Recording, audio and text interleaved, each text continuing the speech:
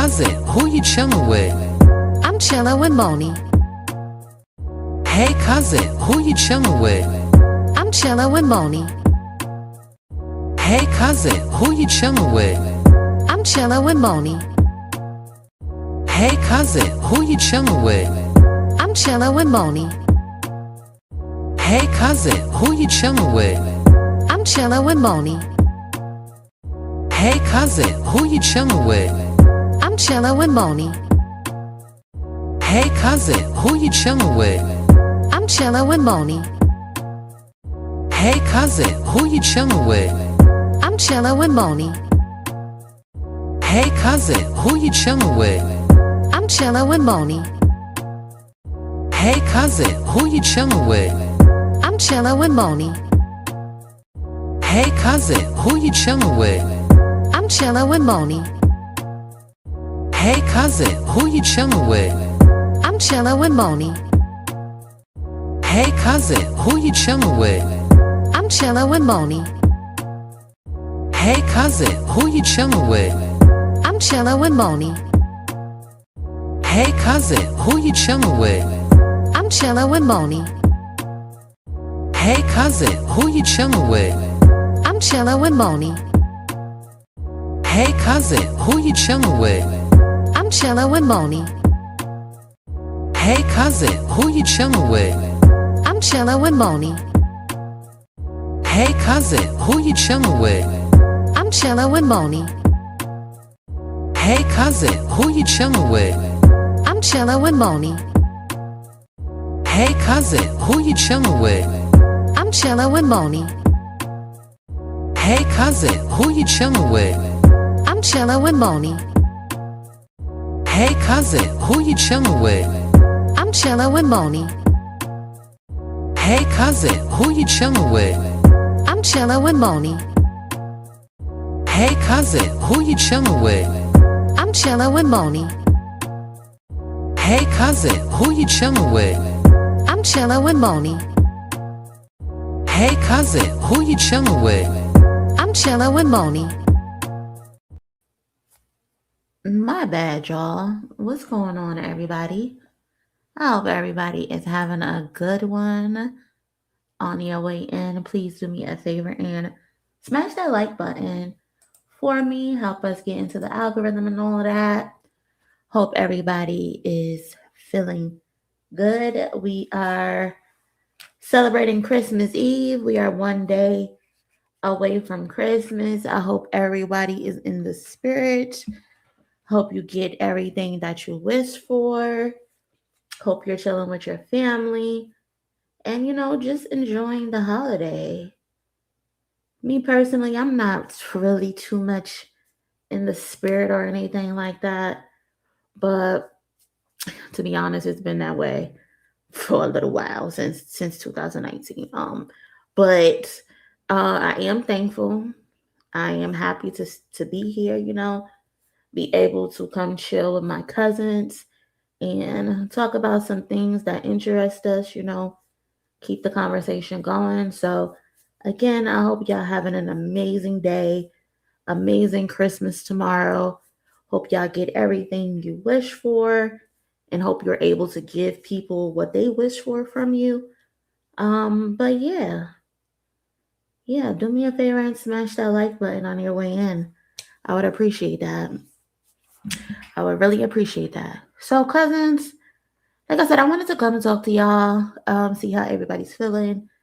And I guess, kind of do a 2025 recap of some of the biggest moments of the year.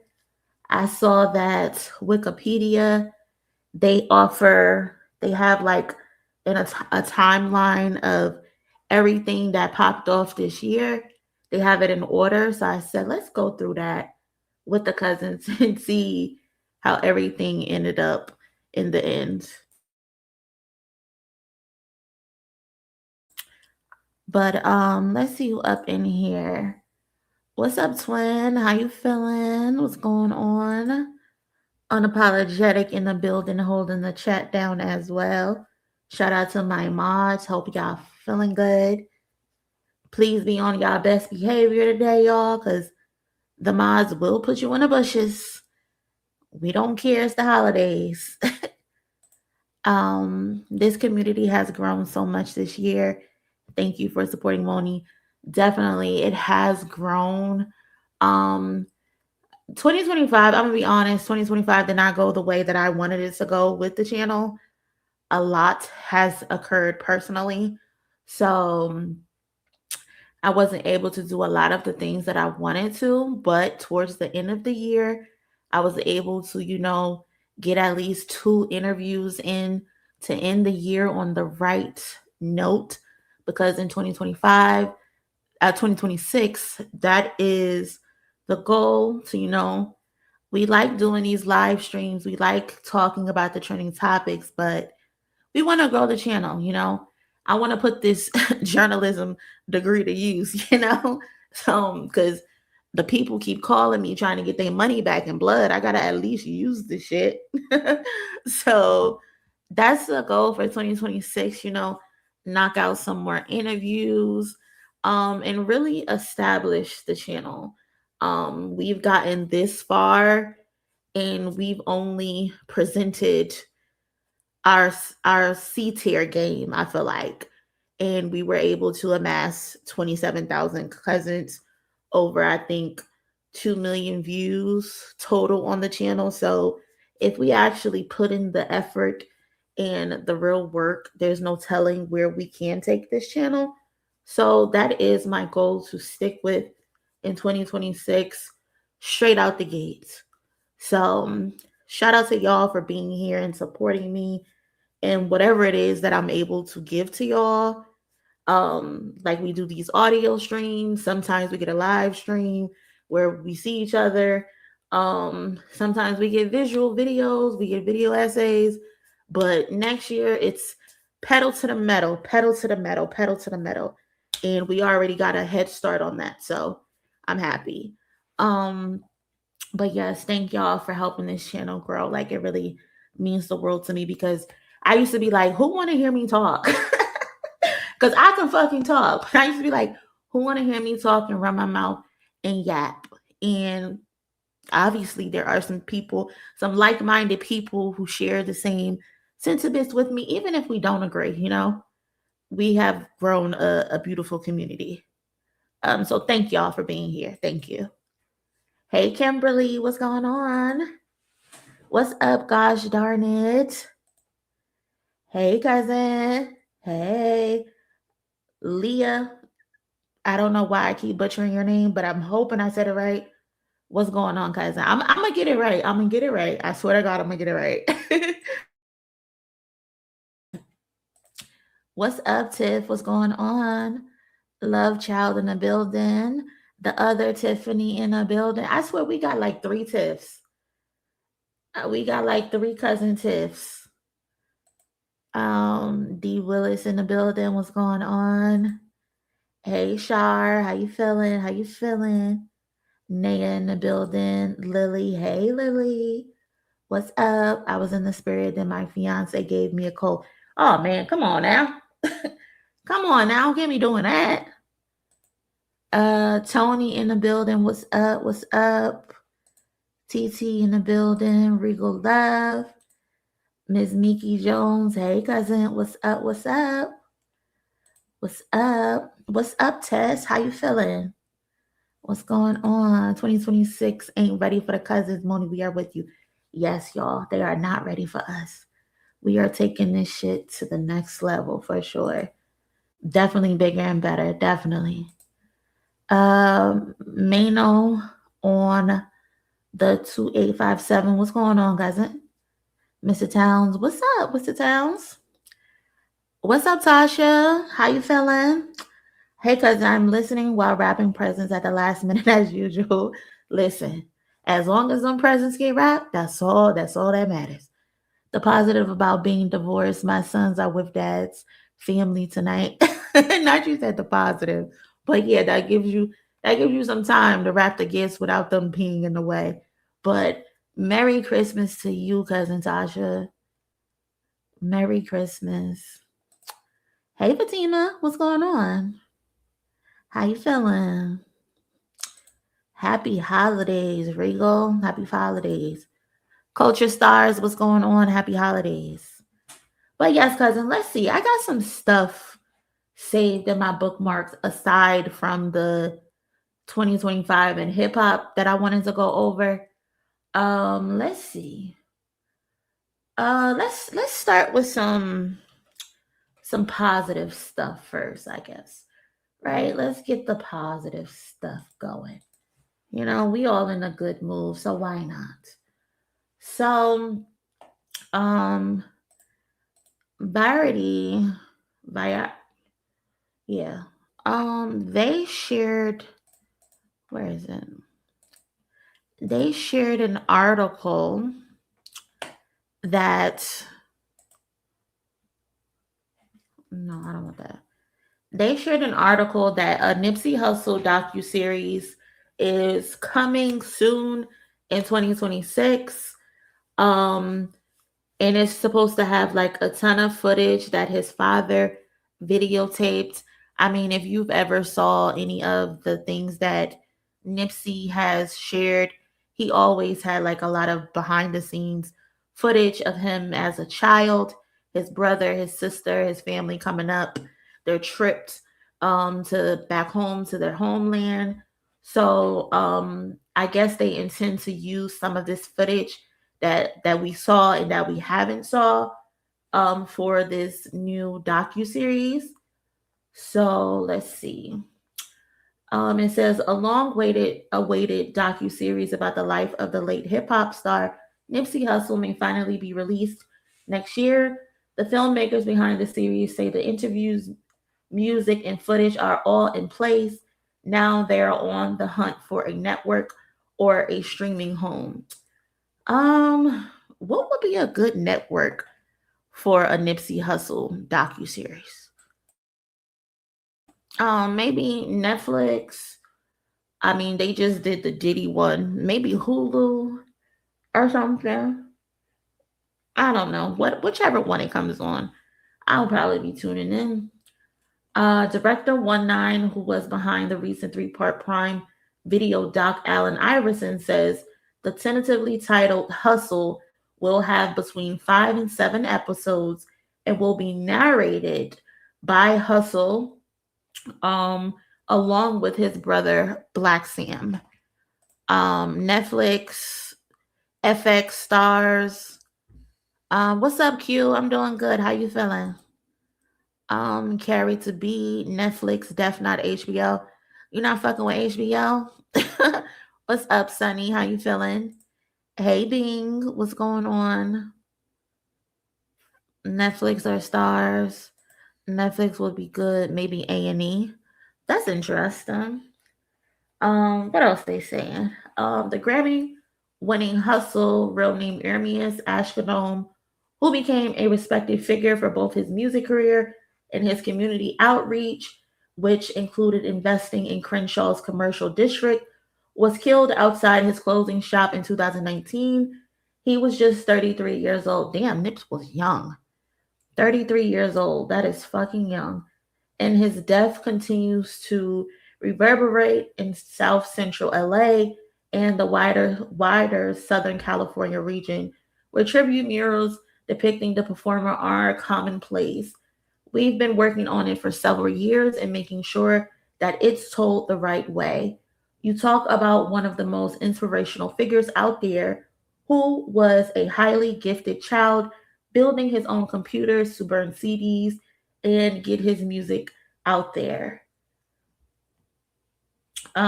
Fueling the multi-part doc, one says is an intro of footage he's sifting through as he assembles the episode. Nipsey had the foresight to videotape everything in his life. Even when he was young, his father videotaped everything. You see the whole transformation of a young man coming of age, going through the iterations of childhood to gang life, to independence, to music, to finding his own voice, and then becoming such a huge inspirational figure to the Crenshaw culture and environment. The footage includes the first time Hussle went to the studio at the age of 12. That's pretty cool. He also recorded an unreleased audiobook, parts of which will supplement the voiceover narration. And the series will feature never before heard music from the vault. Oh, this is gonna be amazing. They seem like they got a lot of moving parts to make this phenomenal. Yes, so tragic. 33 years old. I don't know why it never dawned on me, or that I never thought that he was 33 years old when he passed away. Because now that I'm just reading, when you read it, that's crazy. 33 years old. I remember where I was when I first heard that he passed away. I was still living back home in New Jersey, and we were at the Prudential Center in Newark for the first, was this the first millennial tour? I think it was the first ever millennial tour where it was, I think, B2K, Bobby Valentino, Pretty Ricky, and I can't remember who else. But we were at the concert and they announced that he passed away while we were in the concert, and we were having a good time. And then that just kind of ruined the entire event for us, which is so crazy. 33 years old, and then over nothing. Over he said, she said, paperwork. Just ridiculous. Some shit that could really have been avoided. For sure. Definitely could have been avoided.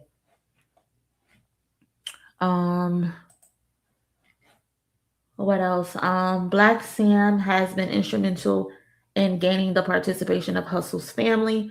Sam's learning more about Nipsey's life from just watching the archive. It's really the story of those two brothers and how they navigated their lives. Other people in Hussle's orbit also contributed material. It's from every single one of his friends, people that were videotaping him during his life in the rolling 60s. We've got amazing interviews from Jay-Z to Kendrick Lamar.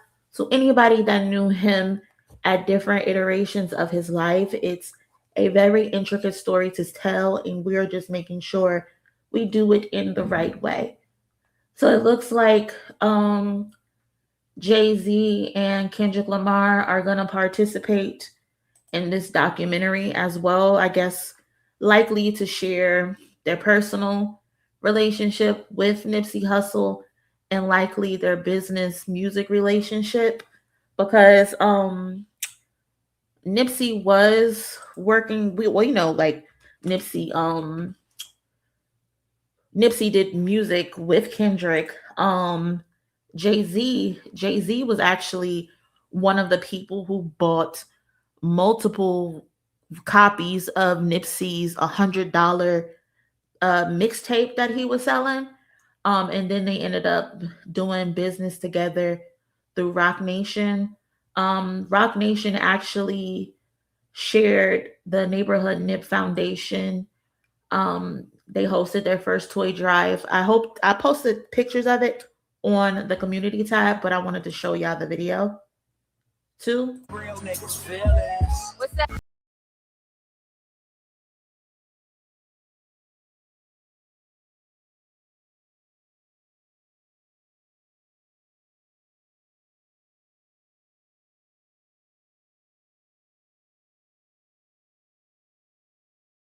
And giving back and being generous and being of service is God's word. So it's always in purpose and what we are here to do. Stay safe and keep going.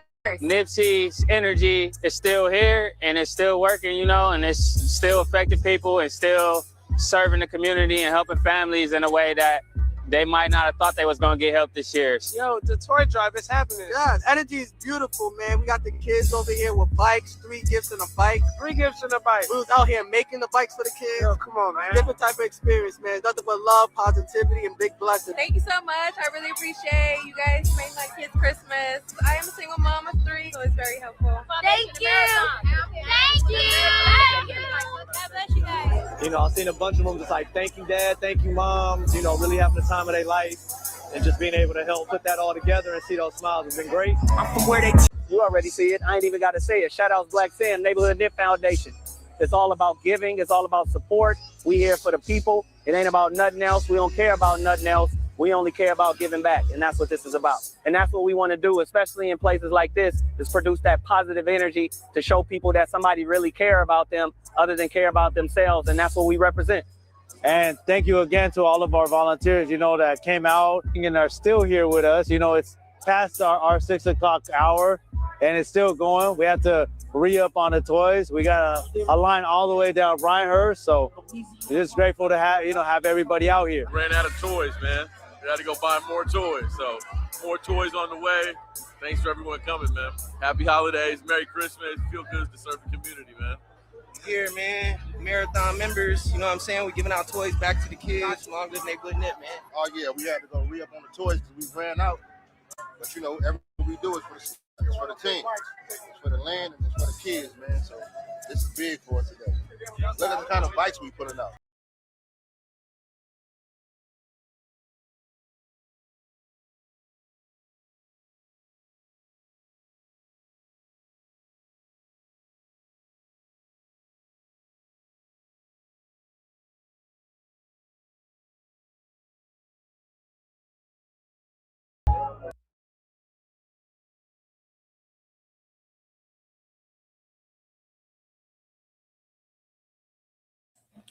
So yeah, shout out to Rock Nation, shout out to the Nipsey Hussle Foundation.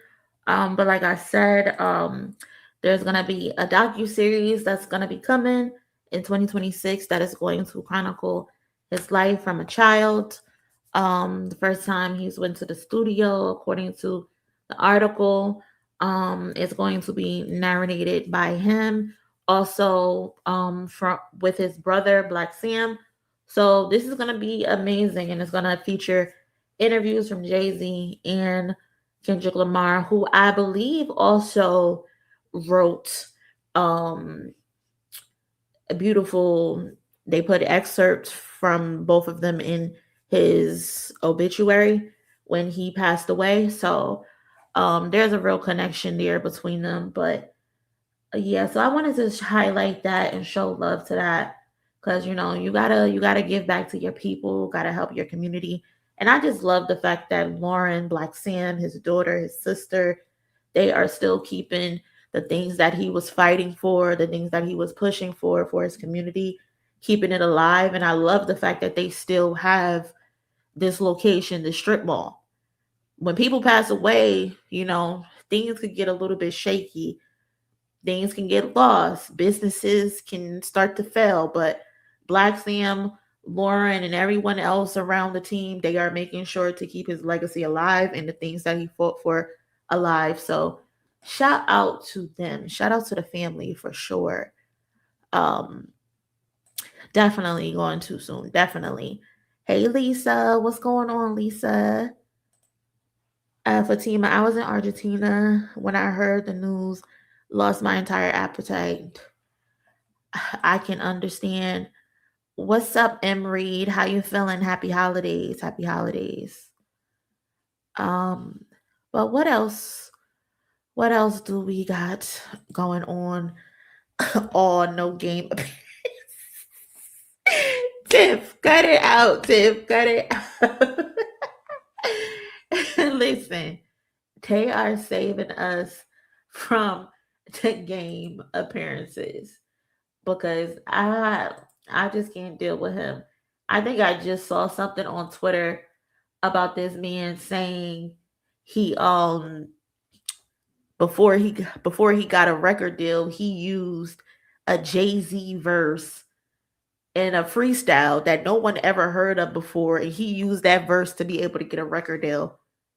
Like, this is the stuff that the game be doing. Like, this man is loony.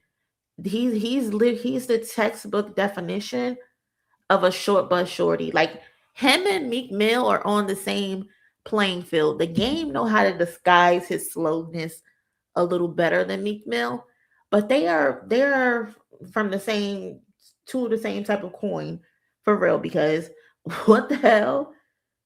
How do you use someone else's verse to get a record deal?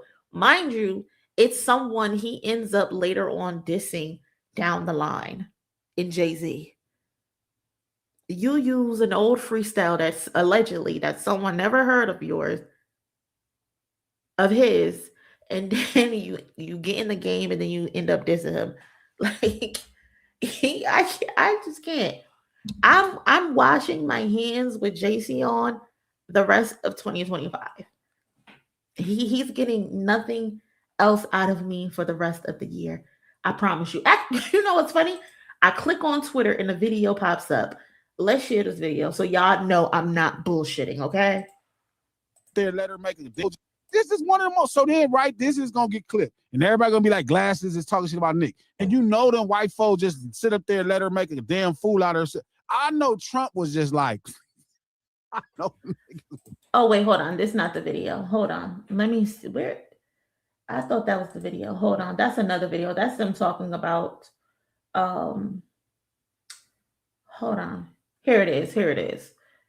Because I'm like, I know this person shared it. Nigga Gang said, I ain't never rapped. I just got shot. He said, well, what do you do? He said, I'm a rapper. Nigga Gang said, I ain't never rapped a day in my life before that. Right? I was tripping with Game, right? I saw this interview, this clip with Game, and this Chuck.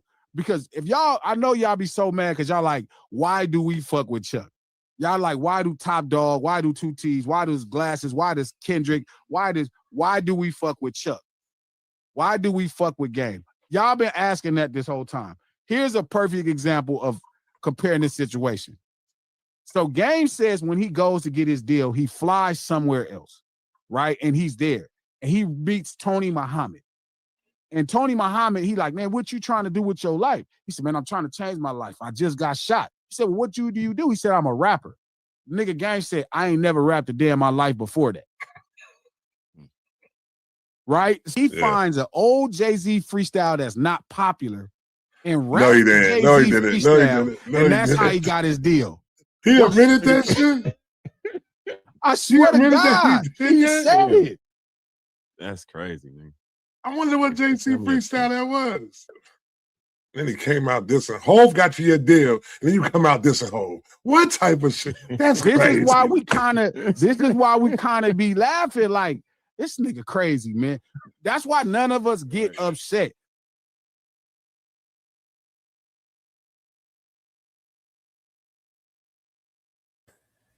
Fatima, we laughed my ass off. I don't think Kendrick Top or 2 T's fuck with Game. He's never invited anywhere. I love how he tried to sneak that we in, like we wouldn't catch that. What you mean we? No, this is why you fuck with him. Okay? This is why you fuck with him. But this is the type of silly shit the Game be doing. This is the type of goofy shit he be doing. Like, I didn't even comment on the nigga saying Michael Jackson called him and tried to squash his beef with 50 Cent. And instead of listening to Michael, the Game wants us to believe he hung up in Michael Jackson's face. I didn't even comment on that because that's how ridiculous the shit he be saying is. This motherfucker posted a picture of him and Tupac, a Photoshop picture of him and Tupac, and he tried to pass it off as a real photo. Like, this motherfucker is crazy. Like, he don't have all of his marbles up there. But even if you play crazy, that still don't give you too many passes. Because a motherfucker will try to use that as a crutch. Like, oh, you know I'm crazy. Oh, you know I be tripping. Nah, bitch. No, bitch. Because you trying to use that as an excuse. And that's what he be doing. He be using that I'm crazy shit as an excuse. You won't get your ass whooped if you keep playing. The motherfucker said Michael Jackson called his phone and said, you need to squash the beef with 50 Cent. First of all, Game, why would he call you? Why wouldn't he call 50 Cent, who's more popular? Why would he call you first, of all people? If anything, he would have called Dr. Dre. Like, that would have made more sense. Like, motherfucker just be lying to lie.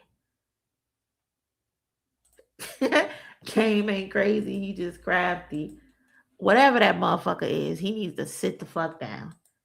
That's what he need to do. Okay? Because we tired of his bullshit at the end of the day. Game name drop Tupac all the time in his song. This shit is crazy. Tupac would likely not fuck with you. Exactly. He's a pathological liar. Textbook liar. Game wants us to believe he turned down a collab on MJ's album and hung up on him. Like, who is doing that? Who is doing that? Nobody is doing that, bro. Nobody. Motherfucker just lie to lie. And you know what's crazy? My older brother is just like the game. He will lie just to lie. Like, the lie is to be unprovoked. You could just be sitting somewhere just minding your business, and this motherfucker will walk up on you and volunteer a lie. Like, I didn't ask you anything. Why are you lying? I didn't ask you anything. I'm sitting here minding my business, watching TV, and you just walk up on me and hit me with a lie. Just to hit me with one. Like, you just pull the motherfucker out your back pocket for a little razzle dazzle. I can't. I swear to God, y'all, when my mother was still alive and still breathing, I used to always tell her, Kim, I think he adopted. Like, I don't think he your child because he don't act like the rest of us. This one right here, he's different. He's very different. In the game, act just like that. Just be lying a lie. Like, get out my face, bro. I can't. I hope Game leaves us alone after the holidays. Let us be. We're tired. Exactly. It's like he's harassing us. He's harassing us at this point. I don't know what that's about, but please leave us alone. We've had enough. We've suffered enough. The end of 2025 fucking with you. We have suffered enough, bro. I kid you not. Hold on, why is my shit like this? That's a little better. Okay. Tasha, Glasses is different, and he started his channel after Kendrick shouted him out at the Grammy. So my respect for Kendrick has me keeping my mouth closed. But Glasses is passive aggressive towards Kendrick. Hey, I know what you're getting at, Tasha. I see that with a few people. Not just Glasses. But yeah, he's not my personal cup of tea. I don't watch his content. If I do see it, it's likely because it's on Twitter and it comes on my timeline. I have him blocked on Twitter. I actually have that man blocked on Twitter because I just don't want to see his content, especially not after the R. Kelly tweets, the Diddy tweets. It's no. I fuck no. Hell no. Absolutely not.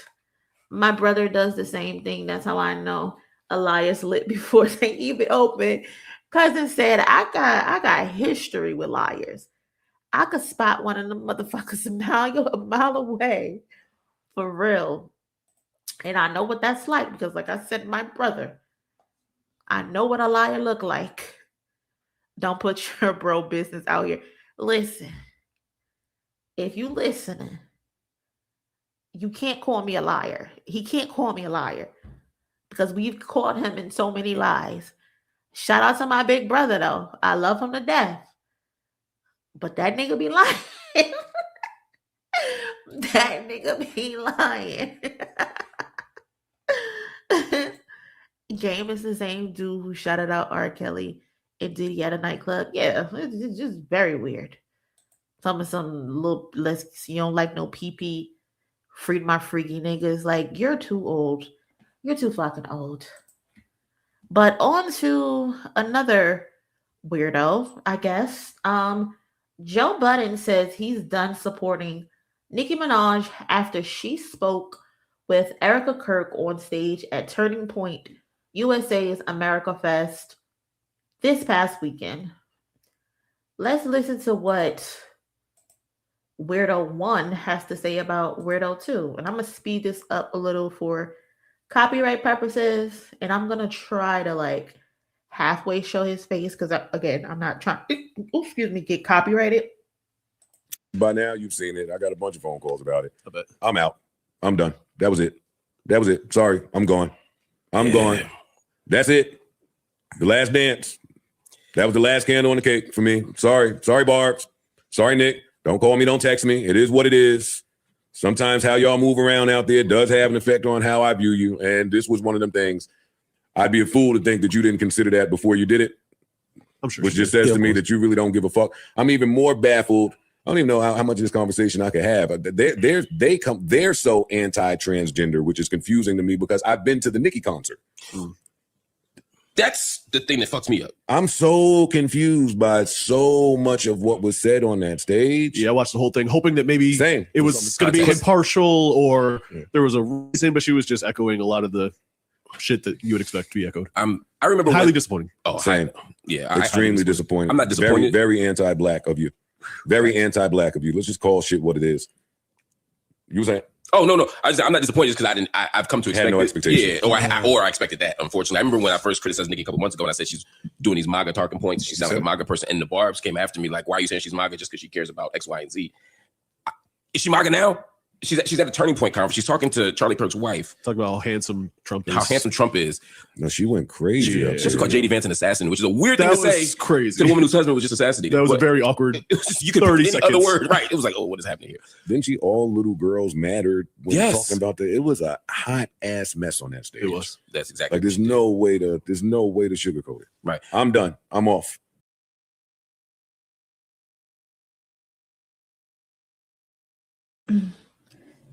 Monie brother, like, now how I get in this. Listen, he's the perfect example. He's the perfect example.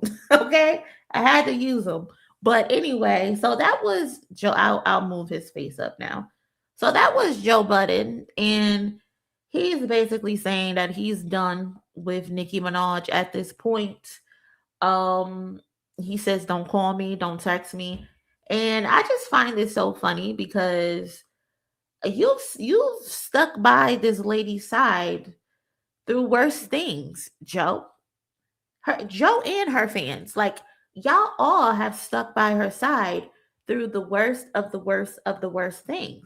Like, I remember the interview from years ago that Nicki did with Joe Budden, and she was in that interview talking about Black Girl Tragic and degrading Black women repeatedly throughout that entire interview. And you just sat there and you let her get that off. So don't come back now talking about, oh, the anti-Blackness that you feel she has now. You've seen it face to face. You already knew who she was, same as her fans. Y'all know exactly who she is. It's in her music. She's always been anti-Black. She's never been a girl's girl. She's never wanted it to be anybody but her entire career. And that's the main reason why I stopped liking her. Because again, like I said before, like when she first came out, I was interested in her. I liked the freestyle covers that she did. But when I started to see her personality and how she actually acted, and as a fellow Sagittarius, I was like, oh, this bitch is weird. Like, she's weird. Like, it's something wrong with her. And then the pink chicken wing necklace just took me over the edge. After that, I just really couldn't get into it. And then everything else that has been transpiring, like, she said the worst of the worst things about Black women in her entire career. So then for her to get on stage and tell black girls to stop being mean to blonde-haired, blue-eyed women and calling them ugly when that has never been the case. And now you want to get on your platform and talk about, oh, you're done with her. Why weren't you done with her when she decided to support her pedophile brother who repeatedly abused his stepdaughter, his minor stepdaughter? Why weren't y'all separating yourself from her then? Why didn't y'all separate from her when she decided to marry a sex offender and a murderer? Why didn't y'all separate yourselves from her then? Why didn't y'all separate yourselves from her when she decided to do multiple songs with 6ix9ine, especially off the heels of him being arrested and charged with rape of a minor? Why didn't y'all stop fucking with her then? Right there alone, that's 3 different instances of her being next to sex offenders. It's her nature at this point because she continues to align herself with sex offenders. But now all of a sudden, because she's propping up Trump, y'all don't want to fuck with her no more when this has been her stance for forever. It's just crazy to me. It just does not make sense to me that now y'all want to be done with her. This has been who she's always been. She's just not being mild with it now. She's just straight out there with it now. She's just letting it all hang out now. She don't give a fuck. Nicki Minaj is at a point in her career where she feels alone, where she feels like hip hop didn't protect her. Nicki Minaj feels like she has lost control of the female rap genre specifically, where she's not the dominant one anymore. She loved it when it was just her and when she was just dominant. Now she has people to compete with and she doesn't like it. And she feels like hip hop especially doesn't treat her like a queen. She wants to be treated like a queen and she feels like hip hop betrayed her. She feels like Jay-Z betrayed her when he decided to make Megan Thee Stallion his niece, someone that she's beefing with. She felt betrayed when she saw the picture of Beyonce with Cardi B. She feels like people are out to get her.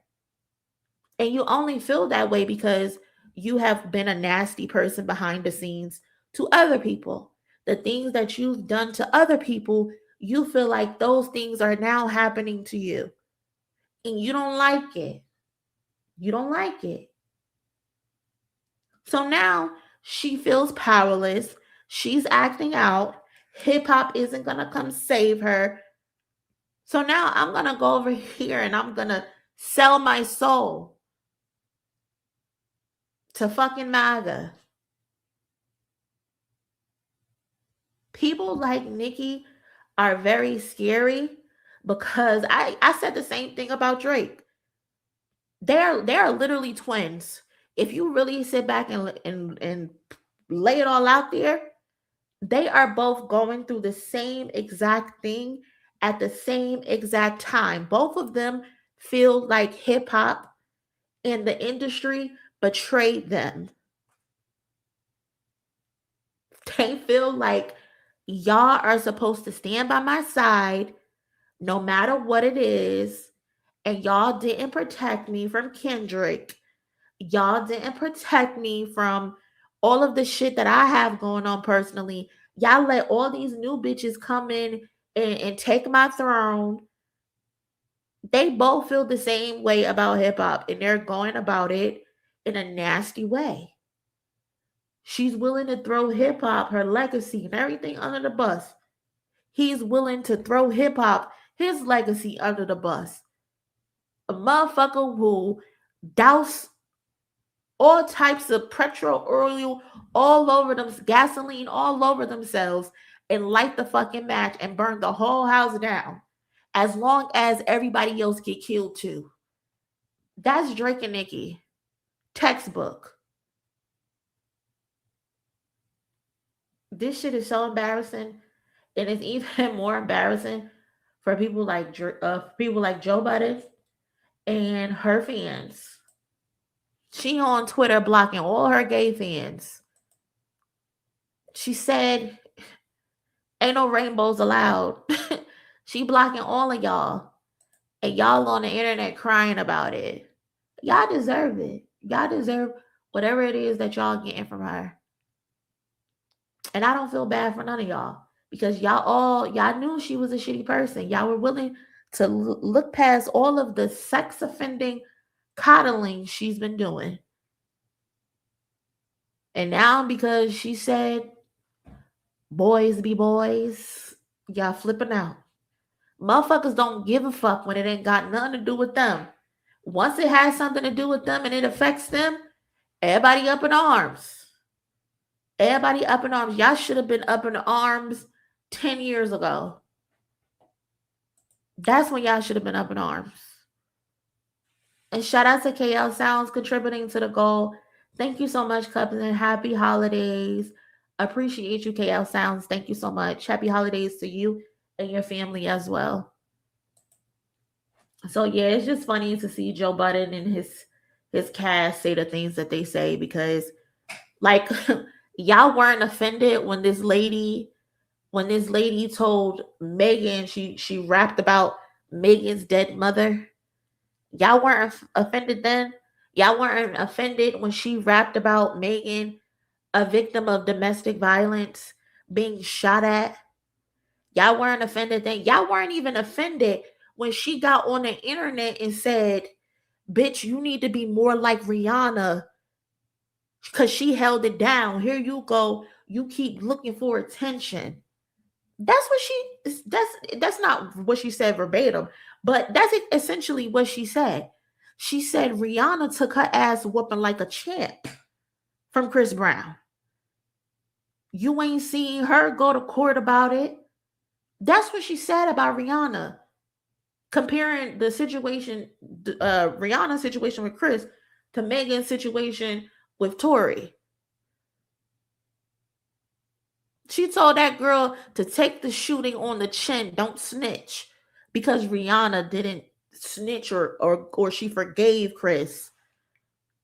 Like, that's the mentality this bitch has. Like, she's not well. She's not well. She attaches herself to dangerous, degenerate, disgusting men. And that's because that's who she is. Now, I don't know her upbringing. I've read some stuff that she was a victim as a child herself. And I am so sorry if that is true, if that is her story. But that don't give you no right. You're supposed to break that cycle. You're supposed to break that curse. You don't go ahead and marry a sex offender. You don't go ahead and make music with a sex offender. You don't go ahead and support your sex offending brother. You break the cycle, if that is her story. And if it is, I'm sorry that's your story, but that's no fucking excuse. That's no fucking excuse. That's terrible.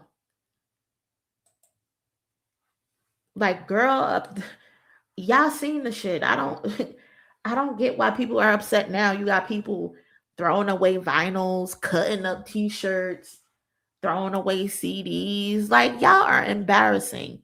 Y'all are so embarrassing. Y'all are so embarrassing. Y'all already spent the money. Who gives a fuck if you throw the shit away? Don't nobody care. It's in her bank account. Don't nobody care that you throwing those CDs away now. You shouldn't have bought them. You shouldn't have bought them. No.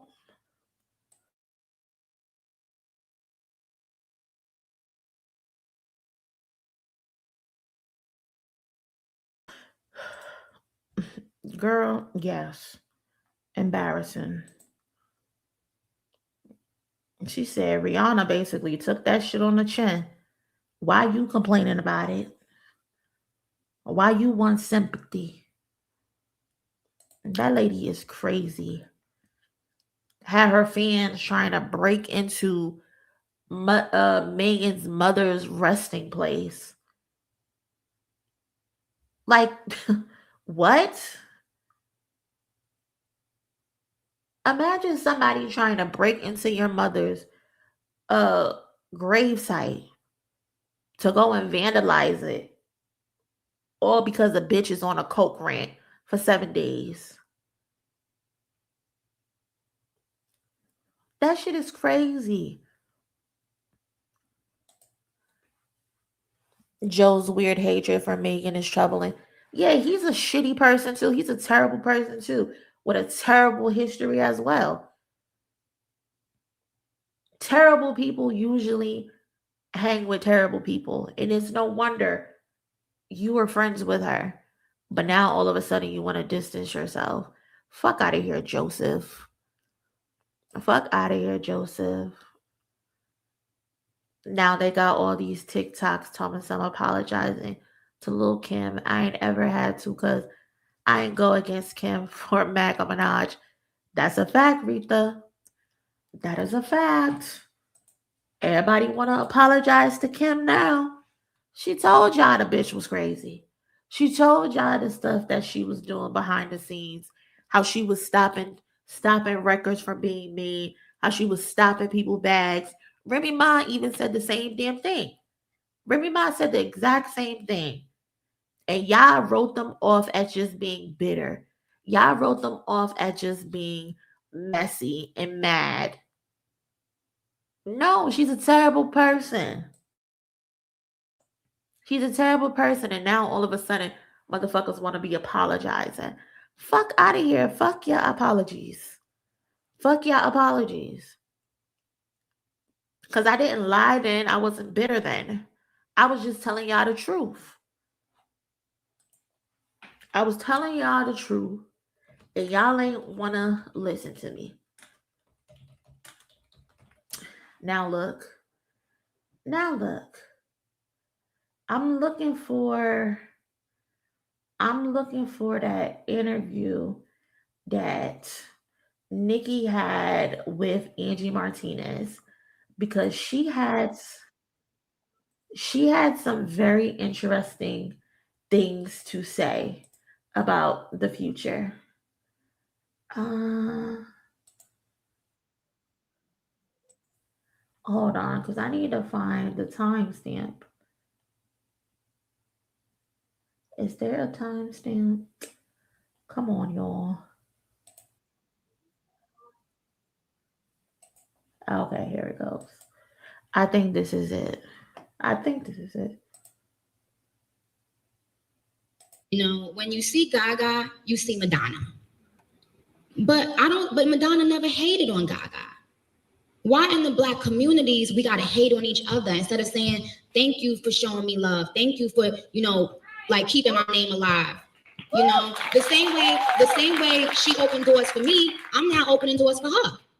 Because, do you understand what I'm saying? Because nobody was even playing your music, and you damn sure couldn't get an interview to save your life. But now you getting interviews, and every time you do an interview, they asking you about Nicki Minaj. So it's like we help each other. That's the point. We're helping each other. But if you are bitter, get a life. Did you just adjust in your seat? I had to adjust. When you finish talking and you put my name place, then you adjust. That's a girl thing. Well, I think we should go to the next song now. I think we all need to take a deep breath. Ourselves. Yeah. Nicki Minaj. Thank you guys. Thank you for listening to me ramble. I didn't mean to kill you guys with talking about. Well, I studied theater, and I always apply acting to everything I do. I think that, it's important to give people a show. Hold on, because there's another thing that she said.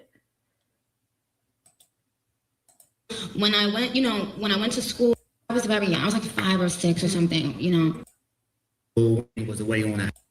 Like, I'm like, who does that? Then he goes, yeah, we could know. Normal? Regular? Not anymore. I don't know. You know what it is? I got to be a part of it. I like it, I'm not worried. And for women as well.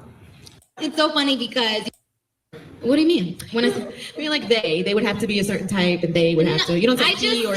Essentially, I don't know where it is on the timestamp. Let me see if somebody posted it in the comments. But essentially, she was basically calling Kim bitter. She was basically saying Kim was mad. She was saying how karma was gonna play a part. And it's just funny how the karma has came back around to her.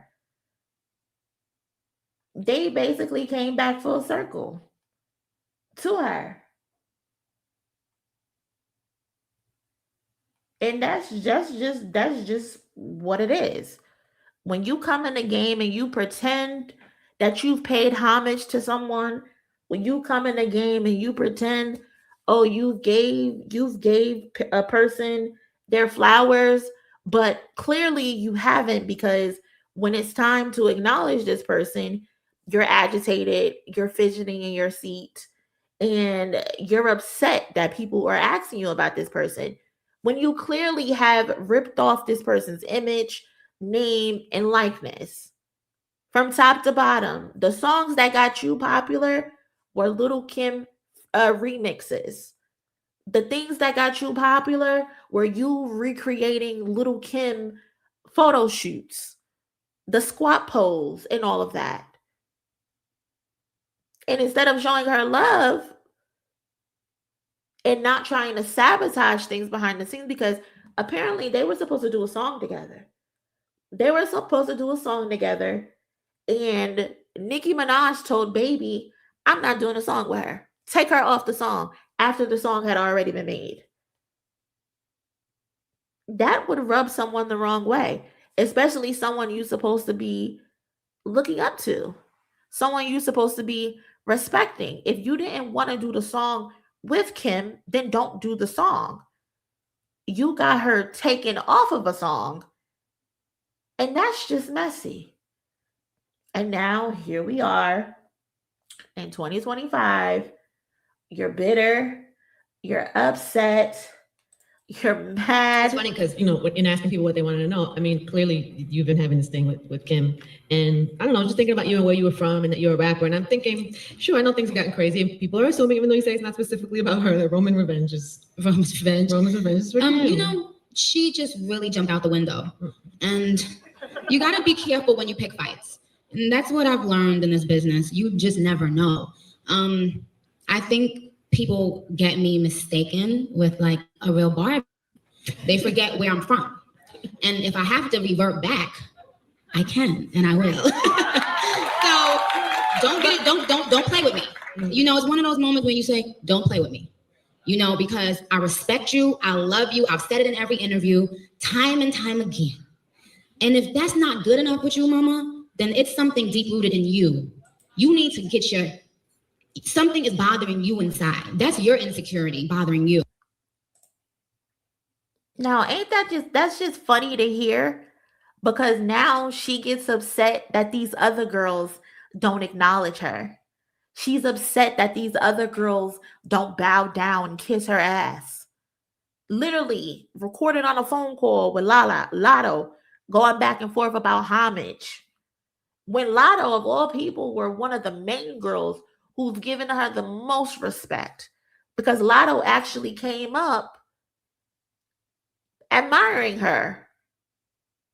So it's just funny to hear her say these things, because now she's beefed with every single female rapper that's actually popping and got something going on with themselves outside of the Akbars and the JTs of the world, because them bitches can't get a hit to save their life. So she recruited them, the Bias, the Katie Got Bands of the world. She recruits them and then calls them her do anything bitches. Like, imagine somebody recruit you and put you on her team, allegedly, and she refers to you as a do anything bitch. I would slap the shit out of Nicki. She was calling fucking Tasha Cobbs a do anything bitch. Tasha Cobbs, a child of God, You're calling a child of God a do anything bitch. And then they just sitting there looking stupid. JT, you done jumped out the window several times on Nicki's behalf, thinking you could step to Cardi B and embarrassing yourself. But anybody else? Cardi, threatened by her. Lotto, threatened by her. Megan, threatened by her. Doja Cat, you be throwing shade. We know you throw shade at Doja Cat. Yeah, we see it. Doechii don't bother nobody. Doechii minds her business, and you throwing shade at Doechii for what? Because you feel threatened. So it's so funny hearing her say these things now. Who's really bitter? Who's really bitter? It's your something is bothering you inside. That's your insecurity bothering you. It's not Nicki Minaj. It would have been any girl that started popping. You know, it would have been any girl that started popping. Meanwhile, Little Kim hasn't beefed with any of the new girls. Any of the new girls. She's embraced all of them. So it's funny you say it would have been anybody who started to get popping when that's literally your story, Nicki. That's literally your story. Kim ain't beef with none of these new girls. Kim actually embraced all of the new girls. Showed them love.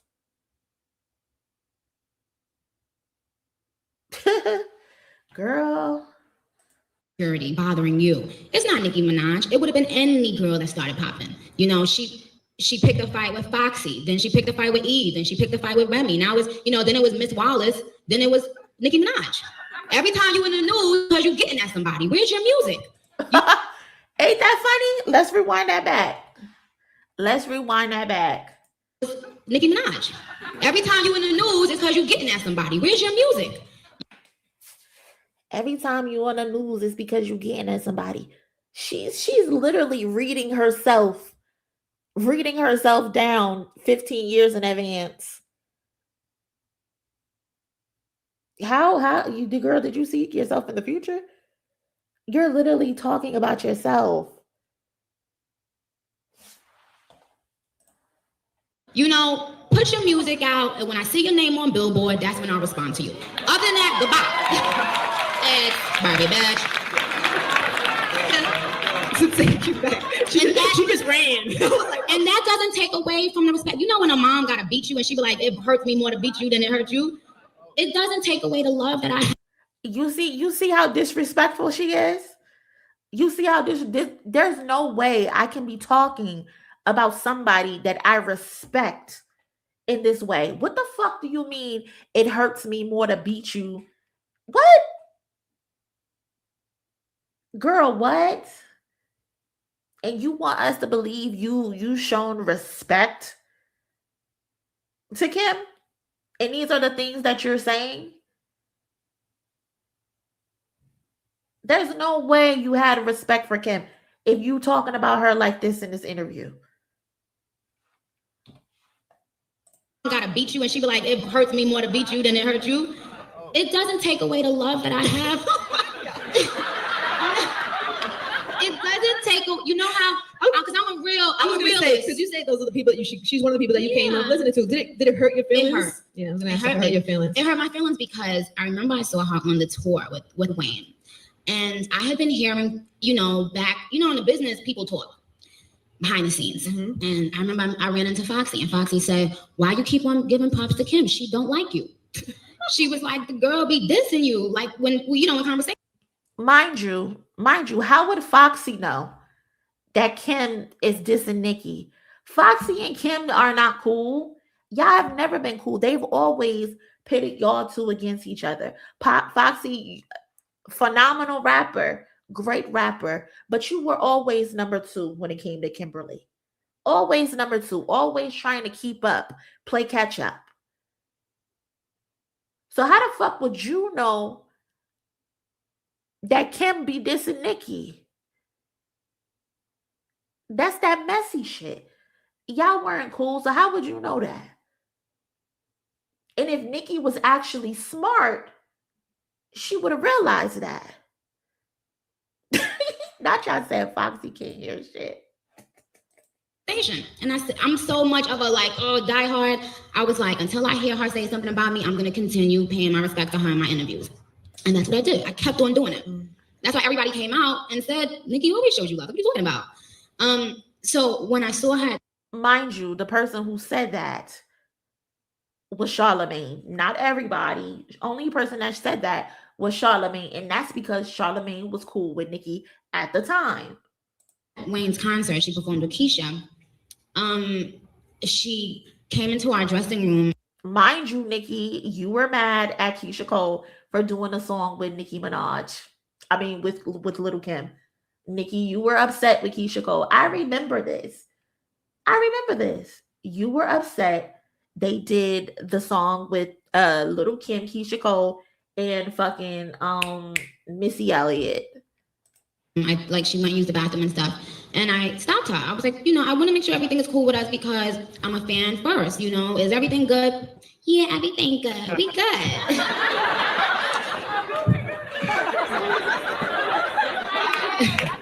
Hugs and kisses. Can I take a picture with you? I love you, This is somebody that I looked at highly. We took a picture, everything is good. But you want to know what scares people? Success. When you don't make moves and when you don't climb up the ladder, everybody loves you because you're not competition. When you become competition, then people start, wait. Yeah, people wait, hold on. So true. So I felt like you're going to go down in history now as a sore loser, as opposed to going down in history as the queen. Nikki, baby girl, you're going to go down in history as a fucking coon instead of a queen. It's unfortunate, but you did this to yourself. Become competition, then people start, wait. Yeah, people like, wait, hold on. So true. So I felt like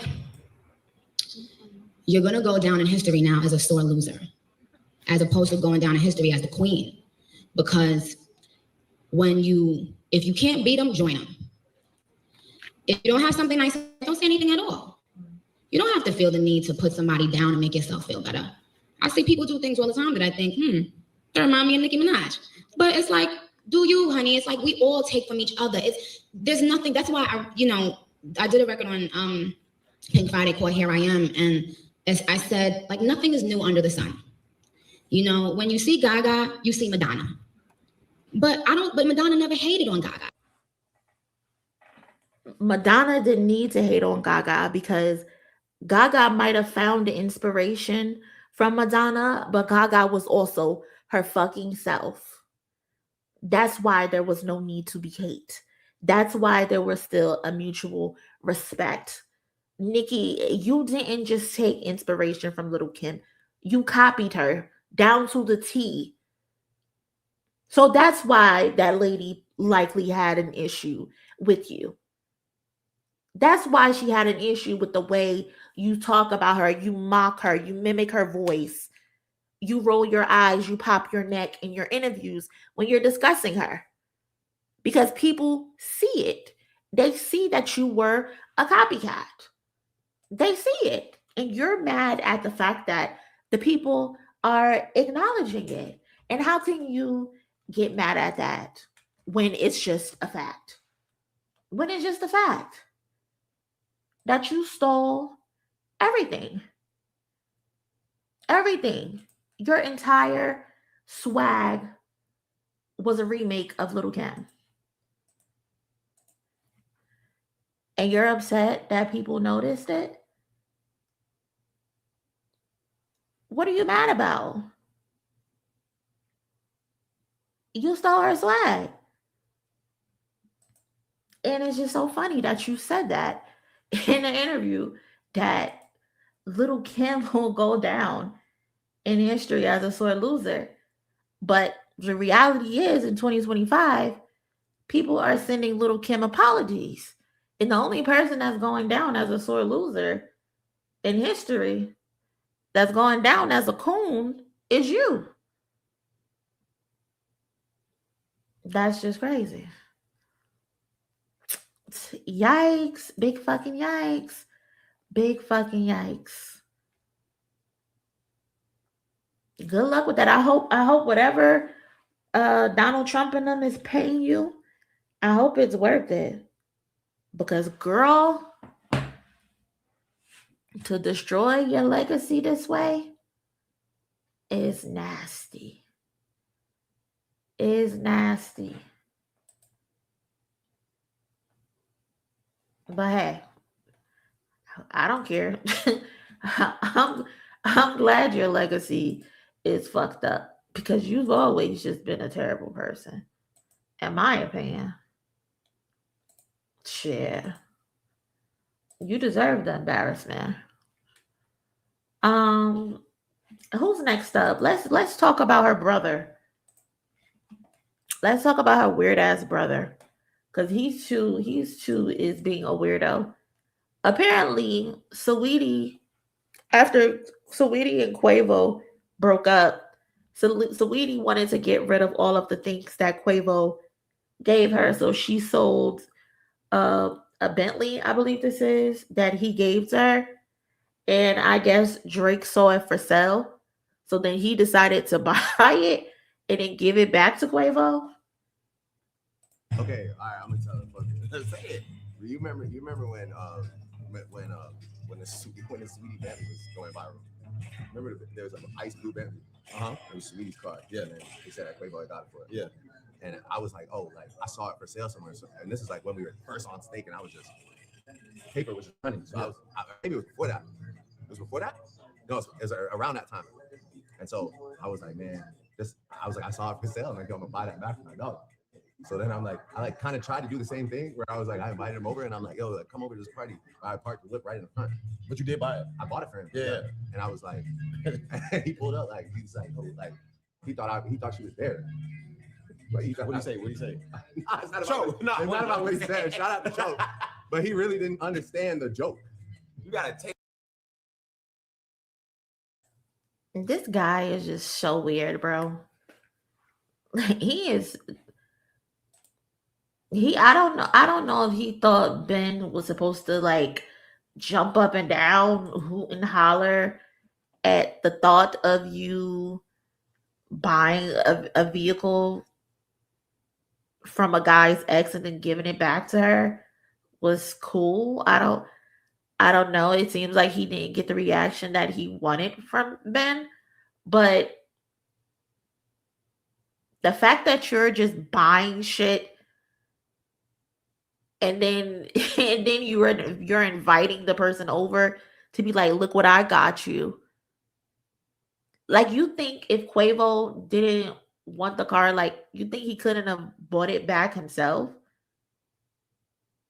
And why do you always like insert yourself in other people's relationship? Like, what is up with that? Like, is it just me that finds that weird? Like, he's always inserting himself into other men's relationships.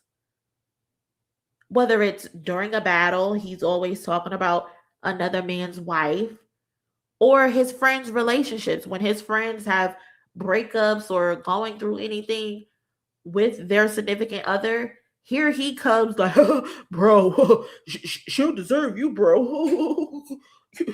You're a good man. She don't need, like, sit your goofy ass the fuck down somewhere, bro. Why are you always up a nigga's ass? It's fucking weird. It's like you want to be with these niggas.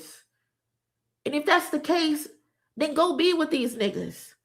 It's like he competing with the women for the men.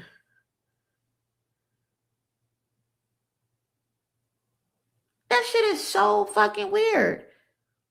And I tweeted about this because this is another example. When Kobe Bryant and Vanessa Bryant were going through whatever it is that they were going through, they were on the verge of getting a divorce, right? Well, that's what the rumor was. That's what the headline was. And he decides to say the bitch you weren't with me shooting in the gym as a defense for Kobe. disrespecting Vanessa Bryant. Kobe said, hold on. You got too much fucking dip on your chip, nigga. Mind your business. I don't give a fuck if me and this lady is divorcing or not. That's not your fucking place. Mind your business. And he made Drake apologize to Vanessa.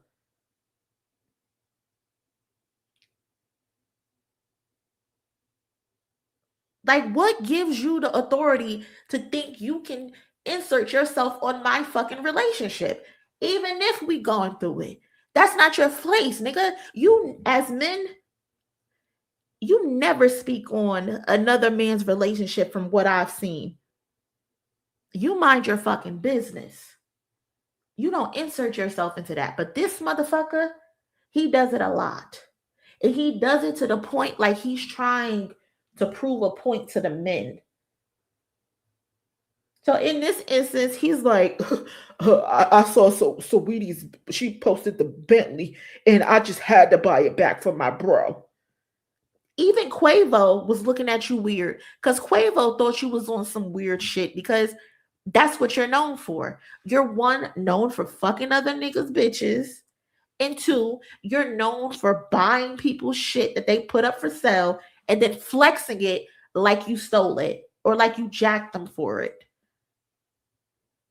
That's what you're known for. Like a true colonizer, you like to buy people's shit and put it up on display for the world to see as if you out here deboing niggas for their shit.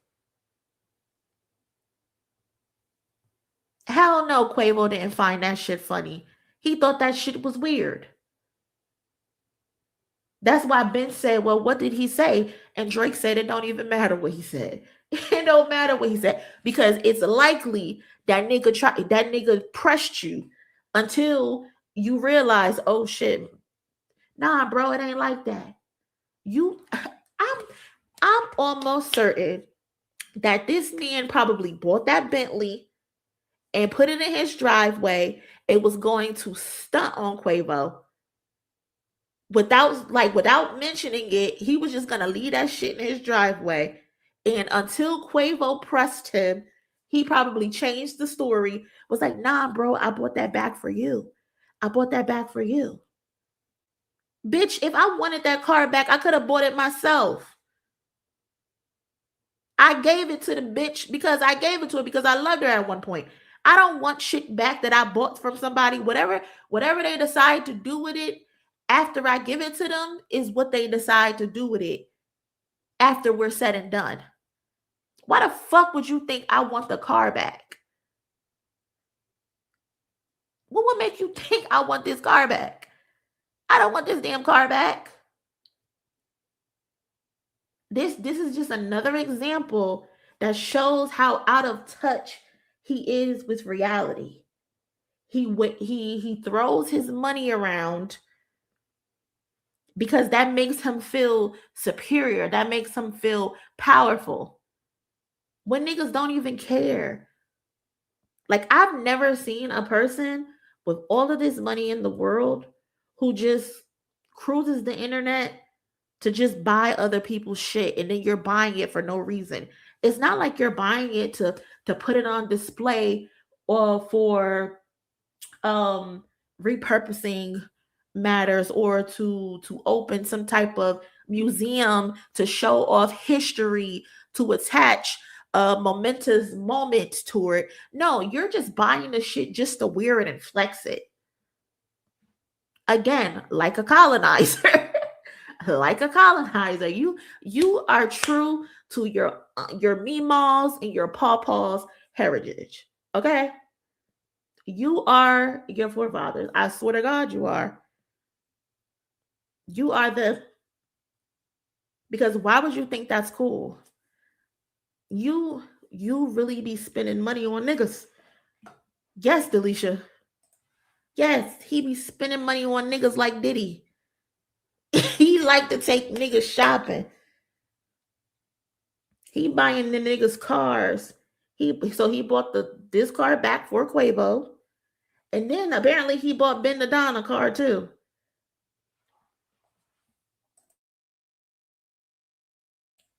Child. I can't. Drake is the suburban white kid that just wants to be down, but niggas just see him as a corny ass nigga. They see him as an easy lick. They see him as somebody to come up off because he's so easy. He's so easy. Shout out to the cousin TT for helping contribute to the goal. Thank you so much, cousin. I appreciate you so much. Still wants to be liked and seen by the cool kids like he wasn't in school. That's a fact, TT. That is a fact. Because I remember in high school, there was a brother and a sister, and they were both very wealthy, and they would always throw parties at their house. They would always, when they would go shopping, they would take people to go shopping with them, buying them stuff. I remember this girl bought me some Uggs, and I was appreciative of it. I didn't just take it just to be taking shit from her. I was appreciative of it. And plus, it was kind of around like my birthday time. So she was like, oh, this is for your birthday. So I was like, cool, thank you so much. And I'm still cool with her to this day. I don't talk to her as much or whatever because, you know, life be life. And then people got shit going on. People got families now. But I remember she used to try to like buy her friends to fit in. And I used to be telling her like, girl, people are using you. Like, you don't need to buy people things in order to be friends with you. If people don't want to be friends with you off the strength of just being friends with you because you're a good person, you're funny, you're cool, then you don't need to fuck with those people.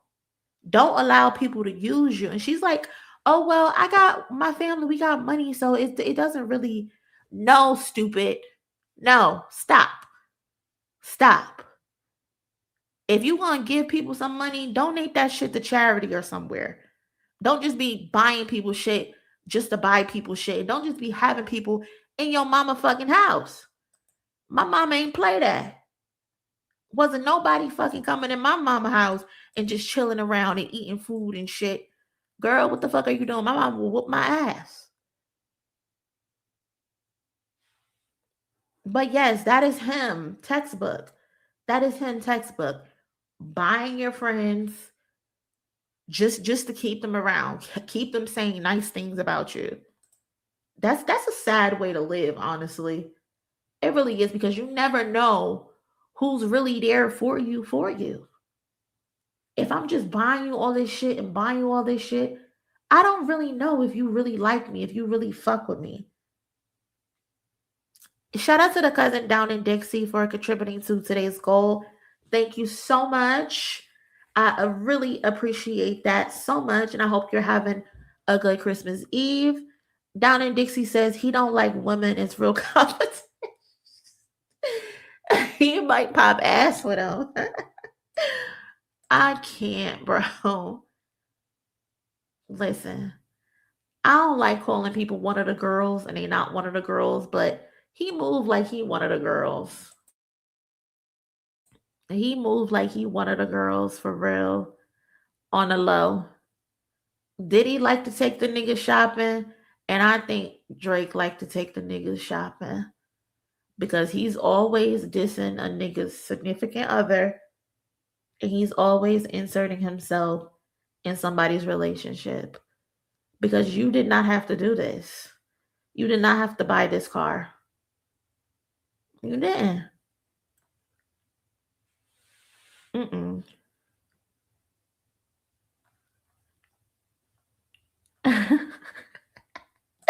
The Jamaican Gerbil still never met Tupac in person. And that's funny as fuck too. That's funny. Where's Academics' car? You buying everybody a car except for Academics. Academics can't even get a sit down in person or nothing. You buying Ben the Don cars, you buying Ada Ross cars, you buying Quavo back his car, you giving Young Thug $1 million. Like, you doing all this spending on these niggas. And Academics, your biggest dick sucker, can't even get a blink. He can't get nothing from you. Wow. That must up. That's why he don't like Kendrick. He's jealous. He has real friends. That's a fact. And they all willing to crash out. Buying your friend a new shirt is normal, but buying your friend's ex's car for him is sus. Exactly. Like you don't even buy like little basic shit.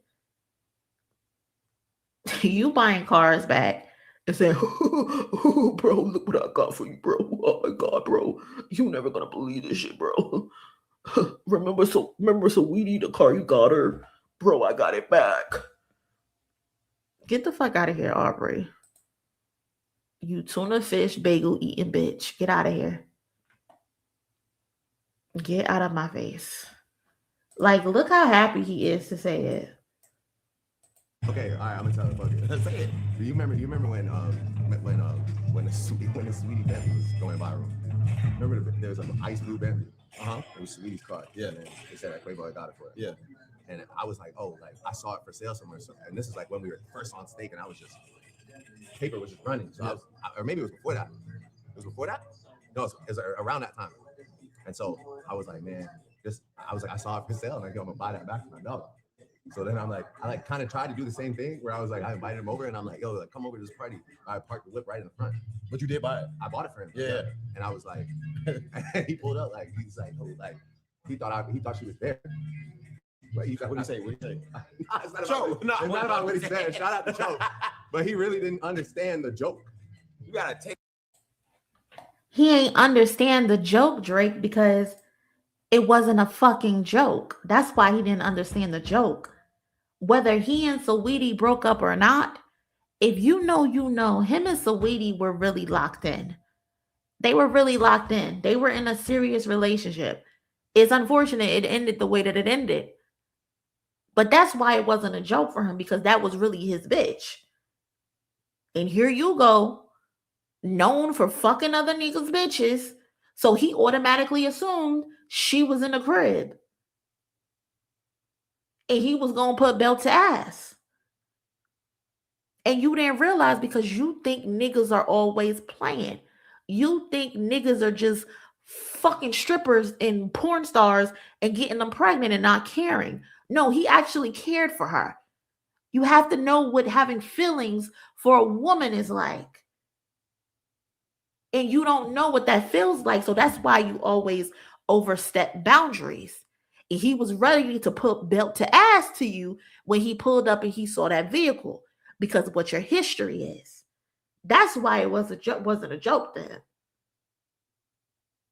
With your dumb ass, he really don't know how to read the room. For someone to allegedly be this profound writer, because that's what he's saying now, he's a profound writer. For someone to be this profound writing, there's got to be some type of thinking going on. The mechanics and the wheels have to be moving in your brain. But you clearly don't know how to read the fucking room. That's why it wasn't a joke to him. Because niggas know you. You're a dirty nigga.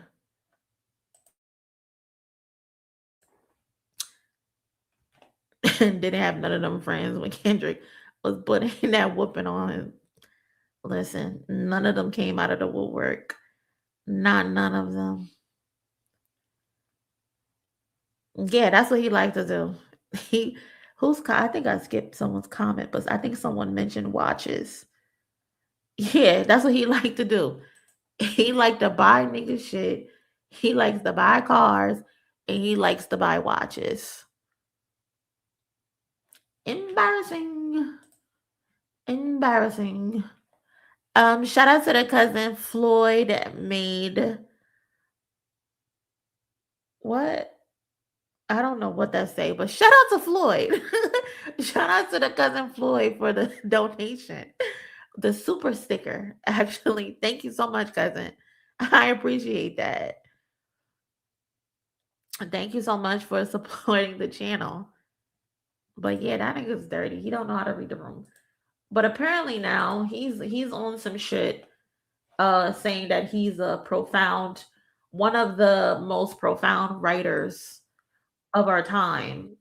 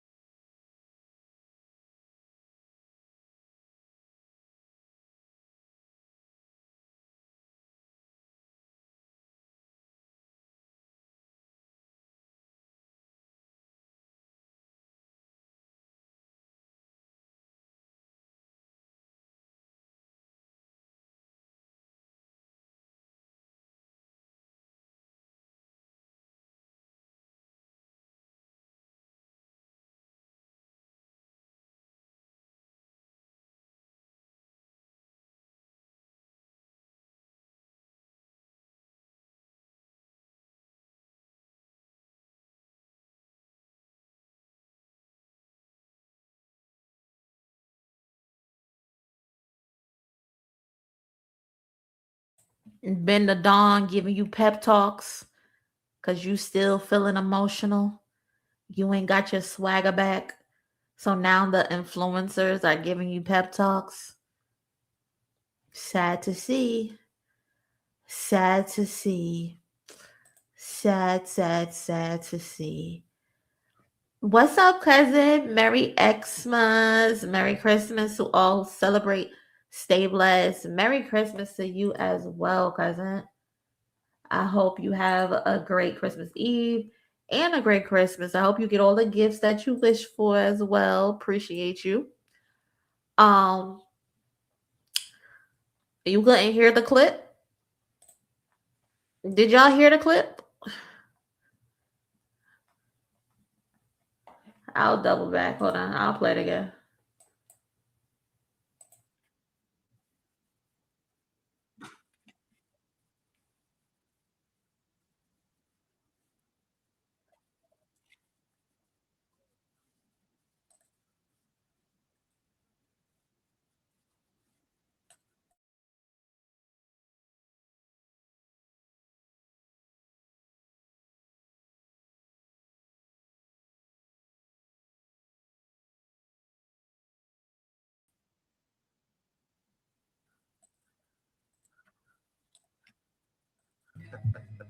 Like, tell people now. I don't have I ever got on a song and said I love Let me know if y'all can hear it now. my community. Community. But it translates different. I've never said that. It translates like, fuck. I wouldn't be shit without it. That's where you get a lot of your bars from, man. All right, my bad, y'all. It was I don't know why my audio went out. Hold on. I'll play it again. Just being mighty. Shout out Wayne, man. What the fuck? I wouldn't be shit without it. That's where you get a lot of your bars from, man. Me and Wayne. What would you do without either one of them? I don't even know if you could write one bar for me without people being like, yo, that's not Drake. Bro, in my whole comments, they're like, he definitely writes for Drake. Did you see you can't pronounce, brother, you can't pronounce English words. The audacity to say that he can't pronounce English words, or the audacity to be talking about his accent when you got like 30 of them. Again, don't know how to read the room. How can you write for me? I'm one of the most profound writers of our time. Yeah, because you got a nigga like me. Like, tell people now. I don't have I ever got on a song and said I love my community. No, community. But it translates different. I've never said that. I'm not gonna keep talking. What about all the sessions we had writing this album? Oh shit! You did inspire me on the album though. You gave me a pep talk one night. I did give him a pep talk. We ain't talking about that. But we can talk about the just being mighty. This guy. Yeah, he's saying community, like Glorilla, because I think Glorilla is from Memphis, and Ben the Don, he's from Memphis too. So now, I saw someone say like he's given up Atlanta and now he's focusing on Memphis. That's his new hub that he's about to run through. I think also they had Ben had tried to call Pooh Shiesty to get Pooh Shiesty on the phone with Drake. So he's shopping around for new new cities and states to cosplay, and he's looking for new people to stand next to. And Pooh Shiesty just came home from jail, so he's the perfect person to stand next to, And then his dad is originally from Memphis. He spent a few summers over there when his dad wasn't being a fucking deadbeat. So it's the perfect place for him to go to adopt and colonize. Memphis is the new spot for him. So yeah, he's a funny guy. He's such a profound writer. Drake, please. I know what dance is not profound. That is not profound. Drake, I honestly, I hate when people say he's this profound writer. No, he's really good with writing melodies for other people. That's what he's good at. He's good at writing melodies. He's not good at writing raps. That's not his strong suit. He's a good melody builder. A profound writer would be the obvious. Do I even need to say it? The obvious. The person with the Pulitzer Prize. The person with at least 20 college courses about him. That's a profound writer. You're not a profound writer, bro. You are an exceptional melody builder. Your best writtens are when you do writtens for R&B and for women, not when it's time to write a rap. So no, we cannot say you're one of the most profound writers of our generation, especially not with the allegations of you having a ghostwriter.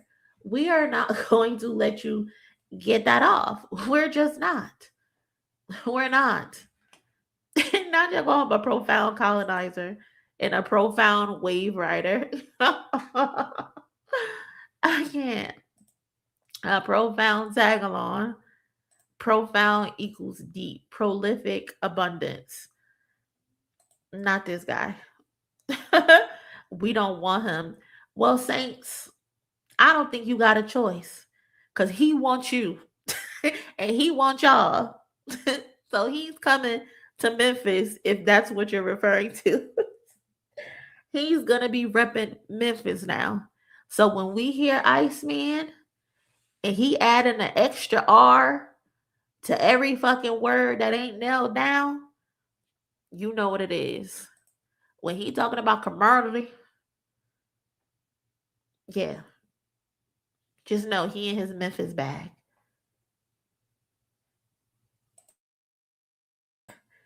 Didn't Lil Wayne's son say Lil Wayne used to write for Drake? Yep. Neil, he 100% said that. He 100% said that his dad used to write for Lil Wayne. A profound trick is crazy. And it's tricking to the niggas at that.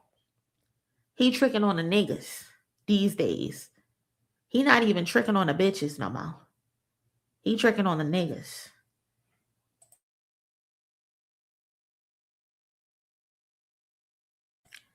Man, listen. About to see him in them Dennis Memphis suit. What Pusha T said? Monkey suit Dennis. You parade him. A Steve Harvey suit nigga made him. I can't. Switch from strippers to rappers and streamers. Listen. Bro is down bad. He is so down bad. It's pitiful. And he keeps talking about, oh, Iceman on the way. We don't care, bro. We don't care. Keep that shit. Keep it in the tuck. Unless y'all excited for Iceman. Are y'all excited for Iceman? I'm gonna tell you this. Happy holidays to everybody. Much love. I'm going on the last recording trip. I know what you're waiting on, like I said. So, you know, I'm about to finish that shit up and then we'll get to it. And there's plenty to talk about. We'll talk about it. But much love. Iceman coming soon. Y'all boys better duck, get out the way. And it better be like that because niggas been waiting. Hey, or stay right here, stay right here, stay right here. That's how I've been. Don't move, don't do nothing. Just stay right there, just like that. Back. Anyway, I'm gonna tell you this. Happy holidays. Y'all know why y'all fronting in the comments. Y'all know y'all are so ready for Iceman. Y'all know y'all got the circle, the calendar circled. Just waiting for Iceman to drop. Hell no, I ain't listen to no sass man. Policeman on the way. Lawsuit man on the way. a profound amender, because how many times did he amend that lawsuit? Y'all ain't playing. You can't be talking to us, Moni.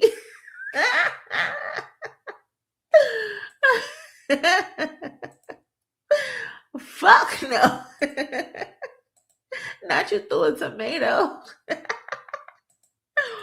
Oh my God, y'all are petty. Y'all are so fucking petty, bro. So I already know not to even ask y'all if y'all want to do a live reaction to, because I already know the answer is gonna be fuck no. I feel threatened now. Should I sue? What do you mean, duck? Are you going to shoot us? Listen, this the longest rollout ever. I have never seen a rollout this long.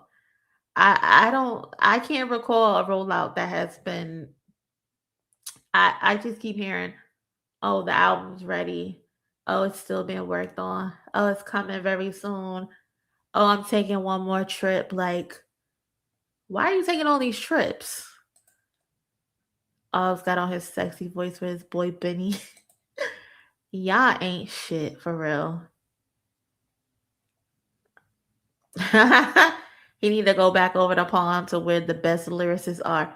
Remember he said that goofy shit? I can't believe he said that goofy shit. Never heard a Drake album and won't be starting now. I actually heard 2 Drake albums before.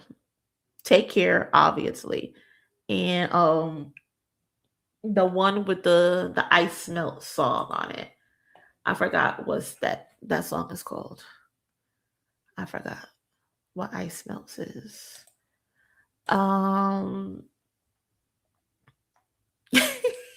Wait.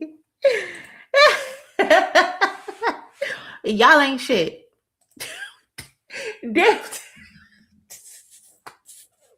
Tiff is like that? God damn. God damn, Tiff. Now she said, I'm going to leave your ass in the dust. Oh my God. What's up, Cam? Shout out to Cam for contributing to the goal. Today we are 4:15. We locked in. Appreciate you, cousin. Chance, Malice, and Pusha T, K-Dot are examples of profound writers. I agree 100% with all of these. Even though I'm not too much of a fan of Chance, I can respect the pen. I can respect the pen, of course. Malice and Pusha T, crazy writing all over Let God Sort 'Em Out. Even though I kind of feel like with Let God Sort 'Em Out, they talked about a lot of stuff, but it was mainly in one genre, I guess, or one topic, which was, they did talk about the passing of their parents or whatever, but a lot of the records deal with the Coke bar references, which I love. But I think their next album, I want to see them expound on different topics and not just rely on the Coke rap, but they make that shit flawless. I've never heard so many Coke references in my fucking life until I started listening to the clips. And that was in grade school, I think, when Grinding came out. But don't nobody do Coke rap better than the fucking clips, I feel like. I think Jay-Z is up there when he used to be up there, when he used to talk about shit like that, the drug talk, but they one of one when it comes to it. Profound writers that have great introspective and stories to rap about. Drake doesn't do either. He doesn't. All he do is talk about bitches who did him wrong, how he's emotional. Well, he stopped talking about that. He's gotten away from that. Now he's a fucking antagonist. He's a fucking misogynist in his music, and he talk about toting guns and he's a mob boss and all of that. Like, that's not interesting. That's not introspective. That's just the same shit repeated all over and all over again on a different beat. It's just playlist music. That's all it is. Malice was talking to 21 and Thug in Jay's community. Very nice pen. Malice done had some of the best verses this year. Some of the best verses this year. For sure. If we given rap MVP off of just features and not everything in its totality, then Malice is definitely rap MVP this year. 100%. But if we count everything, y'all already know who I'm picking.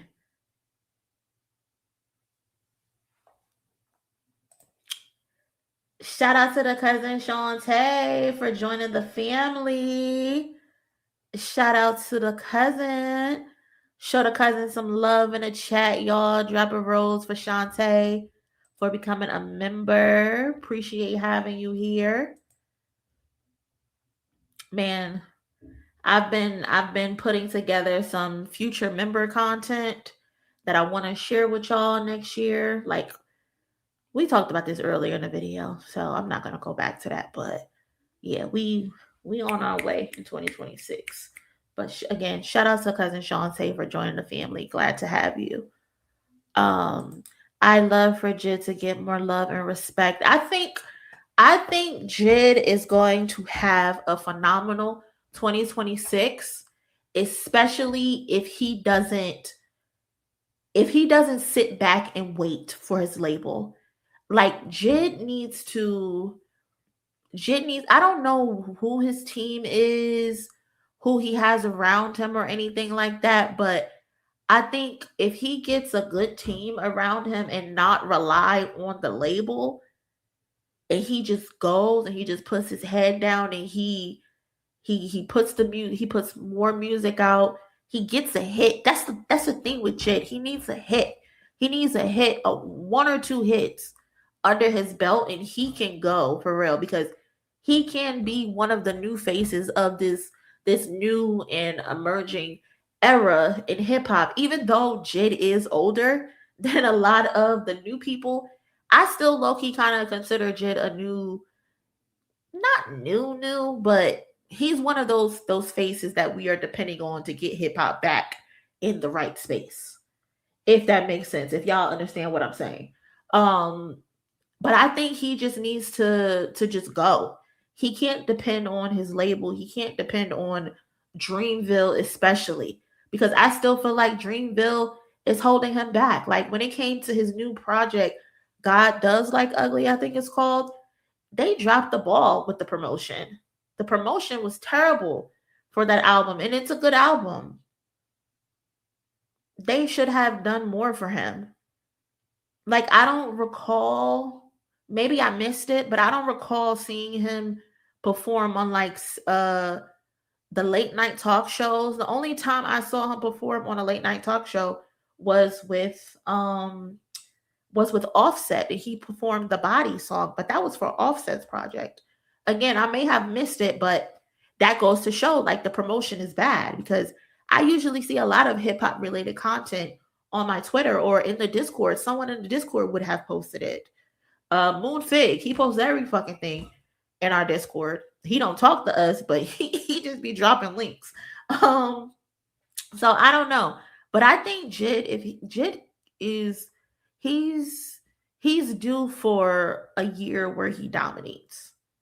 And I think 2026 could be that year for him. I hope it's the year for him, because like I said, he's a lot older than the new voices that's coming up. The Chris Patricks and the Mark Lux of the world. Like, you've been here a long time. He needs a decent record under his belt that can just go. I think the Sierra one could have been good, but again, Dreamville and the label, they just didn't promote it. And I don't know what's up with that. Like, I think they're just very lazy when it comes to him. Keep Ari as far away from PG Lang as possible. Wait, what? PG Lang, Ari? I don't think that'll happen.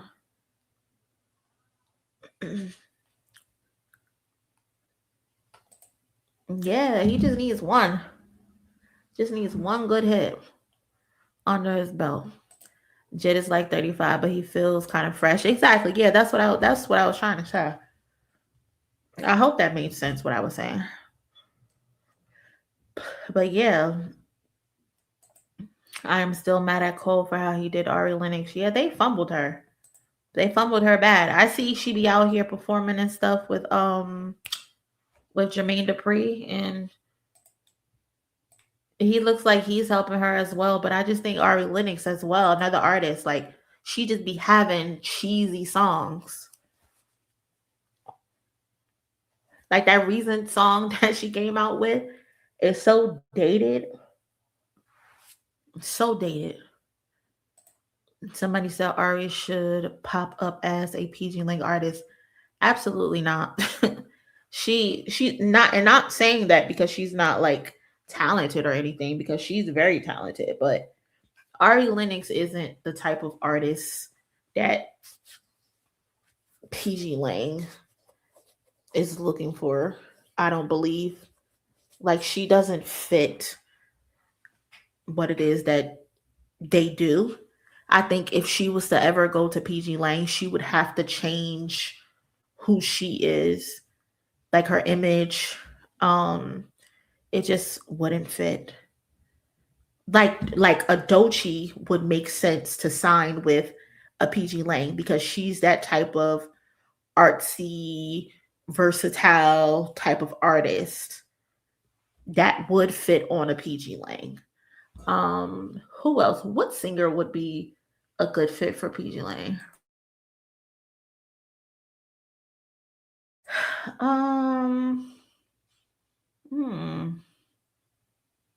Like a Willow Smith would make sense on a PG Lang. Who else?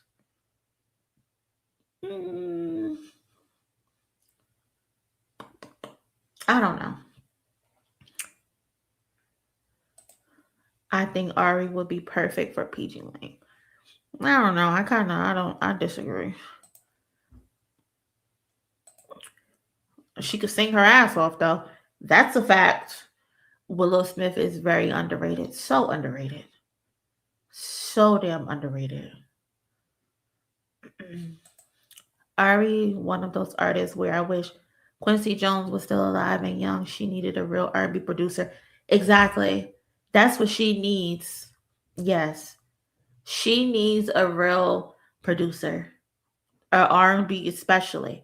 Because they keep giving her these cheesy ass shea butter. And funny, she had a damn song called that, but they keep giving her these Tumblr quote ass songs. Like, where are the real R&B writers?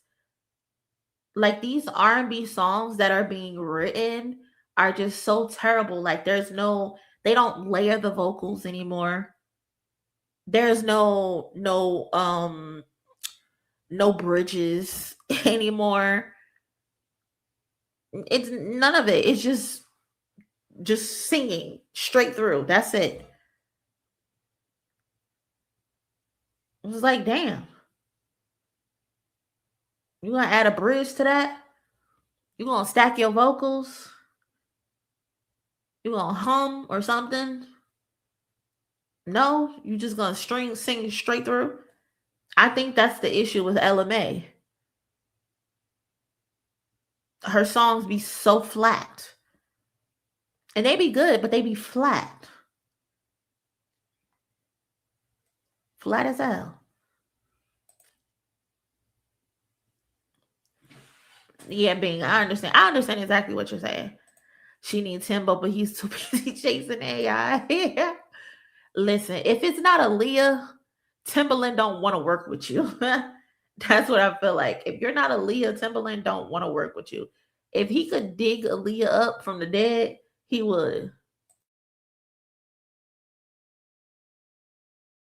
He don't care about nobody but Aaliyah. He tried to work with what's her name? Tink, but she was still rapping at the time. Rapping and singing, but more rapping.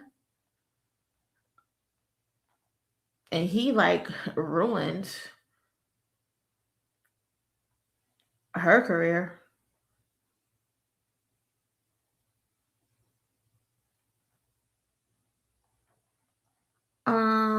What I got next? Let's see.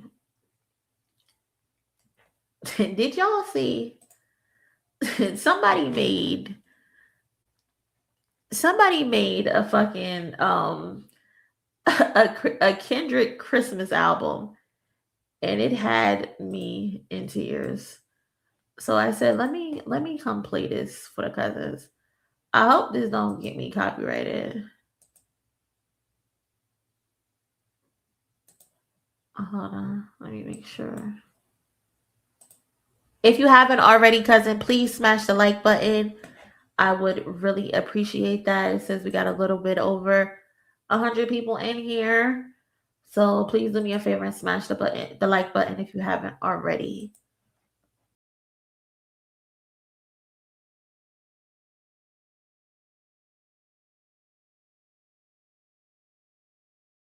But you was conflicted. Misusing your influence. Sometimes I did the same. Abusing my power full of resentment. Resentment that turned into a deep depression. Found myself screaming in the hotel room. I didn't want to self-destruct. The evils of Lucy was all around me. So I went running for answers. Until I came home.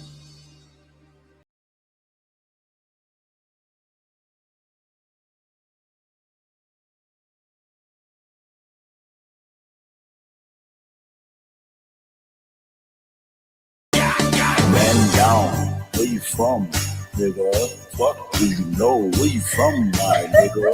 Where your grandma stay, my nigga? This man city night run, my nigga. Brace yourself, I take you on a trip down memory lane. This is not a rapper, I'm slinging crack or moon cocaine. This is cold a second, plenty cognac and major pain. Not the drill sergeant, but the stress that weighing on your brain. It was BL Boogie, yeah, YG Lucky. Ride down Rosecrans, it got ugly. Waving your hand out the window, check yourself. Warriors and coldness, hope euphoria can slowness. Whistle city, the cloud. The first one to get killed. Seen a light-skinned nigga with his brains blown out at the same burger stand with same gout. Now this is not a tape recorder saying that he did it, but ever since the day I was looking at him different. That was back when I was 9. Joey packed a 9. Pack a stand on every porch is fine. We adapt to crime. Pack a and they wonder why I really smoke now. Imagine if your first blood. And I had to go to cell block 1. To any bitch that talk to him and they in love, just make sure you hide your little sister from him. They tell me Chubb's the only one that get your hand-me-downs and party at the party playing with his nose now. And Baca got a weird case, why is he around? Certified lover boys, certified pedophiles. Wop, wop, wop, wop, wop. That fuck him up. Wop, wop, wop, wop, wop. I'ma do my stuff. Why you trolling like a bitch? Ain't you tired? Trying to strike a chord and it's probably A minor.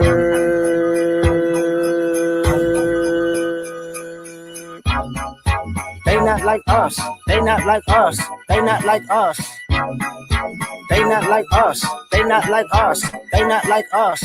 You think they gon' let you disrespect Pop, nigga? I think that Oakland show. Euphoria.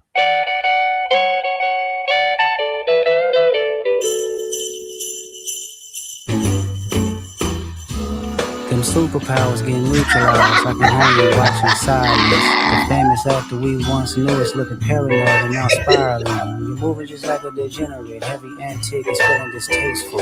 Why calculate? You're not as calculating. I can even predict your angle. Fabricating stories on the family front, cause you heard Mr. Morale. Or pathetic master manipulator. I can smell the tails on you now. You're not a rap artist, you're a scam artist with the hopes of being accepted. Tony Hilfiger stood out, but FUBU never had in your collection. I make music that electrify. You make music that pacify. I can double down on that line, but spare you this time. There's random acts of kindness. Know you're a master manipulator and habitual liar too. But don't tell no lie about me, and I won't tell truths about you.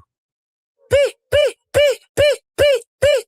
Yeah, I'm out the way, I'm low, okay. Yelling right here's remote, okay. I ain't thinking about no reaper. Nigga, I'm reaping what I sow, okay. Got a Benjamin. ride. Introduce them to that life. Hit them strictly with that fire. It's a lie. He a dance, let him watch. He a fan, he a fly. They just wanna kumbaya. This world don't keep always grow. Nowadays, she only doing what she know. We can see the poppin' on the low. Better days coming for sure. If it wasn't for me, I wouldn't give nobody no sympathy. I'll take away the pain, I'll give you everything.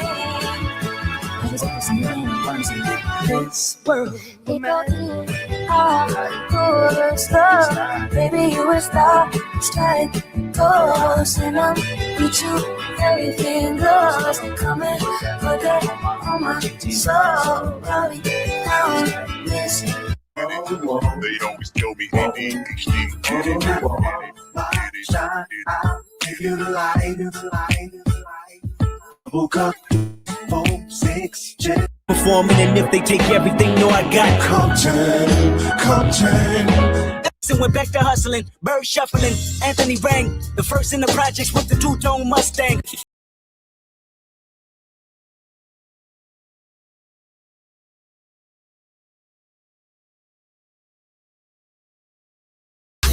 Let's get this shit. Let's get this shit. Let's top of the morning, top of the morning, top of the morning, top of the morning, top of the morning, top of the morning, top of the morning. Hold on. Let's get this shit. Let's get this shit. Let's get this shit. Let's I got so many theories and suspicions. I'm diagnosed with real nigga conditions. Today is the day I follow my intuition. Keep the family close, get money for bitches. I double park the Austin in the red. My mama told me that I'ma work myself to death. My girl told me don't let these hoes get in my head. My world been static, I check the signal that red. Buzzing, radar is buzzing. Yeah, yeah, yeah.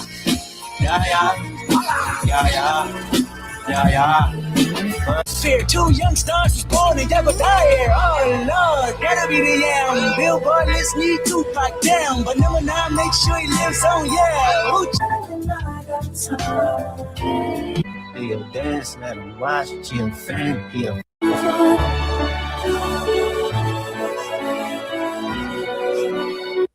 Bruh, this shit is funny as fuck, y'all. I can't. Shout out to him on Twitter. If you got Twitter, this is his name. I can't. This is funny as fuck, bro. Somebody sound real good. It definitely could get played. For real. I can't. That is fucking hilarious, bro. I can't, bro. That shit is hilarious. We 2 hours into the stream and we didn't even get to what we were supposed to be getting to. We done got sidetracked and started talking about a whole bunch of other shit. They can't folk really be clowning. Okay? Clowning. Yeah, the beginning is crazy. That's what I was looking for. That's exactly what I was looking for. But let's do we want to do this right now? Yeah, well, you know, let's do it. Fuck it. We 2 hours in. Why not go 3 hours, right? But 2025, the most interesting moments that has happened in 2025, y'all. If y'all could think of what was your favorite hip-hop moment so far this year? If you had one, put it in the comments for me. I think, what was my favorite moment of hip-hop in 2025? I think the tour, I think the Grand National Tour was one of my favorite moments. I mean, there was the Grammys, the Super Bowl, the tour. What else was a good moment? What y'all saying? Hold on.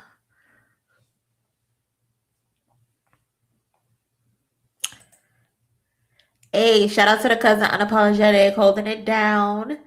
in the chat. That's the link for y'all if you want to go listen to it yourself. You could put it on while you wrapping some presents tonight or something. Good Kid, Mad Grinch is hilarious. The Super Bowl, yeah. Super Bowl, 5 Grammys. Yeah, Kendrick sweeping, that was crazy. Because if I remember correctly, I think we said he would get 3. We didn't think, well, I personally didn't think they would give him song and record of the year based on the history. But then I realized that they got the new voting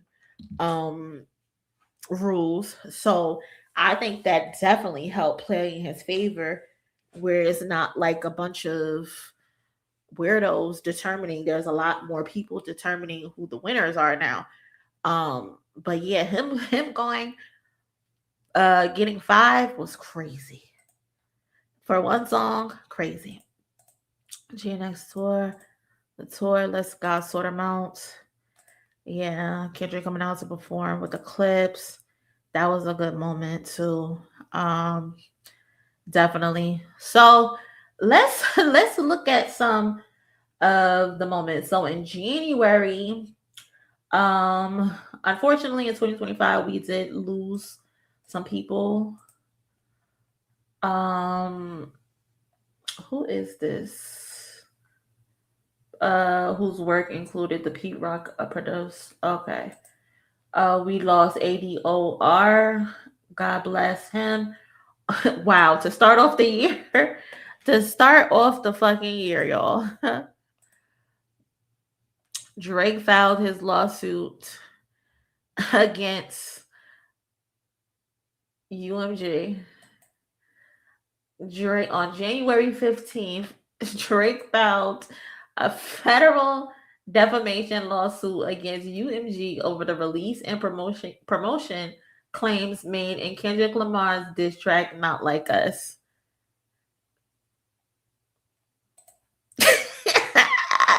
Now look at Tupac Shakur out the gate. One of the first the big moments of January is this motherfucker filing a lawsuit, bro. Why would you do that, bro? Why would you do that? I can't believe he really did that. Like, he really thought that was okay to do. Crazy.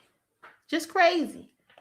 He filed a lawsuit versus UMG over Not Like Us, talking about he was defamed, as if he wasn't the first person to defame somebody. Mind you, you threw mud first. You was outside popping it first. You was disrespecting people's family first.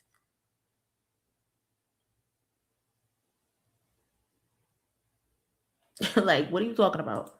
You were defamed.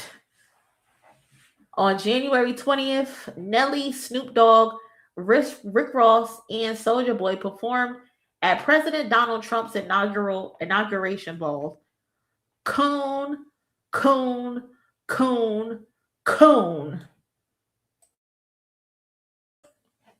The Raccoon crew decided to perform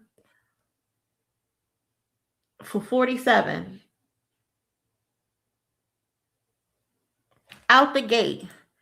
Niggas just cooning.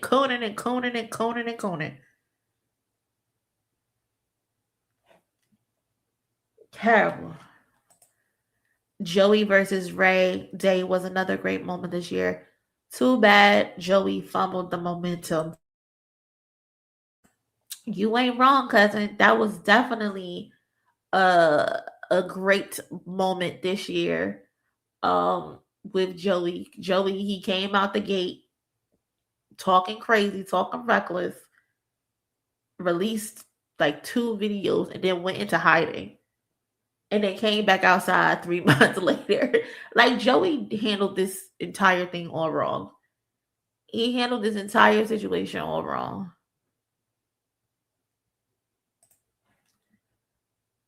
But yeah, we had the four coons performing at the inauguration ball. January 21st, the trial began for A$AP Rocky on charges of assault with a deadly weapon after allegedly shooting former affiliate A$AP Rocky in 2021. That trial was crazy. We watched it on stream a couple times. We didn't watch the whole thing, but that was crazy as well. He was facing a whole lot of years. And he took the risk of taking it to trial, and thank God it worked out in his favor, because I couldn't imagine, because they was trying to send his ass up yonder. Okay? They was trying to send him up top. And Rihanna was pregnant too at the time, so that would have been all bad.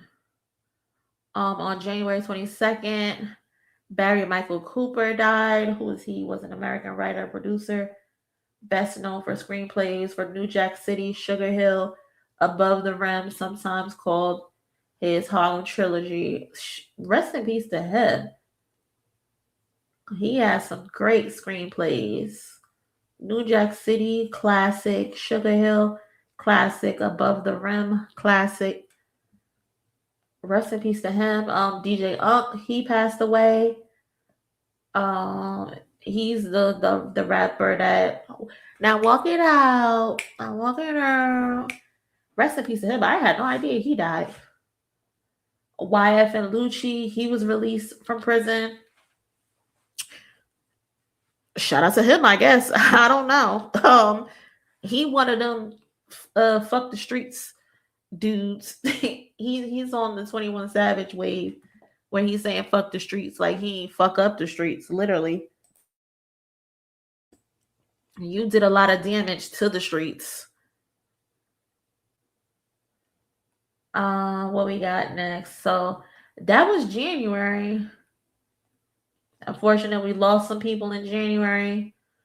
Drake defamation, Nelly and them being some coons.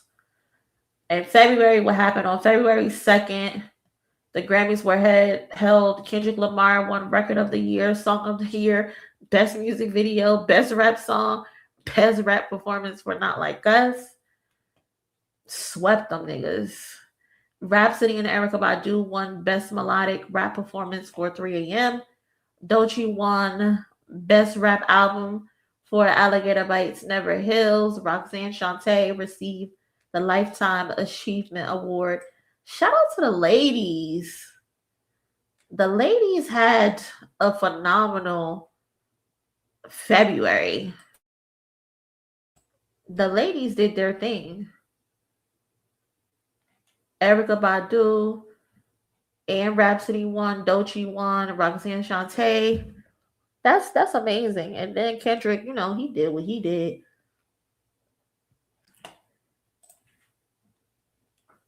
Definitely did their things that Grammys. On February 5th, Irv Gotti passed away. Rest in peace to him. On February 7th, Naaman, he was a French reggae musician, singer, and songwriter. Am I familiar with him? I'm not sure.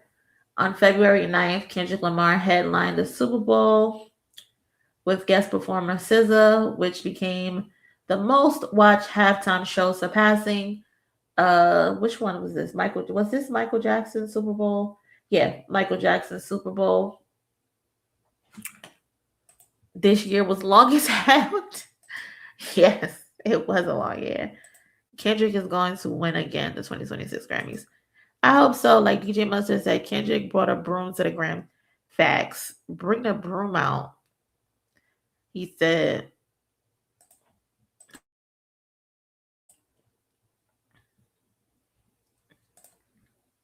don't let Lil Wayne see that. Don't let Lil Wayne see that. Okay? You gonna get it.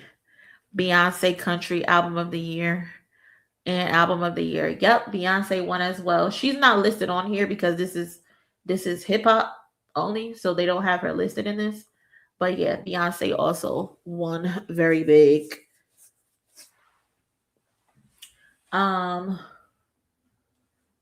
February 13th. Who is this? He was shot and killed in Goma. Rest in peace to him or her. On February 15th, Music Awards. I don't know what that is. Rest in peace to him. Khalil Fogg. I don't know who that is. On February 22nd, the 56th NAACP Image Awards were held. Doechii won Outstanding New Artist. Kendrick Lamar won Outstanding Hip Hop Rap Song and Outstanding Music Visual Album for Not Like Us. What happened? It's a lot of award stuff. A lot of people who passed away. God bless their souls. On March 17th, UMG filed a motion to dismiss Drake federal defamation lawsuit over claims made in Not Like Us, stating that he has sued his own record label in a misguided attempt to solve his wounds. He said that nigga hurt. He said that nigga feelings hurt.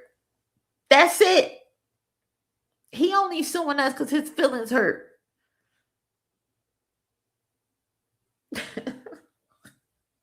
Said that nigga's a bitch. That's what that is. On the same day, the 2025 iHeart Music Awards were held.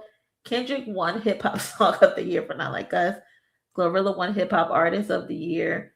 Bossman D-Lo won Best New Hip Hop Artist. Future and Metro Boomin won Hip Hop Album of the Year for We Don't Trust You.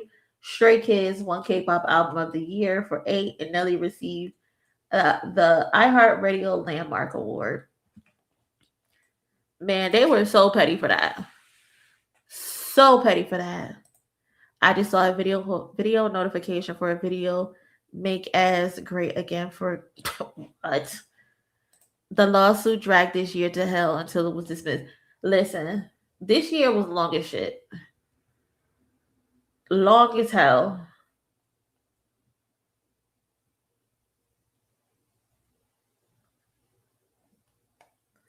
NBA YoungBoy was released from federal prison. I know Kwani was happy about this. Damn, so many people died this year. Sheesh. On April 6th, Drake filed an amended complaint in the defamation lawsuit filed against UMG earlier this year to include complaints about Kendrick Lamar's Super Bowl halftime performance. Now that shit was funny.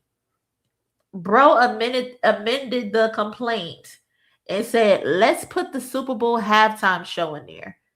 Let's also put all of the people that's laughing at me in there. Listen, the whole recap is just Kendrick at this point. Kendrick.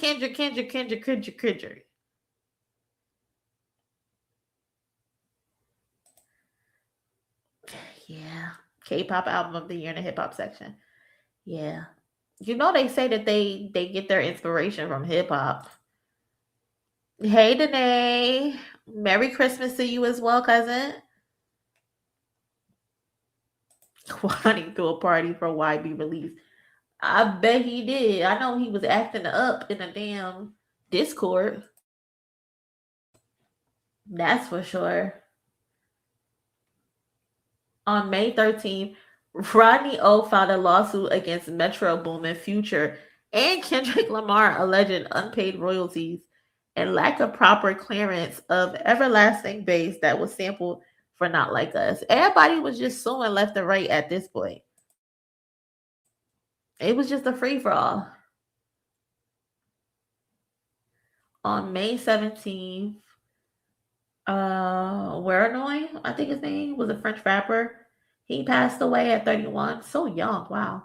On the same day, Kendrick Lamar and SZA's concert in Lumenfield, Seattle, as part of the Grand National Tour, became the highest grossing hip hop concert, making $14 million in revenue. I really like that. This had to be the worst 2 years of Aubrey life. May the next year deal him the same hands. to say something nice. Not you said double up. Double it. Don't give him no happy days. Just double it. He deserves it. What else they got in here? It's not awards. Kendrick won Best International Hip Hop. On May 28th, NBA YoungBoy sentenced to 2 years in jail for gun-related crimes was pardoned by President Donald Trump. So NBA YoungBoy got out of jail, then was sentenced to 2 years, but Trump pardoned him. Is this why his album was named Massa? That's why his album was named Massa? I don't know. On June 9th, the BET Awards 2025 were held. Kendrick Lamar won Album of the Year for GNX, Video of the Year for Not Like Us, Best Collaboration alongside SZA for Luther, Video Director of the Year alongside Dave Free, and Best Male Hip Hop Artist. Doechii won Best Female Hip Hop Artist. Future and Metro Boomin won Best Group. Snoop Dogg and Kirk Franklin received the Ultimate Icon Award on that same day. Shy Girl and Saweetie won Best Hip Hop Record for Immaculate. I've never heard of that song. What is that song? Listen, Kwani can't whoop my ass. I hope he listening. He probably not. On June 11th, Silent Toe was sentenced to 30 years in prison for murder.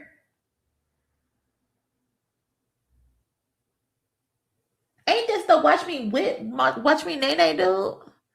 Who the fuck you murder? Relating to the 2021 death of his cousin. Not you out here murdering your cousin. Oh no, baby. How you go from whipping and nay to murder?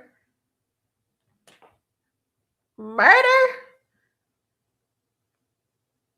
The hell? I heard his cousin tried to set him up. Well, shit.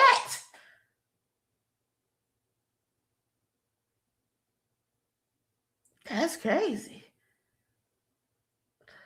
Looks can be deceiving.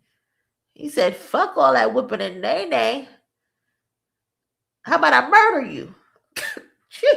That's not funny, Moni. That's not funny.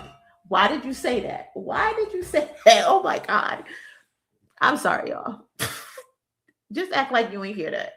Just act like I did not say that. Delete that. I can't.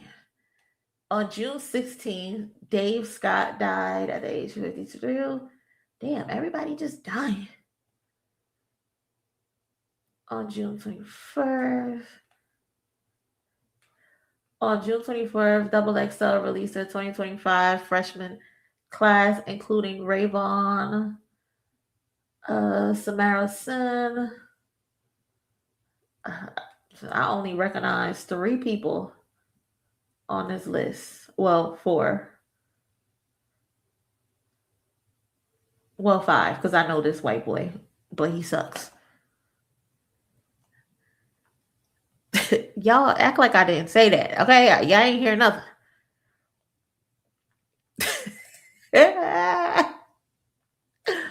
Fuck. No. I did not mean to say that.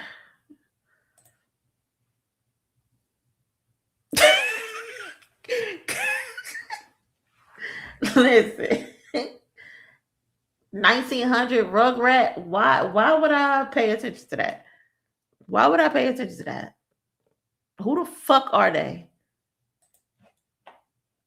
Who are they? On July 2nd, Sean Combs was convicted on 2 counts of transportation to engage in prostitution, but was acquitted of 2 counts of sex trafficking and 1 RICO charge. Put that nigga under the jail. That nigga needs to be in prison. I'm telling you. Put him in jail. Keep him in jail. On July 4th, Outlaws member Young Noble died from suicide. Oh, God bless. Robbie Parlow, from City High, died at the age of 46. Well, what you do if your son was at home crying on? I remember somebody tweeted Drea Michelle that because she got caught leaving her kid at home while she went out to strip. Somebody tweeted her that. Well, what you do if your son was at home crying alone in a bedroom because he's hungry? That ain't right. That ain't right. That is not right. That is so wrong. Dan the Puff case was also this year. I think this year has been both a blur and a blitz. Listen, too much shit happened this year. Too much shit happened this year. And it's like, can we relax? So far in December, I don't even think anything crazy has happened in December, right? I don't think so. Well, we'll see when we get to the bottom. On July 18, Cash Out was convicted of sex trafficking, racketeering, and aggravated sodomy. He was sentenced to life plus 70 years in prison. Break that nigga legs. Break his legs. And then shove him up his ass. Because what?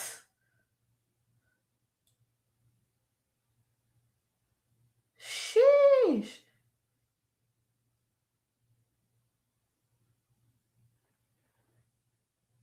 Crazy. I don't even recognize him.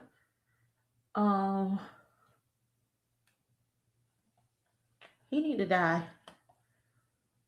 Because what? You know what? You're right. You're right. And I was just talking about her ass too. You're right. On August 2nd, Howie Ty died at age 61. On August 21st, Lil Nas X was arrested for misdemeanor battery on a police officer and briefly hospitalized for a suspected drug overdose. When I remember when I first saw this video, I thought he was just outside being extra. But no, he was going through a serious episode. He didn't have it all together. He did not have it all together. What did I say? Matter of fact, don't even repeat it. Don't even repeat it. Because I probably did say something crazy that I shouldn't have said. And I'm sorry. Just don't even repeat it. Me too. I thought he was just out there just being extra. You don't remember that twerk song? And she twerk. And she twerk. Let me see. Hold on. Let me see. I think I do. Hold on. Let's see.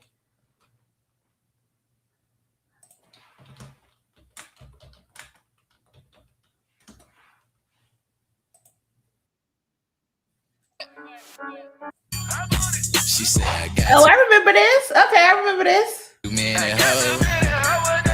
She said, I got too many shows. But she twerking. I remember this. Fuck this nigga though. Fuck him. I can't even get jiggy with the shit no more. I was about to twerk a little bit. Then I remembered.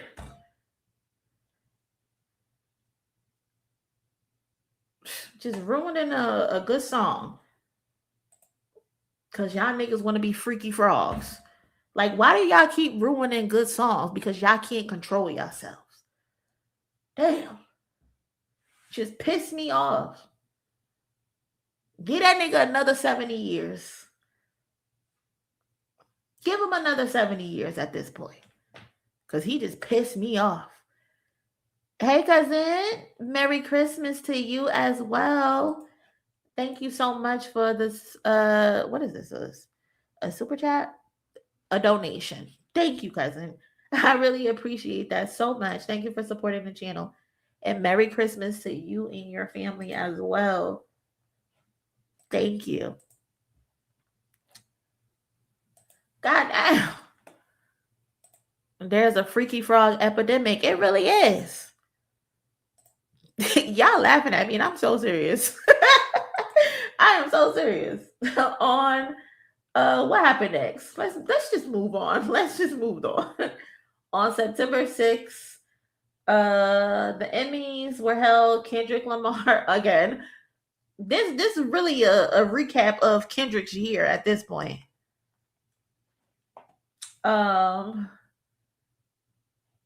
Kendrick won. Kendrick Lamar and Tony Russell won Outstanding Music Direction for his Super Bowl performance on September 7th. The 2025 MTV Music Awards were held. Doechii won Best Hip Hop and Best Choreography for Anxiety. Kendrick Lamar won Best Cinematography for Not Like Us. Busta Rhymes received the Rock the Bells Visionary Award. I remember this night. I don't think I liked this performance because was it Papoose? He came dressed different than everybody else. Like he didn't get the memo. What the hell? I think BET would have probably did a better performance for Busta Rhymes if they haven't done one already. I don't think so. I can't remember. I think they did. On October 3rd, Sean Combs was sentenced to 50 months in prison. That wasn't enough. On October 7th, Pooh Shiesty was released from federal prison. Damn, that was around the same time? Huh. Diddy went in and Pooh Shiesty came out. October had a run in that first week. The 3rd, the 7th, and the 9th. Drake's defamation lawsuit against UMG over Kendrick's Not Like Us was dismissed. Listen. Diddy went to jail. Pooh Shiesty came home. And the judge said, dismissed, bitch. Try somebody else, not me. You volunteered to participate in this battle. Don't come crying to me now. Because you got your ass whooped. You sat up there and you provoked that man. You talked about that man's wife. You talked about that man's children and his best friend. You said you would slide the doors on a van and pop the latch because you knew you'd always have to smoke these niggas. You said that.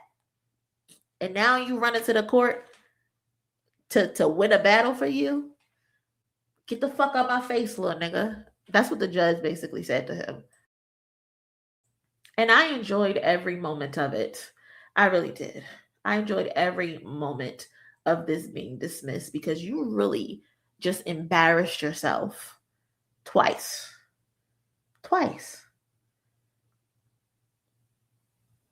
And every time you did something stupid, all it did was force Not Like Us back up the charts.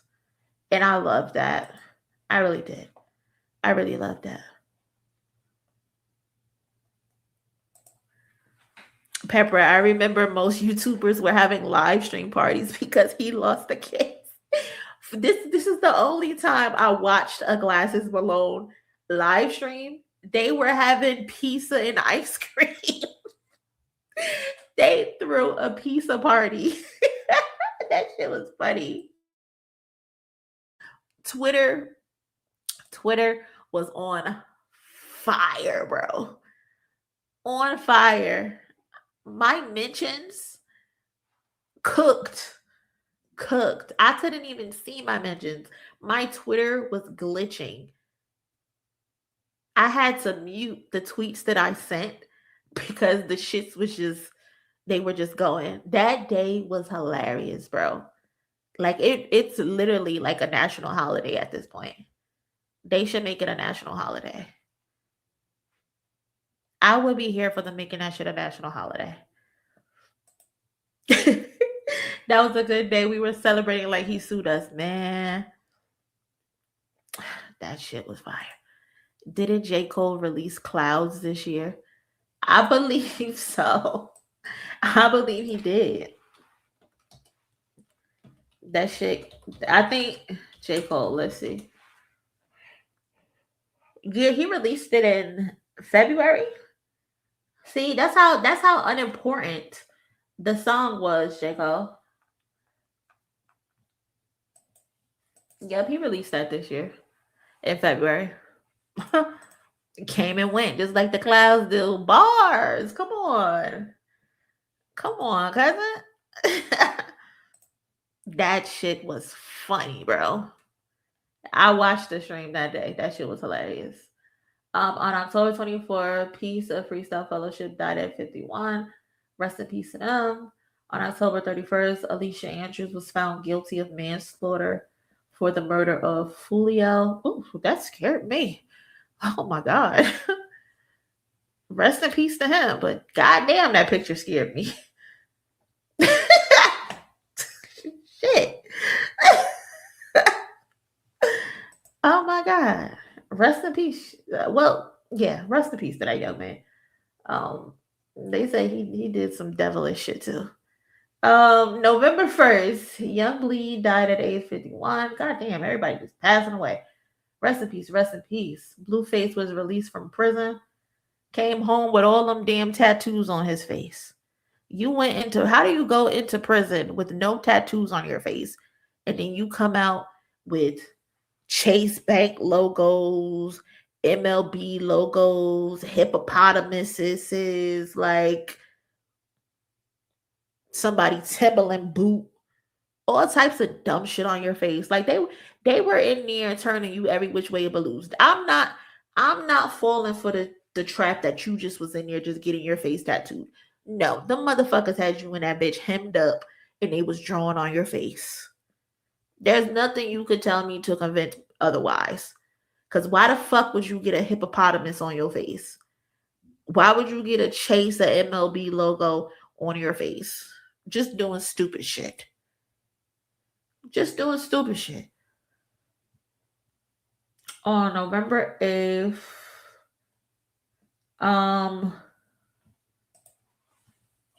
just dumb.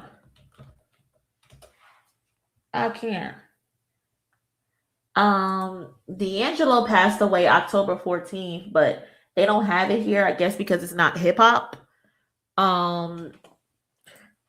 MLB logo me, he played ball. That sounds gay. That's what that sounds like. And I'm not judging because y'all know I'm here for the alphabet game. I done bumped a pocketbook or two in my life. But that shit sounds gay. The fuck? What are you talking about? Blueface and Krishan been out here wilding. December 8th, Glorilla botted her YouTube video for special. No, cousin said, put that on the Wikipedia page, okay? Make sure that's in there.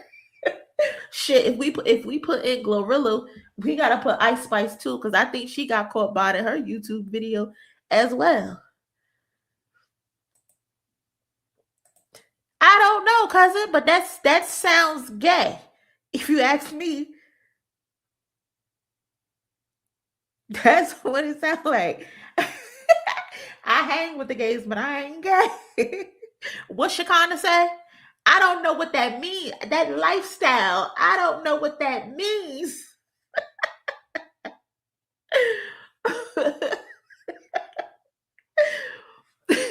October was raw dogging over.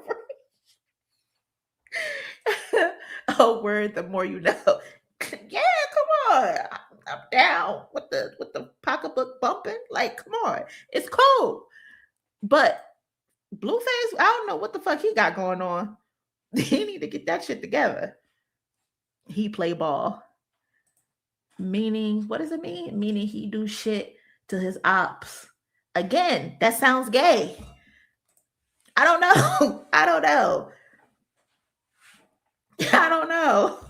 I just don't get it. I don't know. Maybe I'm really auntie out here these days. I don't get it. I just don't get it. But I guess. What else? Outkast and Salt and Pepper were inducted into the Rock and Roll Hall of Fame. Very well deserved. To them two legendary groups. Outkast, pivotal, almost like forefathers for Atlanta. Salt and Pepper kind of pissed me off though, because they wasn't trying to add Spinderella to the setup. And I don't like that. They always be playing with Spinderella, and I don't really like that. But congratulations to them too. Congratulations to them. Nice, I was doing a bending.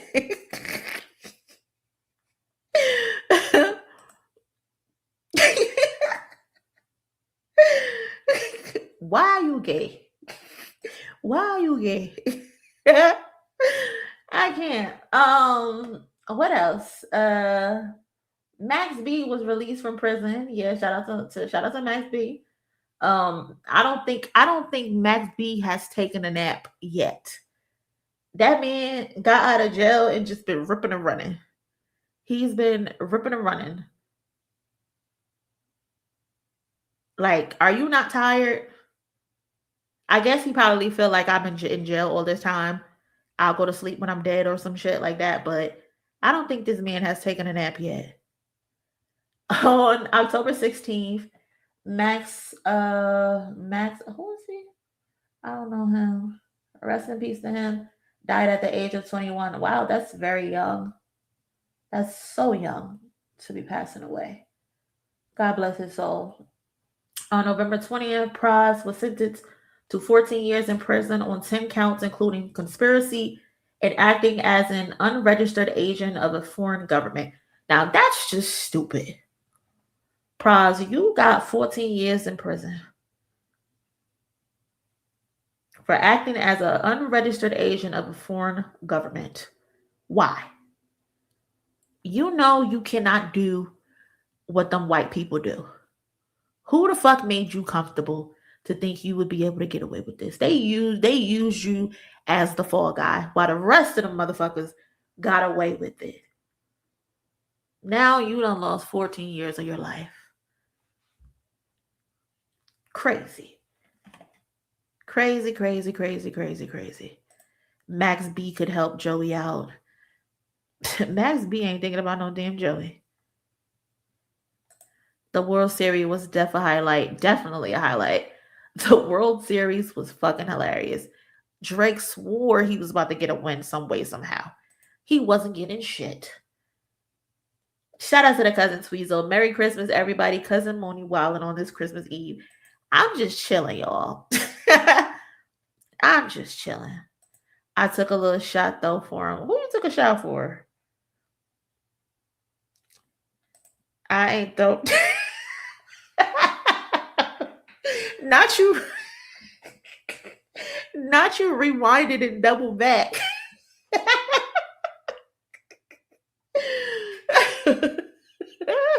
I thought you ain't even see that. That's why I ain't even say nothing. I ain't even bring it back up because I didn't want to get you started. So I seen you came in. I'm just like, don't even say nothing. Just keep scrolling. Keep scrolling. You took a little shot for him. I watch baseball just because. Danae, you and me both, cousin. You and me both. I don't even watch baseball. I don't watch softball. I don't know what the fuck is going on. I haven't played softball, baseball since I was in grammar school. And when I was in grammar school, all I knew was hit the ball and run. But I was in this motherfucker watching like I had a parlay. Like I was rooting for a team. I was from LA at this point. I don't know what the hell was going on. Every time they swung the basket, the baseball bat, I'm like, okay, what that mean? What that mean? Are we up? Are we winning? Okay, cool. All right, cool. Yeah.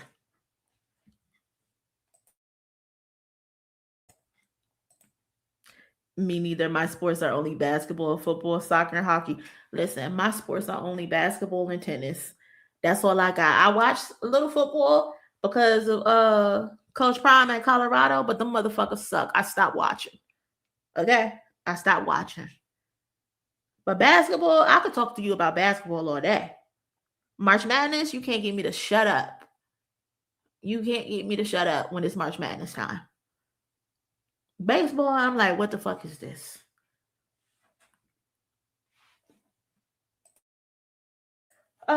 What else we got? On December 2nd, poor Stacy died at 26. I'm not sure who that was. His music emerged influence from hip hop. Well, I don't know who that is, but rest in peace to him. And then they need to put a bulletin, another bullet here, and say on December 20th, Nicki Minaj lost her fucking mind and decided to go full MAGA because she broke as fuck and her house is in foreclosure and she has to support her sexual offender baby father and husband, because if she don't, her and her child and his spoons are going to be outside on the curb. So they need to put a bulletin board here and put that blurb for us, because that's a highlight of December that I think is worth acknowledging. They also could have put in here that her and Cardi B went back and forth, but they didn't. Yeah. Let's see, released albums. What albums released this year? Lil Baby released his album this year. Sucked. Terrible album. I don't like that album. Bad Bunny released his album. Debuted at number 2. Bad Bunny only went number 2 this year? I thought it went number 1.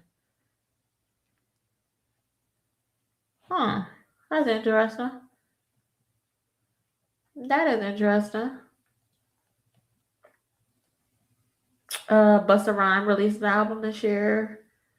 Logic released an album. I did not listen to that. Mac Miller. Mick Jenkins.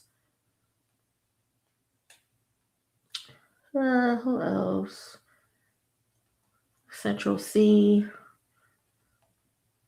I'm not listening to no Central C. I'm just not. I'm sorry. That's not my cup of tea. I cannot get jiggy with that. East G. The Weeknd. I'm still baffled how The Weeknd didn't get no Grammy nominations. That's just wild to me. Like, they apologized to him for nothing, just to not give him anything again. I don't know. I'm going to skip down to highest charting songs. It was number 2 behind Lil Baby album, believe it or not.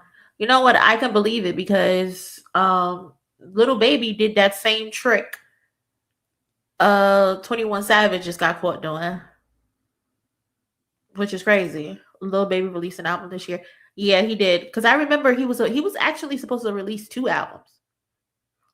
He was actually supposed to release 2 albums. He was supposed to release the Wham album, and then he was supposed to release an album called Dominique, which is his real name, but he never did. Moni, you don't want to go band for band. I can't.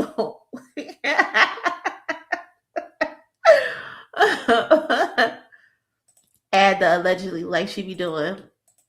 And spoons. Yeah, I don't know if the spoons are for her or the spoons are for him. Either way, that's all they got to their name right now. It's spoons. Run 'em spoons. That's my favorite episode of Martin. Run 'em spoons. Highest charting albums in hip hop this year. 4x4 Travis Scott went number 1 and then free falled. Free fell like a motherfucker, like always. This shit is this is a counterfeit number 1. A counterfeit number 1. Like, get the fuck out of here, Travis. All this cheating you be doing, like, bro. The scammiest number 1 of all time. Like, nobody, shit, well, 21 Savage might got him beat, but nobody scams better than Travis Scott. I promise you.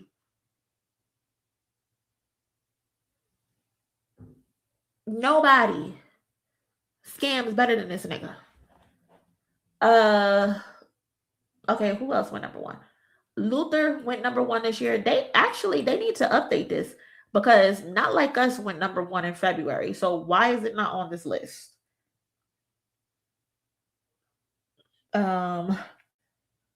Somebody need to update this. Can I update this? I could update this. Hold on. How do I update this?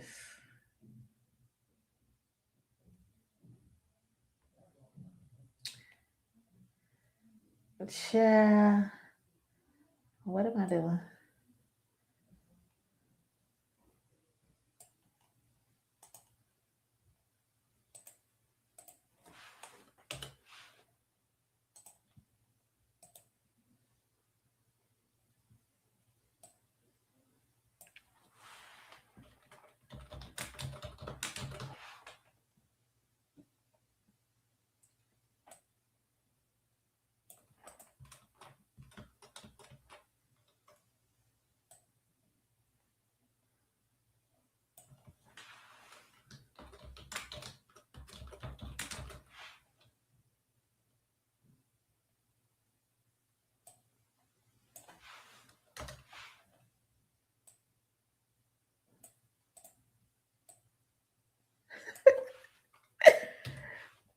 Chat, what are we doing?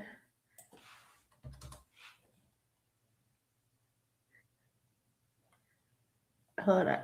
How do I save this?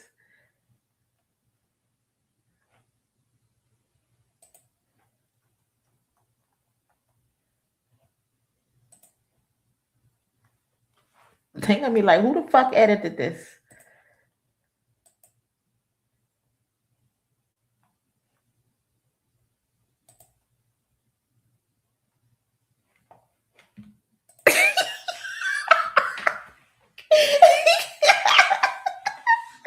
Oh shit, it's there, y'all.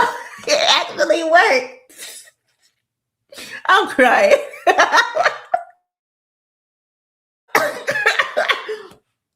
It actually worked and it has me in fucking tears, bro. I didn't think it would work. Oh shit. Oh my god. I can't. This is crazy. Oh.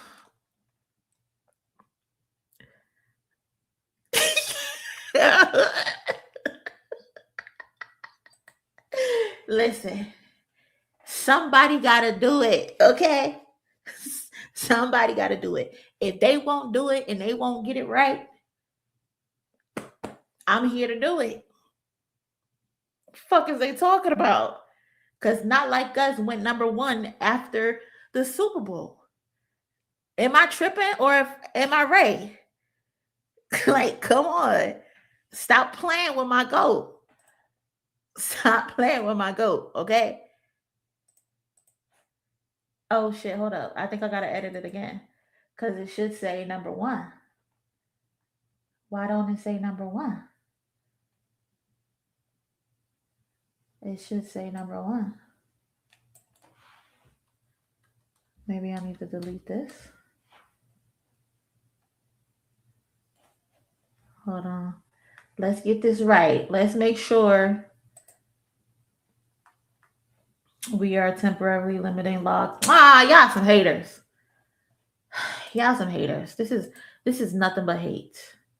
But at least we got it in there. That's all that matters. That's all that matters. We got it in there.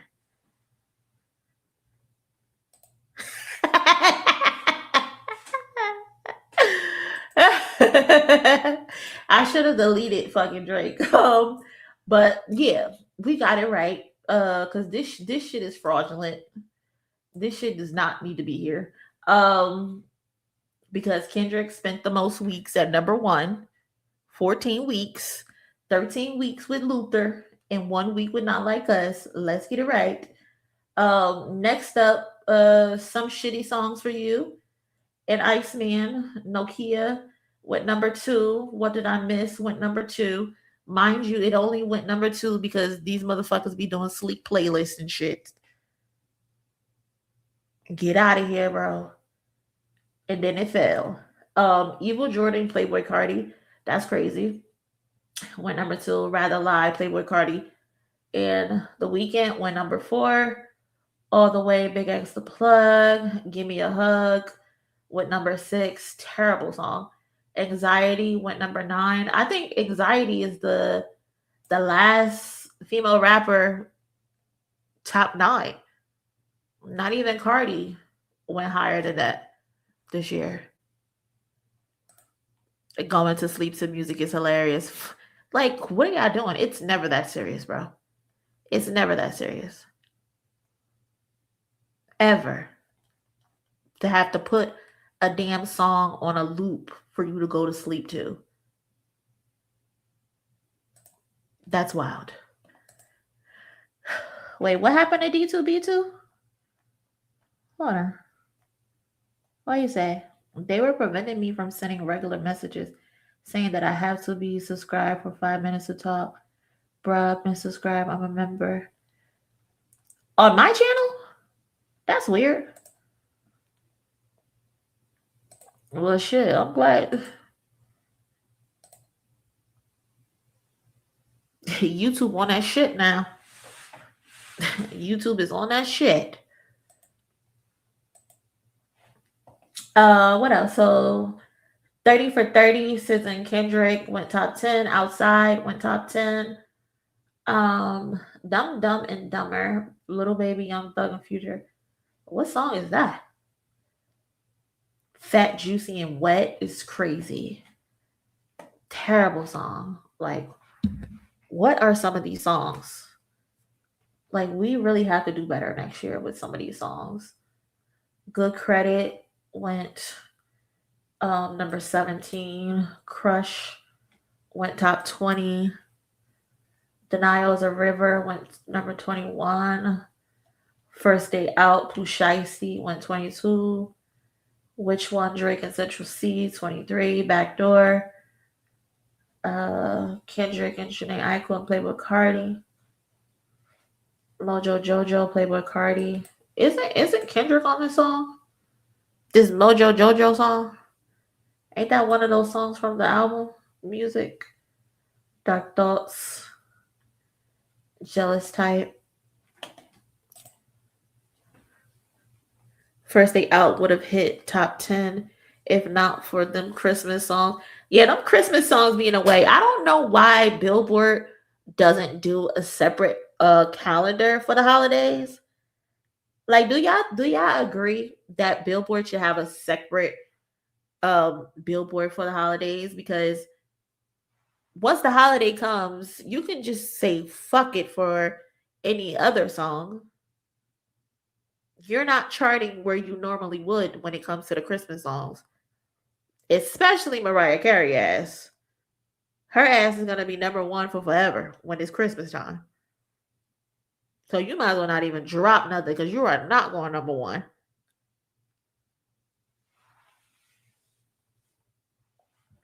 But yeah, I think they should have separate category for the main billboard and the holiday billboards.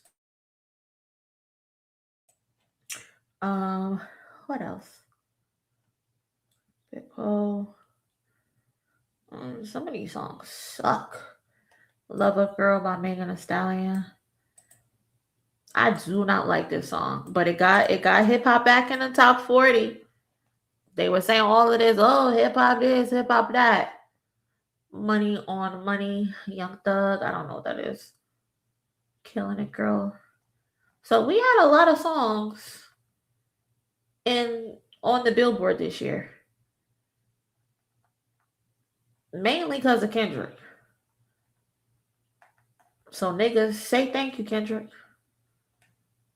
But you know, they don't like giving him his props. Last year, Kendrick dominated the Xmas songs. Yeah, up until towards the end of December. Because I think which song blocked? I think TV Off got blocked from going number 1 because of Christmas songs. Yeah, that's what they said. Hip hop is dying. But here you have all of these songs that were on Billboard. Luther was on there for 13 weeks. Not Like Us was on there for 1 week. That's 14 weeks. That's the most out of the entire year.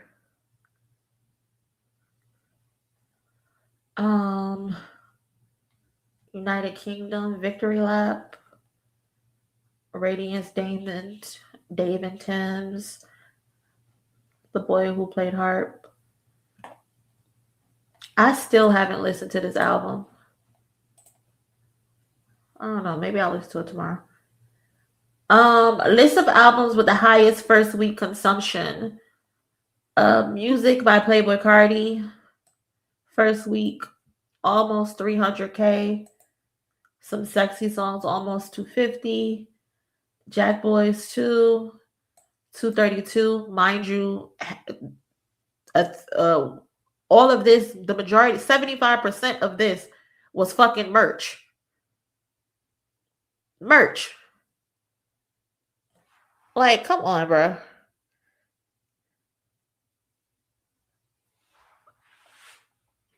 All that shit was merch.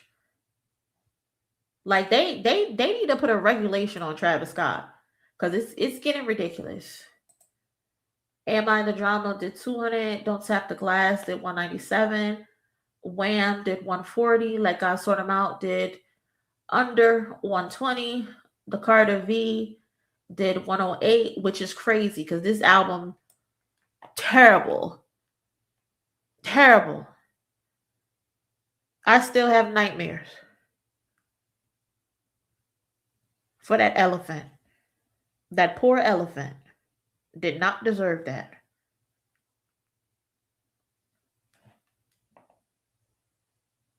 Balloonerism did right over 80, and the last one, Gunna, did 80,000. Exactly, Kim. Justice for the elephant. So the album sales this year for hip hop was a little shaky. I mean, we got 1, 2, 3, 4. Well, actually 3, because I don't know why they continue to count this as hip hop. This is not hip hop. This is an R&B album. So I don't know why they keep counting it, but whatever. But we got 1, 2, 3, 4 albums that did over 200 this year. I don't know if this is good or bad or not, but shout out to D2B2 with the donation towards the goal. Thank you so much. What do you say? YouTube has been blocking my inflammatory statements, and it's annoying me. Nikki lost her fans in house because of her husband and her own misdeeds. Not you beefing with YouTube for the holidays. This is crazy. YouTube, if you're listening, fall back. Okay? I don't know what it is with YouTube, because you know what? I kind of got a beef with YouTube too, because they fucking limited my video today. Can I show this? Yeah, I can show this. Y'all see this right here? They limited one of my uploads today. Why would you do that? That's hate. Limiting my damn video. And it's the game video. So fuck the game. Fuck YouTube for hating on me. For hating on D2B2. Cut the shit out. It's Christmas Eve. Cut us some slack. Let us get our thoughts off. I thought this was a place where creatives can come to be expressive. But we feel like we are being muzzled. We feel like we can't come on here and say what we feel. If we want to call Nicki Minaj a clone, we should be able to call Nicki Minaj a clone because she's being a clone. Stop the hate. If we want to call JC on a short bus shorty, we should be able to call him a short bus shorty.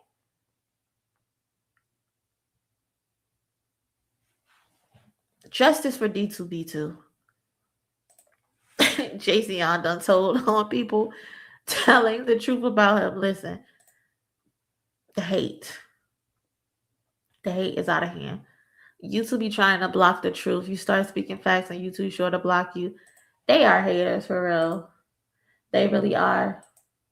A lot of the comments too be getting filtered. I'll be having to go to the held comment section and look through them. But some of y'all be going in though. Some of y'all do be going in. Some of y'all do be going in. Now,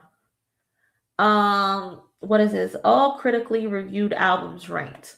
Okay, so who has the highest critic score this year? Kojay Radical. He has a 92 score, but he only got 4 reviews, so I don't know how much stock we put into that. Have any of y'all heard this album? Don't Look Down. Jim Legacy, he has a 90 as well, but he only has 6 reviews. Saba and No ID has a 90, but there's also 4 reviews only. Why y'all not reviewing the albums?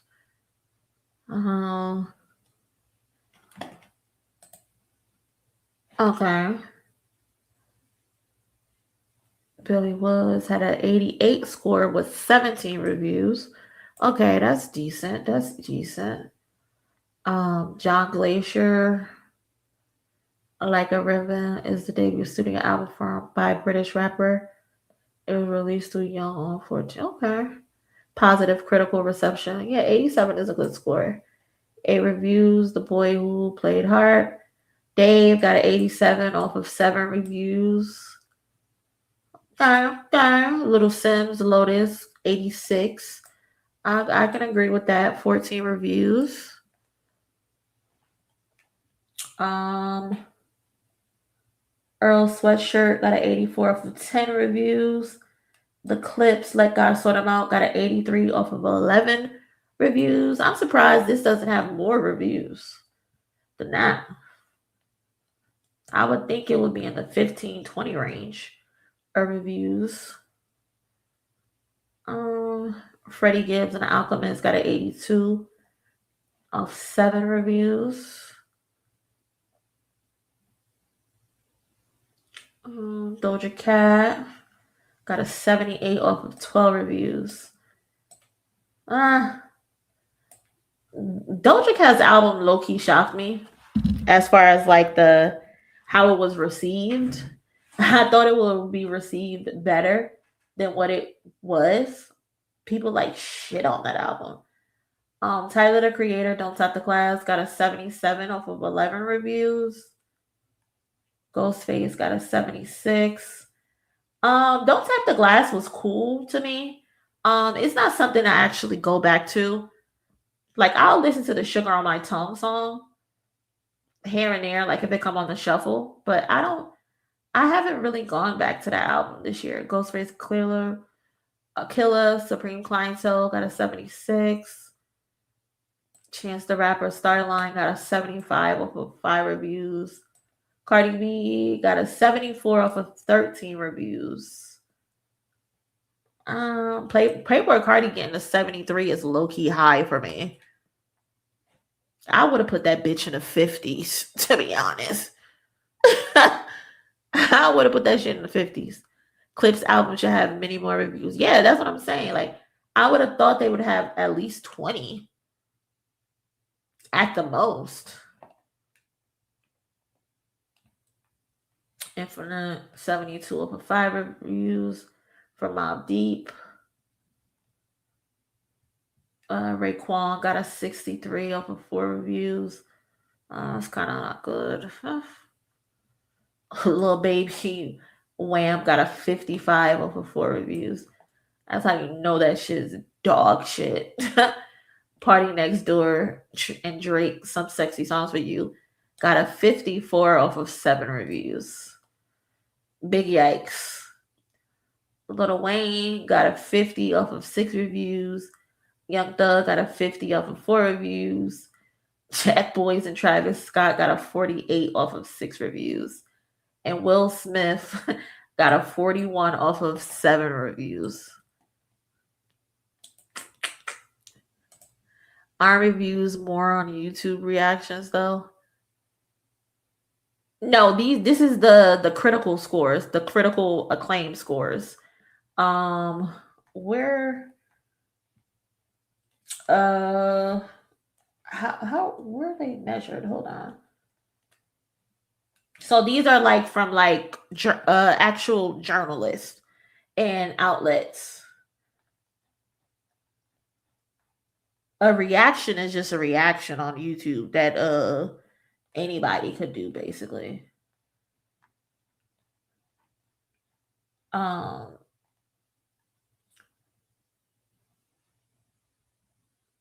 So these are like the websites that did the reviews.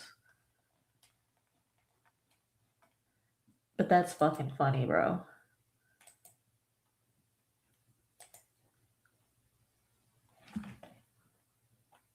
Meet Your Padre, not a hit.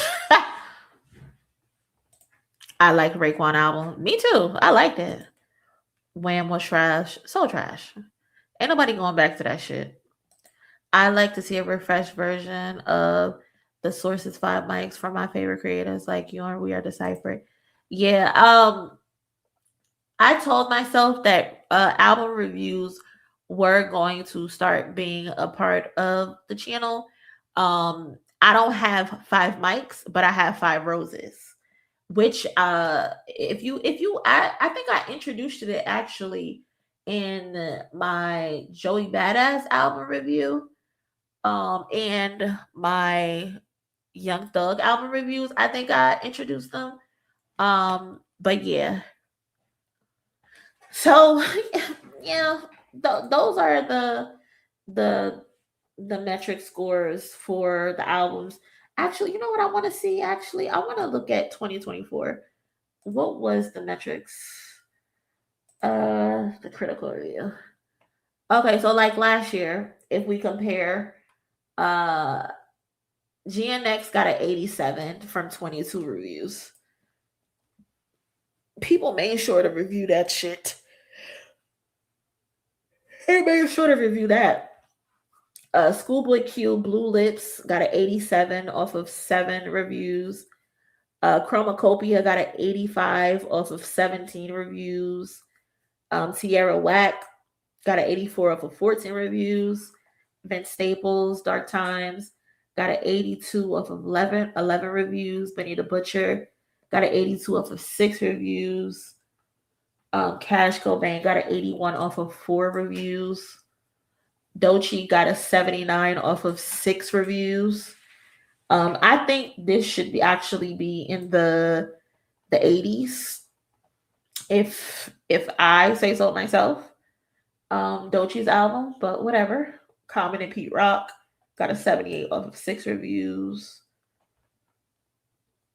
Who else on here? 21 Savage, American Dream. 21 Savage put an album out last year too. So why the hell did he put an album out this year?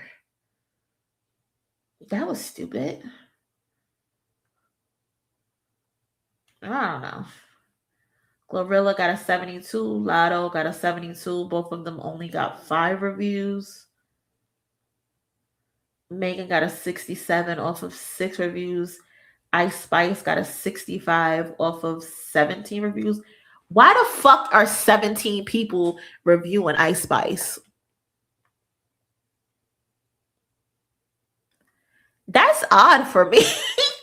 17 people went out of their way to review Ice Spice's album. I don't know. Maybe because it was like 20 minutes long. I don't know. But why the fuck are 17 people reviewing Ice Spice's album? I guess. Future and Metro, We Don't Trust You got a 64 off of 7 reviews. We Still Don't Trust You got a 64. Both albums got a 64. Wow. Yeah, she should be in like the 40s. This album sucked. This album should be in the 40s. Terrible album. Gunna 101 got a 58. Damn. Ghostface Killer set the tone, got a 55. J. Cole Might Delete Later got a 54 off of 4 reviews. That's crazy. Eminem got a 46. That makes sense. Kanye West and Ty Dolla $ign got a 39 off of 6 reviews. 17 people that rhymes about farting. Freaky ass niggas.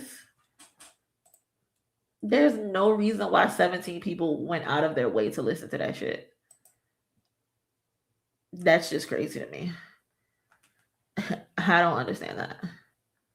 And I don't think I will understand that at all.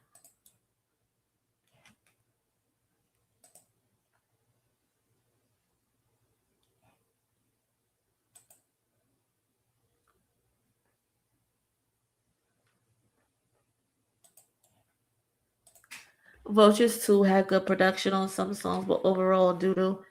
Yeah, it's crazy. Nas is king of New York.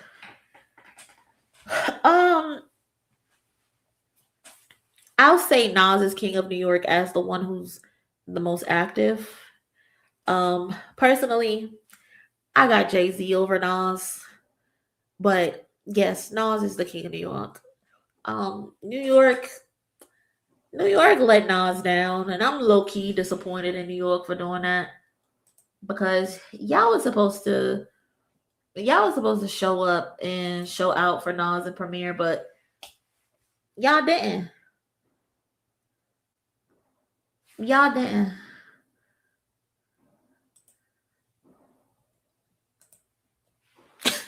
Y'all did not show up for Nas at all.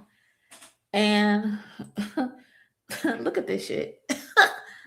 Nicki, this is who you married. Nicki Minaj, this is who you married, bro. Date of image, December 8th, 2025. Your husband had to post an updated photo on the sexual offender / predator flyer. Child, this is embarrassing. This is terrible. Dot is king of New York. You're correct. You are 100% correct. You are 100% correct.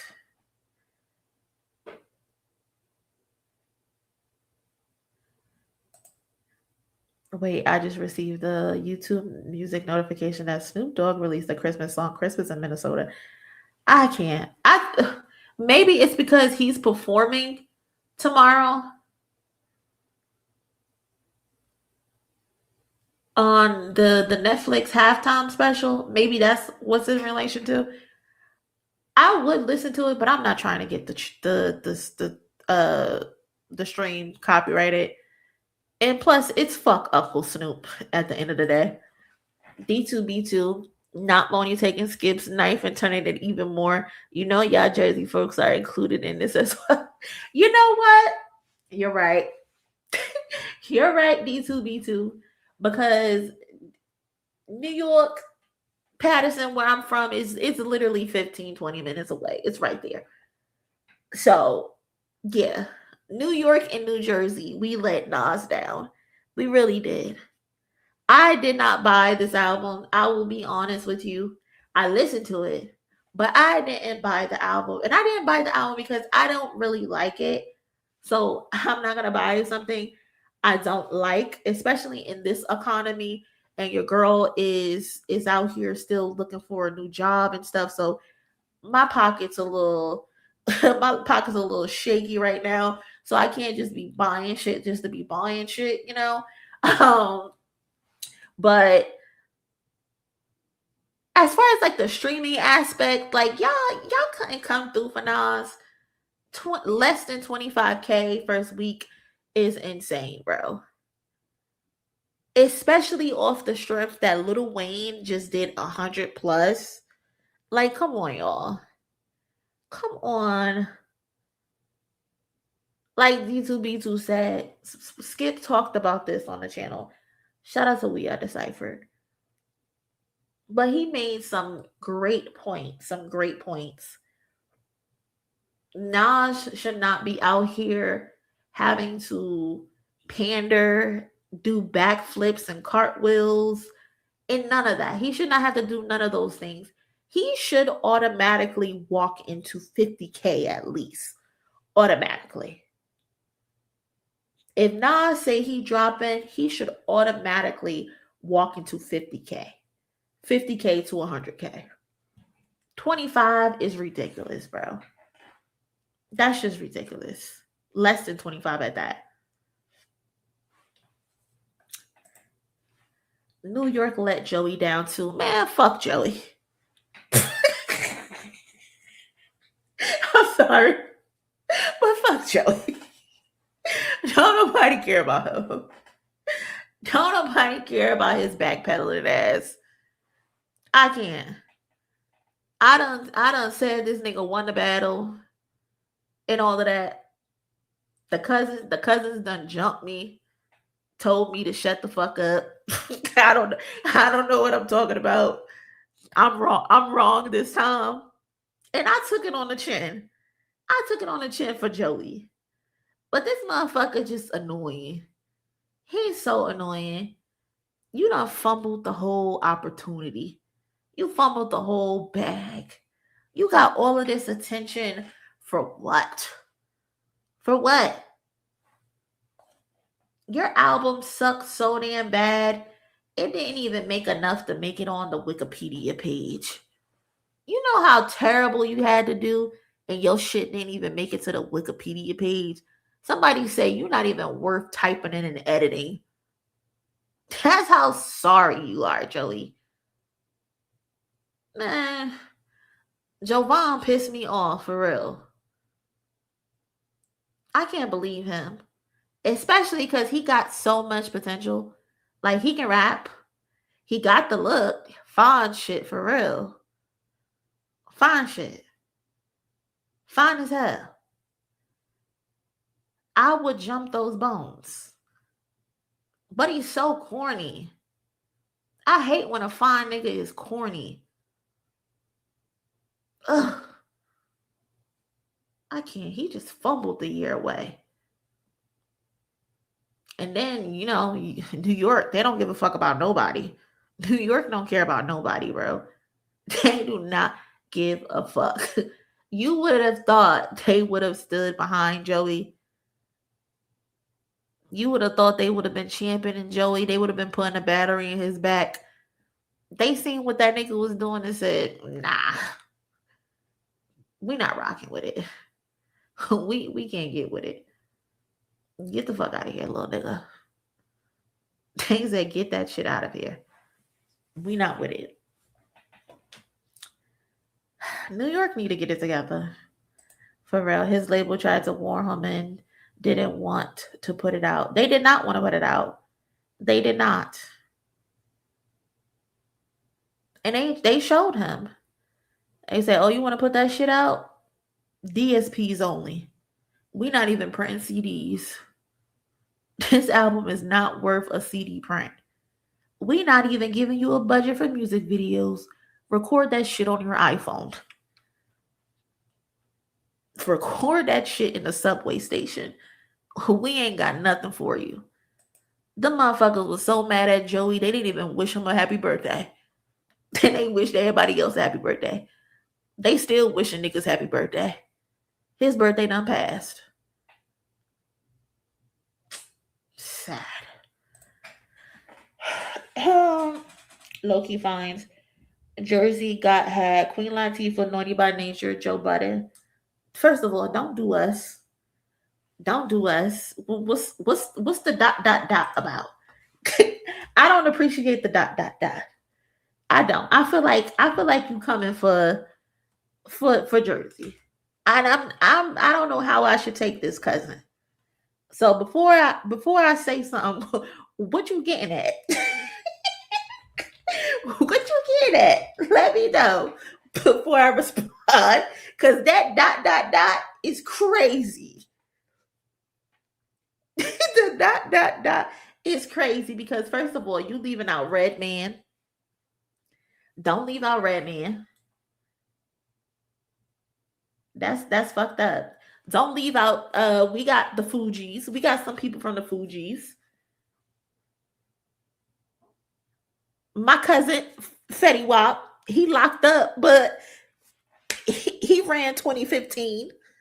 Come on, give my cousin his 10s. And when I say cousin, I mean blood cousin. That's my cousin from my daddy. Come on, don't do us like that. Coy Leroy, she kind of doing something. I don't know what the fuck she over there doing. Her and her father and his no neck having ass. But yeah, we got Coy Leroy. What's up with that?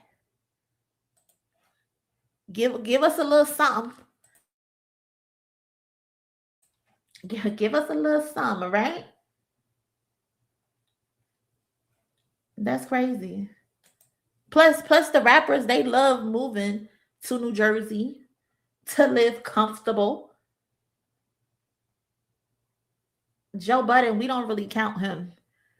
We don't really count Joseph.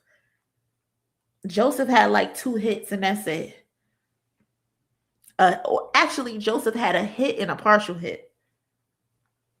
He had nothing else.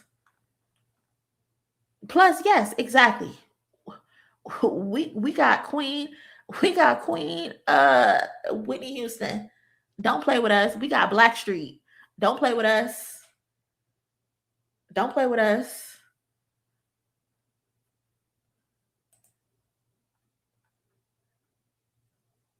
My whole uncle, God bless his soul, Chris Lighty. He gave y'all 50 cents. Stop playing. We get a point for that. We gotta get a point for that. The 2002 New Jersey Nets. Tweezo. That's fighting words, bro. At this point, let's fight. Because why did you bring that up? You did not have to bring that up. Motherfucker said the 2002 Nets. I'm crying. D2B2, shout out to the cousin with the donation. Joey trash and he's corny. Shame since he looks good. Moni with the open face compliment standing. It's the truth. It's the truth. He is fine. He's fine as hell. He's just a cornball. And I hate when corny niggas are fine. Like, what's going on? Pump It Up just went gold, which is crazy. Because Pump It Up came out when I was a child. Let me Google that. Hold on. When was Pump It Up released? In 2003. And it just went gold. That's crazy. That is so crazy. That is fucking crazy, bro. Took this nigga 2 decades to go gold.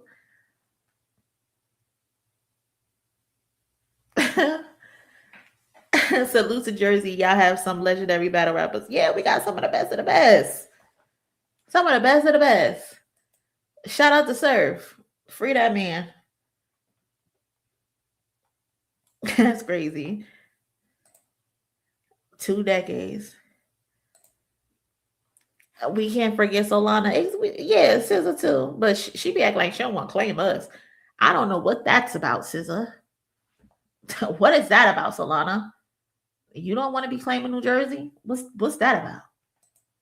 Don't y'all got Lady Luck? Do Lady Luck got us? I ain't heard from Lady Luck in forever. I hope she's doing well. But her battle with Remy, low-key classic. Low-key.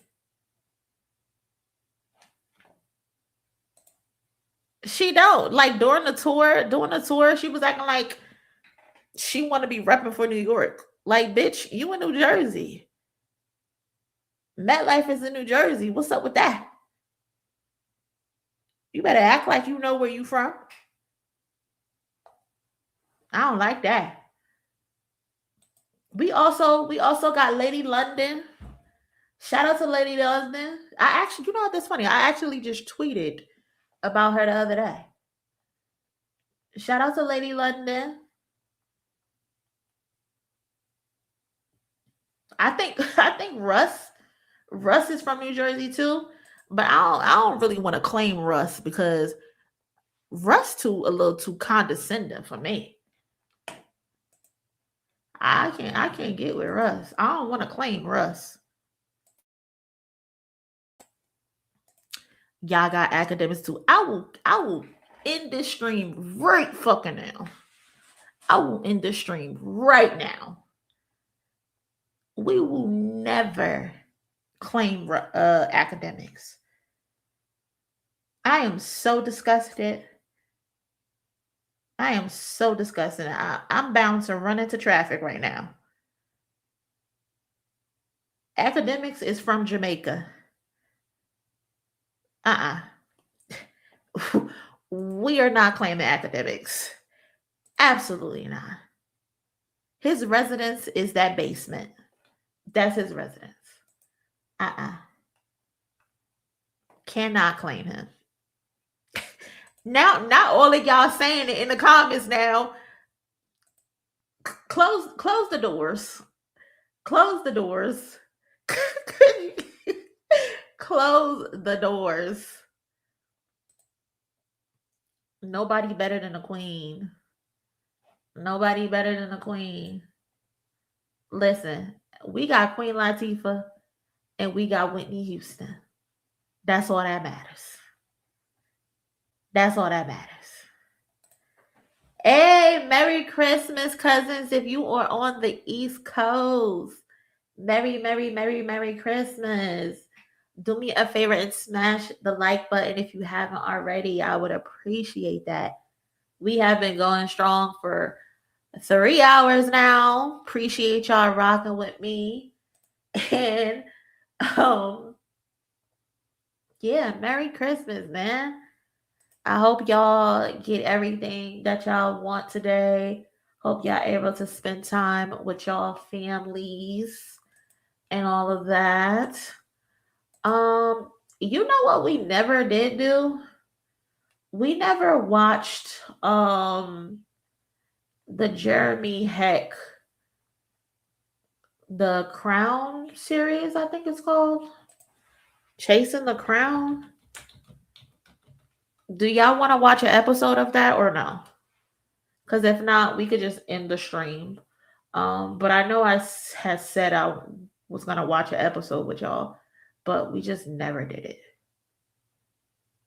We just never did it. Oh, my bad. My bad, y'all.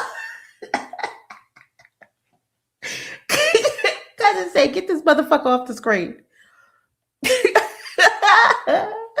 I'm crying.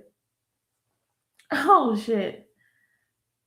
Hold on. Let me see if I can find the episode. Oh God. That shit is funny. She said, get that motherfucker off the screen. Where does it start? 1, 2, 3, 4, 5, 6. Oh, okay. It starts in 2009. All right, y'all. Shout out to Jeremy Heck for his Passing the Crown series. I think I watched this like half of it, I think. So I'm watching this with y'all for the first time. I dropped the link to the video in the comment section if you want to go ahead and watch it on your own time.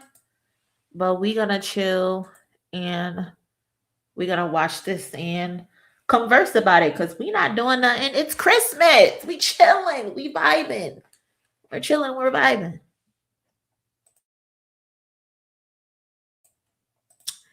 Moni, when was the last time you listened to some Jersey Club music? Damn, when was the last time I listened to some Jersey Club music? Honestly, Tiffany, I can't remember. I can't remember the last time I listened to Jersey Club music.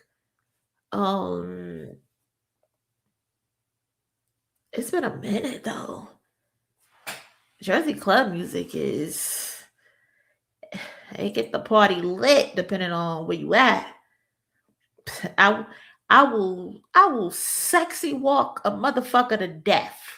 Okay, you do not. You know how the kids got their little dances that they be doing on? You do not want to sexy walk me. You don't want to battle, okay? You do not want to sexy walk battle me. I will sexy walk until my knees fall off the bones, okay? That Drake image on the screen, forgot what his pre-surgery looked like. He looked like a boiled ass. That New City Drive movie had me shook. Jersey ain't even like that for real. Those Welcome to Derby Jersey Club mixes, but I have not watched that show yet. I need to get into that. What's some of your favorite Christmas music movies? My favorite Christmas movie. What is my favorite? The classics, Home Alone. I used to watch This Christmas a lot when I was younger. Friday After Next. It's a Christmas movie to me. A classic Christmas movie. What else is a good Christmas movie? What's some of y'all favorite Christmas movie? I can't think right now. Shout out to the cousin D2B2 again. He grew facial hair because he understood that being a beard just for him better. Listen, Kendrick was reading that nigga down. Kendrick was talking to that nigga's soul. Okay. He was reading him like a book, bro. Home Alone 1 and 2. Will you do a GNX tour highlight stream? We could do that. Maybe tomorrow. I'm gonna have to look for clips. Do I have the time to look for clips? I'm not sure if I got time to look for clips. Maybe if Kwani, is Kwani in here? If Kwani could find a stream for the last concert, we could do that. We could watch the last concert in case. But I just gotta find time to do that. You know what? I think I'm gonna have to try to find time because I think that would be a good video. I do think that would be a good video from if you go through like all the tours and look at some of the best moments, especially like the all right clips. I'm gonna have to try to find some time. Yeah, I'm gonna have to find some time and save the best ones that I like. But yeah, let's watch this this video. So again, shout out to Jeremy Heck. I put the link. I'll do it again because I put the link. Oh, the clips are on IG. Okay, I'll look into that. And I'll save the ones that I like. That's the link to the video if you want to go watch it yourself. Still humbled again by the amount of people that listen to it, because I used to be so self-conscious about the strikes against me, like, coming from Canada and being on a TV show and being like, super light-skinned, this is a mad, like, this is things you just be like, oh, is this gonna work? But now it gives me a chance to really accept that I am something different. I am something new. Maybe I don't have to be the next Ye, or I don't have to be the next Wayne. I could just be the first Drake. What up, y'all? It's J. Cole. You don't know me now, but that stamp is gonna mean something in a minute. Nobody will ever be able to pull up dirt about me because my music is so open and honest and there's no front involved. So it's my story. I'm just a real guy who can actually rap really good. I asked for this, headed for fame, but in my brain, hey, can I last in this? Yeah, 5 years, I'll probably laugh at this. The half of the story of kids in Compton is just basically good kids in a mad city. Everybody get put to the test, and you just got to make the right decision to see what path you're going on. It's 2009. Kendrick Lamar is still rapping under the moniker K-Dot and working hard on his sound alongside the TDE team. At this point, he has the ambition and the skill, but he's spending hours in the studio perfecting his artistry and his sound.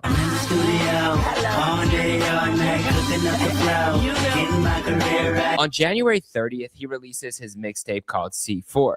The tape is an homage to one of his favorite rappers, Lil Wayne, and his Carter series. Kendrick raps over Wayne beats, and in the same way Wayne... Who would have known?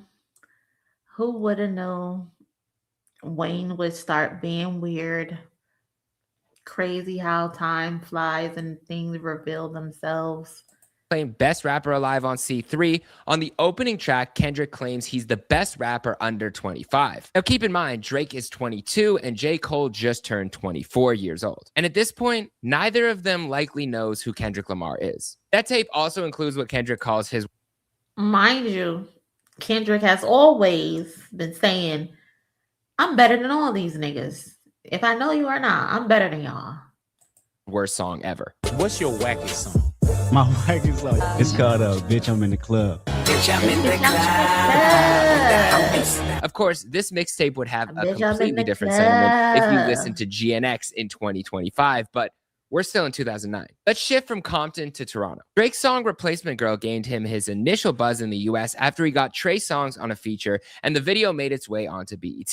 The song, among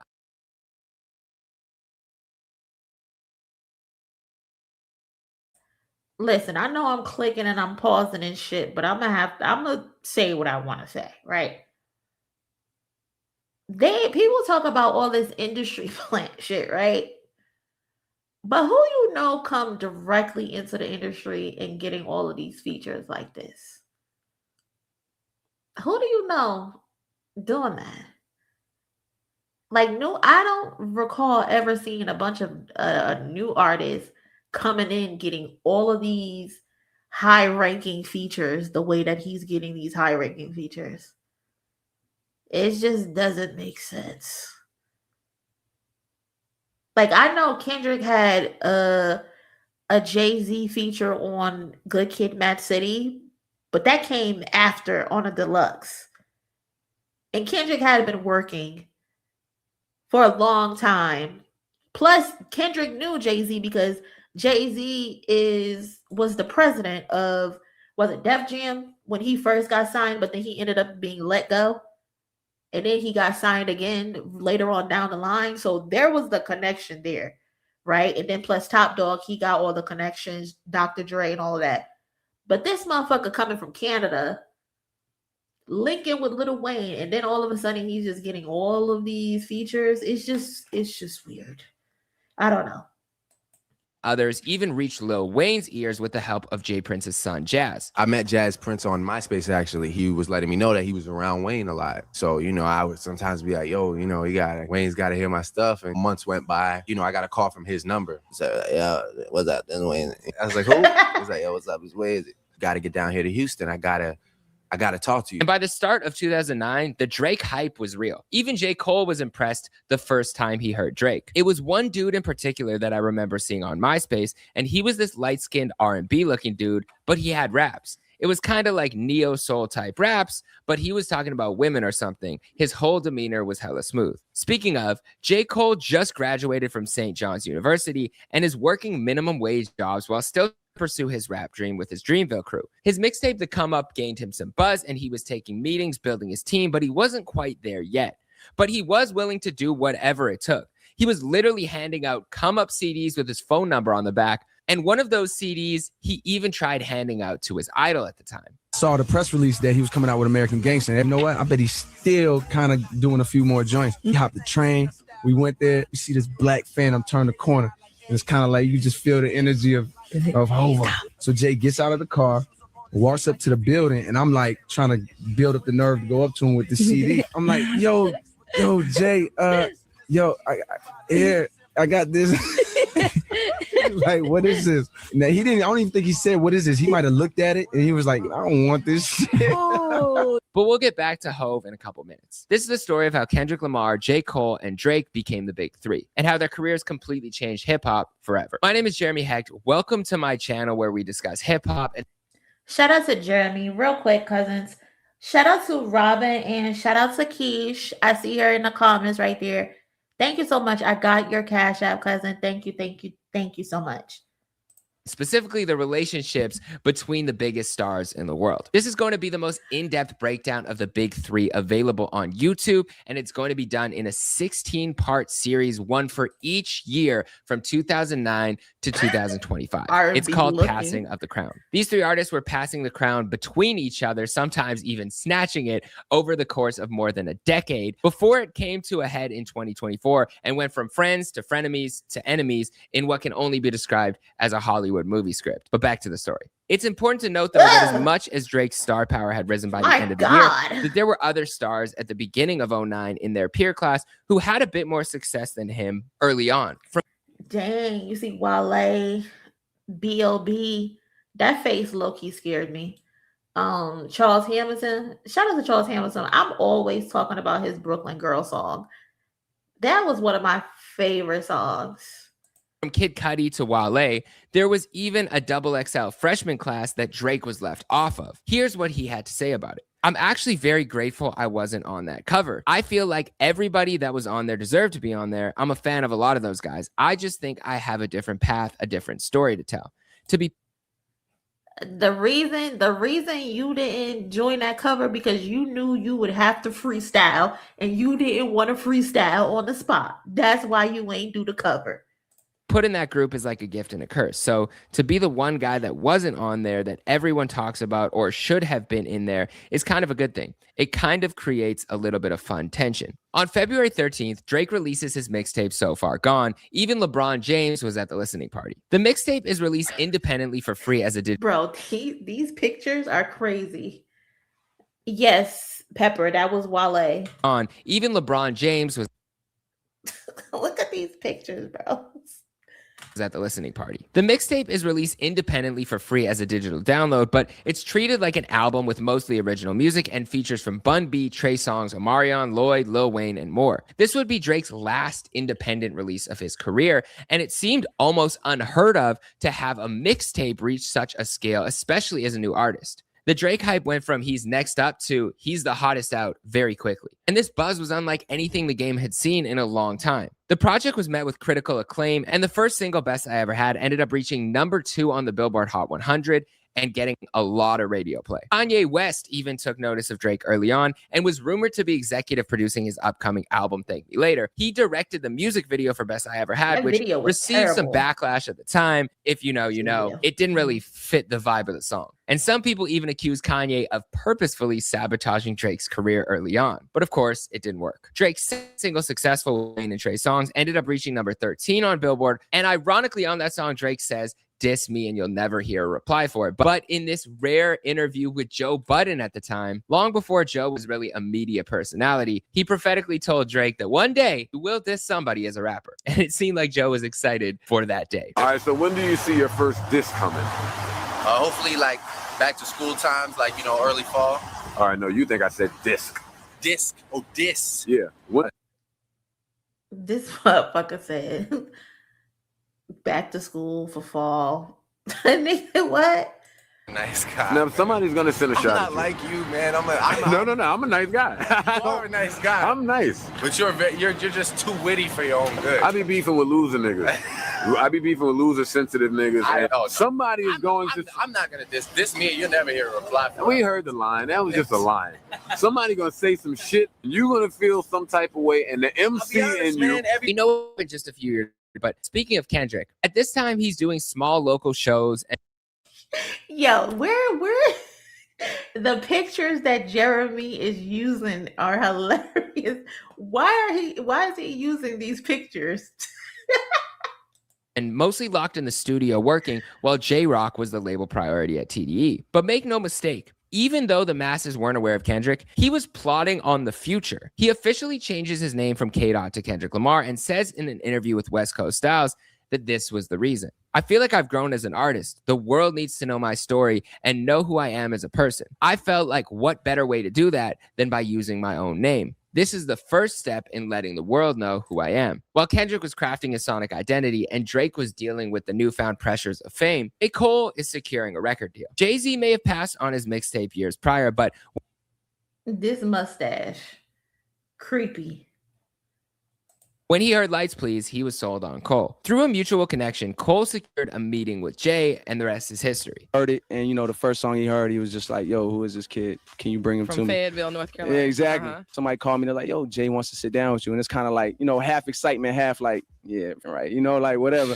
I believe it when I see it. And I get a call one Monday morning, yo, you have a meeting today that you didn't know about. And my heart dropped. It's like, this is it. You know, like, so I had to rush from Long Island out to the city. It was a beautiful day right there. In June 2009, Cole drops his follow-up mixtape, The Warm-Up, also to critical reception, and secured his spot as one of the next up from his generation. But Cole is still looking at Drake as one of the leaders of their class. This was his reaction to hearing So Far Gone while listening during a spring break trip to Miami. Cole even changed the way he looked at mixtapes because of Drake. The second I heard Say What's Real, I was blown away because of how good it was. Subconsciously, I was like, there was someone else out there the whole time that was working maybe just as hard as I was working. When we got to Miami, everybody was playing So Far Gone. And you see right away, oh, this is a phenomenal shift. And you could tell Cole was still looking at the distance between him and Drake. Bitch, did you just call me a chicken head? Did you just call me a chicken head?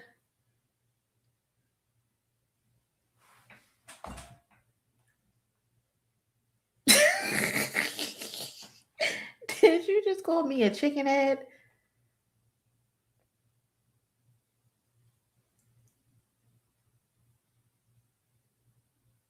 I'm trying to change my life. Because the old me would have called your mother a chicken head.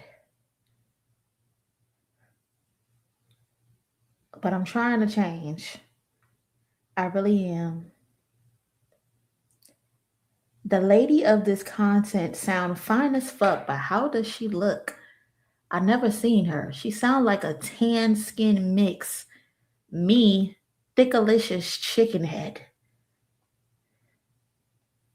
Bitch.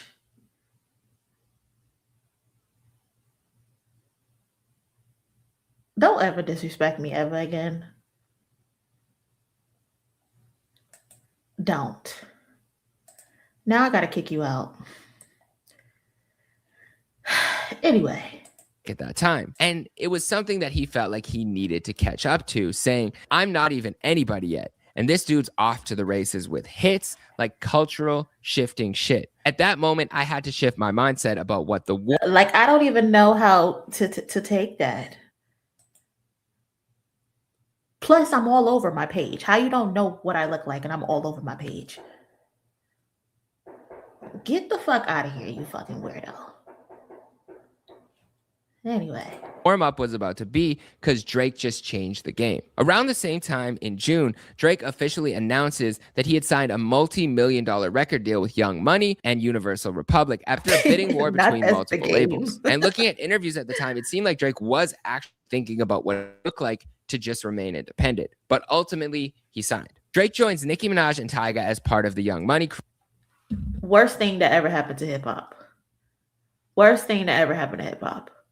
Young Money. Worst thing we ever did was make Lil Wayne a staple in hip-hop and him creating Young Money. Birdman, this is all your fault. All your fault. And went on tour with Wayne, dropping notable singles like Bedrock and Every Girl, which at the time I remember thinking, every girl? You need every single one. But Cole would get one of his first big mainstream looks from his now mentor and boss when he appears on the aptly titled A Star Is Born, off of Jay-Z's Blueprint 3 album. Cole goes on tour with Hove alongside Wale and raps the verse live every night in what feels like a passing of the torch moment. Drake also appears on the Blueprint 3 on the hook of Off That, a song that I say includes one of Jay-Z's only 3 losses in his career: Auto-Tune, Nas, and trying to get New Yorkers to stop wearing Timbs. It's never gonna happen. That summer, Drake appears alongside Kanye, Lil Wayne, and Eminem for the LeBron James documentary soundtrack song called Forever. This is where Drake stamps himself as the greatest while he's rapping alongside his biggest inspirations. Cole also had a standout verse on Wale's debut album, Attention Deficit, with one of his best early verses, Beautiful Bliss. Let me know where that ranks in your all-time Cole verses list below. In December, it was announced that Drake was nominated for 3 Grammys, including Best New Artist. And on the last day of 2009, Kendrick Lamar dropped the Kendrick Lamar EP under the official moniker of his real name for the first time. But even though he may have been the least known out of the 3, Bruh, the pictures. The pictures are crazy. Drake, you really thought you wanted to go to war with him? This who you wanted to go to war with? This is who you wanted to go to war with. You make the worst life decisions, because if I would have seen this picture and they told me this motherfucker wanted to battle, I would have just said, I'm good. I'm good. This motherfucker this is unhinged.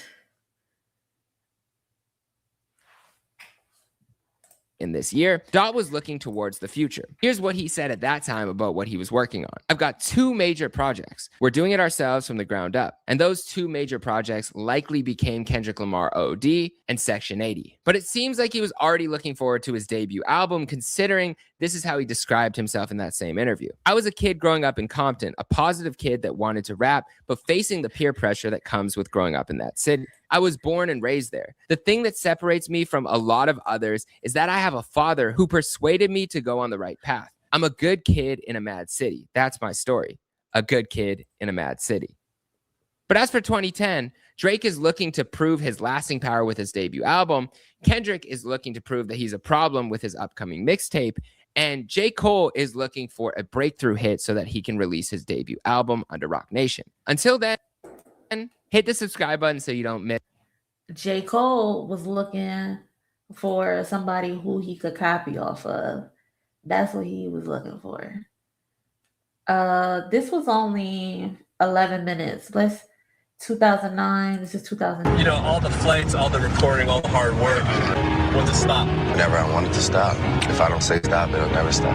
I think this is really just a start. I mean, right now I'm just thinking straight to the core and trying to make the best hip hop album I can make. I don't know where I'm gonna be 5 years from. You know, people sometimes I don't see it coming. I don't foresee it, but I mean, anything's possible. I really like how Jay did his career. He made consistent hip hop albums, and Nas they stayed pretty much hip hop.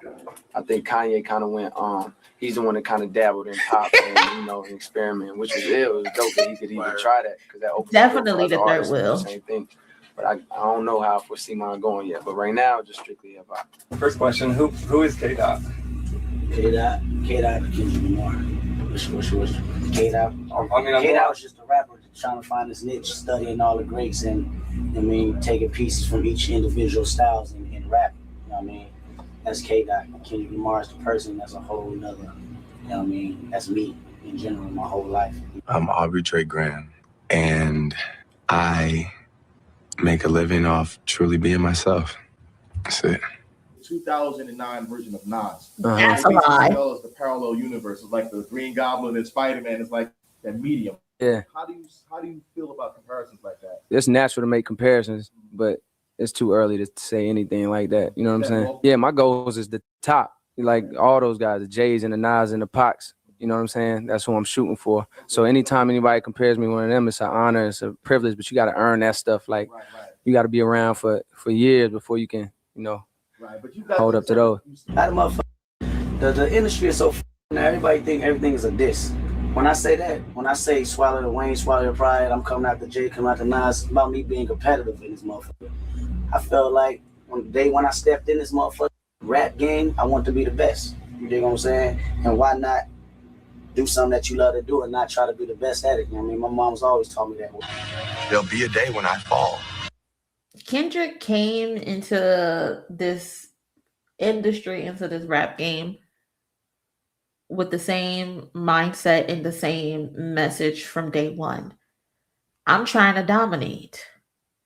We could be cool, outside at the industry events, we could dap it up, we can toast it up, we could be cool. But when we step in between those lines, when it's time to lace them up, when it's time to get in that booth, I want to smoke you. And I don't give a fuck if I looked up to you. I ain't got no problem saying I looked up to you, Wayne. I ain't got no problem saying I looked up to you, Jay-Z, and my first couple mixtapes sounded just like y'all because I was studying y'all, I was learning from y'all. I ain't got no problem admitting that. But if we going toe-to-toe right now, I'm trying to smoke y'all. And he has had the same mindset from the very beginning. And I think that rubbed a lot of people the wrong way because he ain't come in being, not that he wasn't humble. Of course he was humble and he had respect, but when it was time to put on, when it was time to compete, it was up. And he been telling y'all that since day one. And some people probably felt like, oh, who's this guy? Who's this new kid? Like, wait your turn. Nah, I'ma fucking take it. I'm not waiting no turns. There'll be a day when Drake is no longer interesting. Maybe the stage I'm at in my life, nobody can relate to. Maybe, the sound and music changes and I'm irrelevant because rap is just a cycle.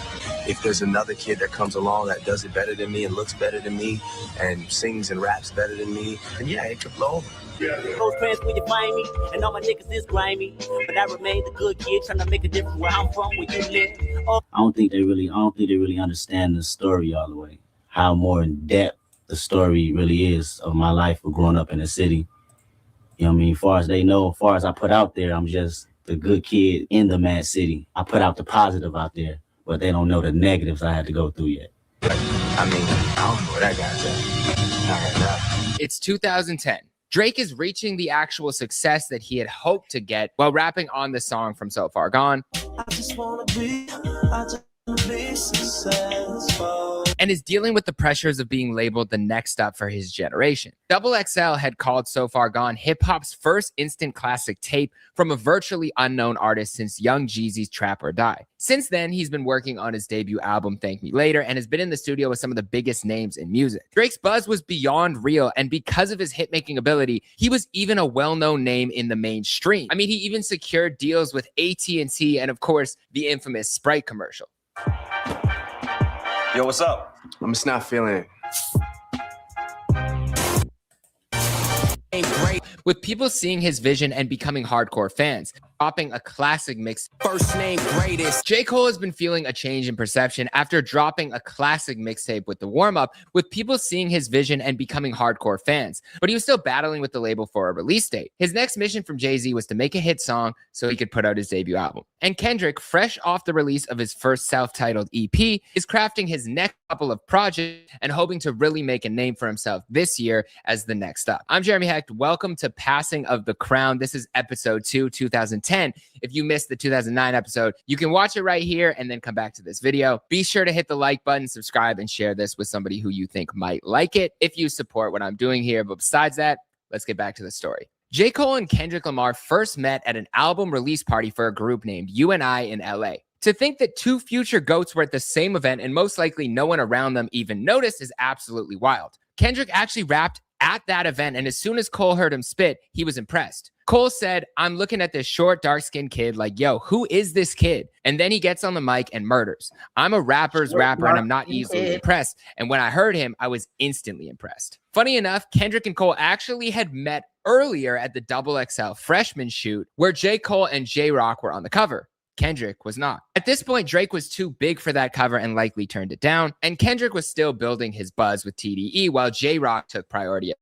I get back to the hotel, a few doors down. It was J-Rock. He said today was wild shit, but let me introduce you to my young dog next up named K-Dot. Who would have thought? The cover included Big Sean, Nipsey Hussle, Wiz. There go Big Sean reminiscing again and shit.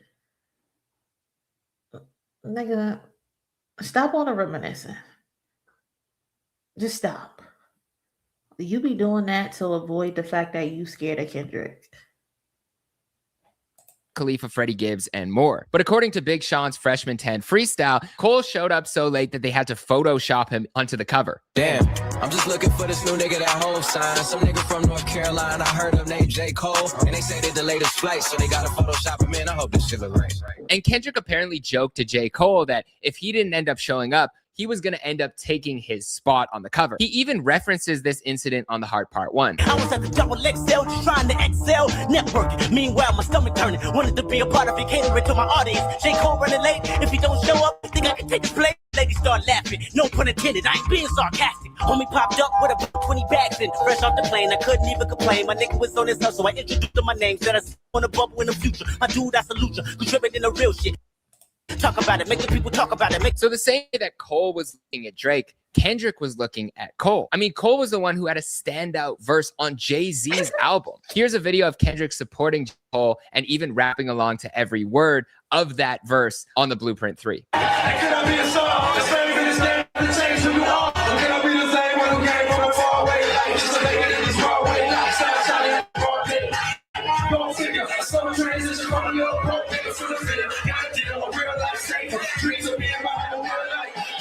J. Cole and Kendrick linked up, and Cole played Kendrick a bunch of his unreleased beats and ideas, including what would become High Power off Section 80, which was produced by J. Cole. Kendrick even asked Cole, "Are you sure about giving me all these beats?" And Cole apparently replied with, "Yeah, of course, you got him." And at that moment, I think the sad part about J. Cole is the fact that you and Kendrick are actually cool.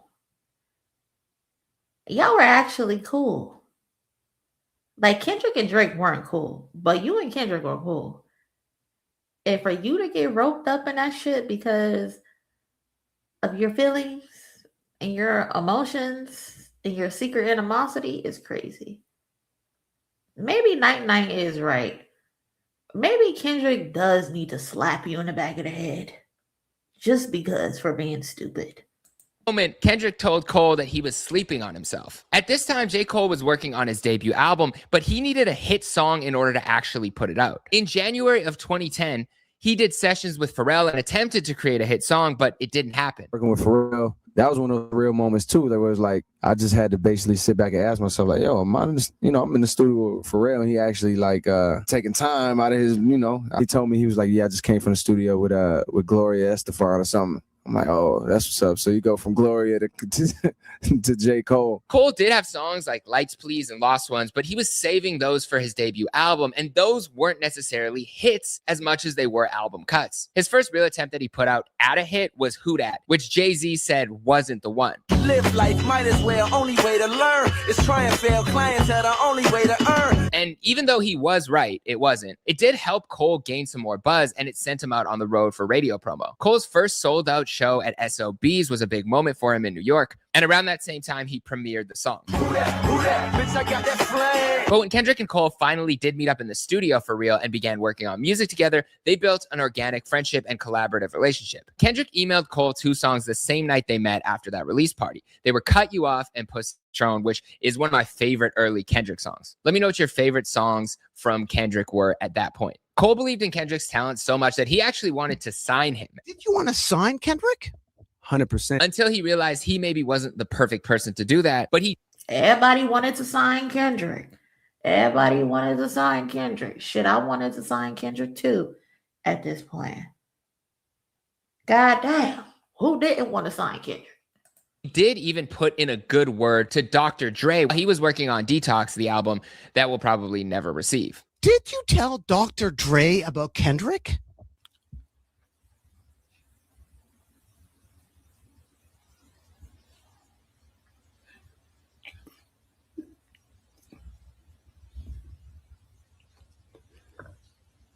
Who told you that? Yes, the answer is yes, I did. I'm not gonna say I was the first to tell him. When I brought him up to Dre. I went in there to like work on detox or whatever. You know how Dre do. It's like if you're a young rapper and he rock with you, he want to bring you through and like have you test the water. So yeah, I was like, yo, you gotta sign this kid from Compton, boom, boom, Kendrick, boom, boom. And then Manny was like, oh yeah, that's the kid I was telling you about, boom, boom. So I have no clue, you know what I mean? Shout out to Dr. Dre. He made the right decision. So whether or not that made an impact on Dre's decision to eventually sign, I guess we'll never know. But it does show J. Cole's true belief in Kendrick as an artist. But we'll get to Dre a little further in the story. Before Drake and Cole even met, Cole was looking at Drake's hit-making ability as a real superpower, especially as he struggled to make a hit that the label accepted for his debut album. And even Kendrick went through the same process later that year. Because if you think too much on that end of the business, you're gonna fuck your whole creative process up. I was at one point where I was just searching for a motherfucking single because that's what the industry confines you to. When you're hearing these songs on the radio, you figure like, shit, you can't drop an album without it. But once you get trapped in that world, it'll fuck your whole intro up on recording, you know what I mean? Because you're searching, steady searching.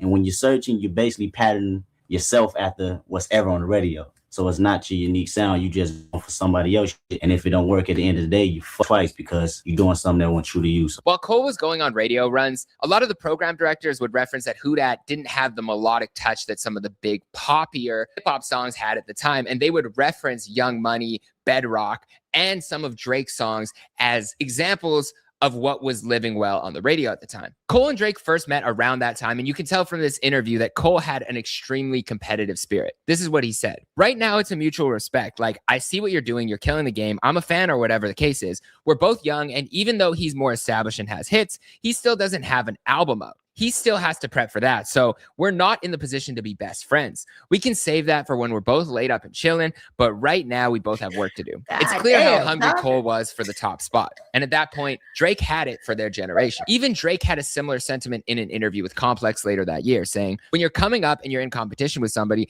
it's always hard to have a friendship. I think Cudi and I are realizing that we don't threaten each other. It's ended up being the greatest industry friendships I have, which didn't end up aging super well if you listen to Two Birds, One Stone. You were the man on the moon, now you just go through your phases, life of the angry and famous. But these were the comments that he made about whether or not his relationship with Kanye would get in the middle of his relationship with Cudi, or whether or not it did. I wasn't aware of that. Even so, I could understand. If Wayne were to be enamored of another young artist, I would be like, damn, I'm here too. But at the same time, it happens in more than one situation. It happens with Ye, and I have a great relationship with Jay, and Jay's got Wale and J. Cole, who's one of my favorite dudes rapping right now. I've happened to have had more success. I made the most money. I have #1 records. Those guys don't have that shit. And it's just facts. It's not even my feelings or that I feel I'm more talented. That's what the game is about, making great music that earns a profit. When it comes to my relationship with the new dudes, I'm just excited for them. I get to sit back in a cool position and be like, yo, I'm excited to see you do it now because I know what it's like. It's going to be so much fun for you. You see how it's just so easy for him to just throw shade, but then pretend he's not throwing shade. We literally just watched the video of Nicki Minaj do the exact same thing. That's why I say they twins. They are the same person, bro. They are the same person. All they care about is, do I have a #1 record? That's how they measure their success. If the song went #1, if the album went #1, to them, that's the only measure of success. And Jay even gave Drake a verse for his debut album, while Cole hadn't even asked Jay for a verse yet, and he's signed to him. I know you and Jay are cool. Yeah, but it still has to be a little competitive when you go in and lay in your verse and him going and laying his verse, because I know you trying to eat him up, you trying to eat you up. Yeah. Now, when you listen to his verse, you be like, woo, he's going in, or same thing with Jeezy's verse or Wayne's verse. Yeah, on Light Up, I lost my footing a bit. Jay came and killed me on that. Jay killed me. That's what I think anyway. Conversations me and Jay have, he's so intrigued by where my life is at because it's almost like he's seeing it happen again with somebody else. So he was like, I'm just going to tell you all I've learned. Right. You know, and it was like a beautiful moment. I've really never heard Jay get that personal in a long time. But even though Drake felt a little bit of competition between his peers of his generation like Cole, he was also looking at Wayne, Kanye, and Jay as his actual competition at that time because he was rapping alongside them. It's a representation of yourself, and you know they're listening, man. You know, that's the thing. Once you have their ear. Yeah. You know what I will say, though? One thing that I do find funny, like, we're only really into, like, the first video was like 11 minutes. This video is 30 minutes. What I find funny now is that there's so many interviews of all three of them talking, and right now you cannot get an interview out of these niggas. You can't get an interview out of them. I mean, Drake will do an interview, but he has to be in control of it. He has to be able to steer whatever the narrative is. Like today, when we watched the video of him saying, oh, he's one of the most profound writers ever, a real journalist would have been able to ask him to explain himself. But because he doesn't sit down with actual journalists, he doesn't sit down with actual media, you can't really question the stupid shit that he say. But I just find that funny that we have all of these interview clips that we've seen so far. But today you can't really get an interview out of these niggas. Once they care about what you're doing, like I know if I do a new song, I know Jay's gonna hear it, I know Ye's gonna hear it, I know Wayne's gonna hear it. So on Forever, who had the best verse? Most fun verse, I would say, was Wayne. Most lyrical verse, I'd say was M. Best performance verse, I would say was mine. Because when I go to the shows, I can put the mic down and they know the whole verse. And then I'd give Ye, what would I give Ye? I don't know. I don't know. You gotta give him something. I know, yeah. I don't know. Kanye had like the witty verse. I don't know. Funniest verse. No, it wasn't really funny. It was a good verse. It was a good verse. Meanwhile, while Drake was really competing on songs with these guys, Kendrick was visualizing where he hoped to be one day. And in a similar verse to the actual sentiments of the Control verse, Kendrick dropped a verse over Kanye's Monster after being inspired by his Good Friday series, where he calls out by name the biggest rappers in the game at that time, and basically claims he can rap with the best of them. Lord knows heavyweight, I'm the best rapper alive. I'm the best rapper alive. I'm the best rapper alive. Tell Wayne to swallow his pocket. I'm the best rapper alive. Chick him and shoulda retired. I'm going after Kanye. Look if he asks when us. Snoop Dogg and Mr. Andre. Eminem bust up a spot. Y'all better not bust no more rock. I'ma start busting your ass. Hit you up with a Met truck, then throw a bust in your ass. It's funny hearing it because you hear that same hunger and that same competitive spirit throughout Kendrick's career on verses like Control and Like That later on. He's always been the same if you listen to this interview. Kanye had did his Good Fridays. I liked the motherfucking song. I just stopped what I was doing. I liked it so much. I just wanted to get on that motherfucker and just spaz out on that bitch. Straight up. So it was all just in fun. What do you think of the guys that you mentioned in that freestyle? That motherfuckers, the industry is so fucked up now. Everybody think everything is a diss. When I say that, when I say swallow the Wayne, swallow the pride, I'm coming out the Jay, coming out the Nas, it's about me being competitive in this motherfucker. I felt like when I stepped in this motherfucker rap game, I want to be the best. You dig what I'm saying? And why not do something that you love to do and not try to be the best at it? You know what I mean? My mom's always taught me that. Whatever you do, if you motherfucking a bitch prostitute or a motherfucking pimp, drug dealer, be the best at it. You dig what I'm saying? You don't want to half-ass do your shit because there's always somebody trying to knock you off. Speaking of Good Fridays and wanting to compete with the greats, Cole actually appeared on Kanye's Good Friday song called Looking for Trouble, where many think that he had the best verse. In fact, Cole's competitive spirit was actually so high that he took some jabs at Kanye on the actual song. Cole felt slighted after Kanye kind of brushed off a mention of working with Cole during a live stream promoting My Beautiful Dark Twisted Fantasy and felt like Kanye's comments were a bit dismissive. But you can let me know what you think of these in the comments. And are you gonna work with J. Cole? As far as like working with J. Cole, I'm not positive. I'm like really focused on good music right now. But maybe we'll put him on a Good Friday track or something. Oh, that would be fire. Keep in mind, Kanye had already said he wanted to executive produce Drake's album. So Cole, who's on the same label as Kanye and Jay, probably felt like, yo, I'm right here. But Kanye did keep his word and got him on a Good Friday song. Kanye called him and asked him to be on a song, apparently very last minute though. He said he needed the verse 2 days later while Cole was on the road. On the song, Cole raps, "Cold world, make way for the chosen one. What you now hear is putting fear in all the older ones. Downplay me to downgrade me like they don't notice something. Your shoes too big to fill, I can barely squeeze my toes in them. With a cold flow and a loaded gun. Never say I'm better than a hoe, but I'm the closest one. Hurt you looking for trouble, what I'm supposed to run." And this is what he had to say about the situation. I'm genuinely like, damn, bro, I appreciate it. But yo, I'm on this tour. I can't. I'm in effing Michigan and I'm not going to be able to make it. Mind you, it was due Friday and this is Wednesday after. Why y'all think Kanye hated J. Cole so much? Did Kanye think maybe J. Cole was taking Jay-Z from him? I don't know. But he hates that nigga. He hates him for no reason. J. Cole told his shit as well.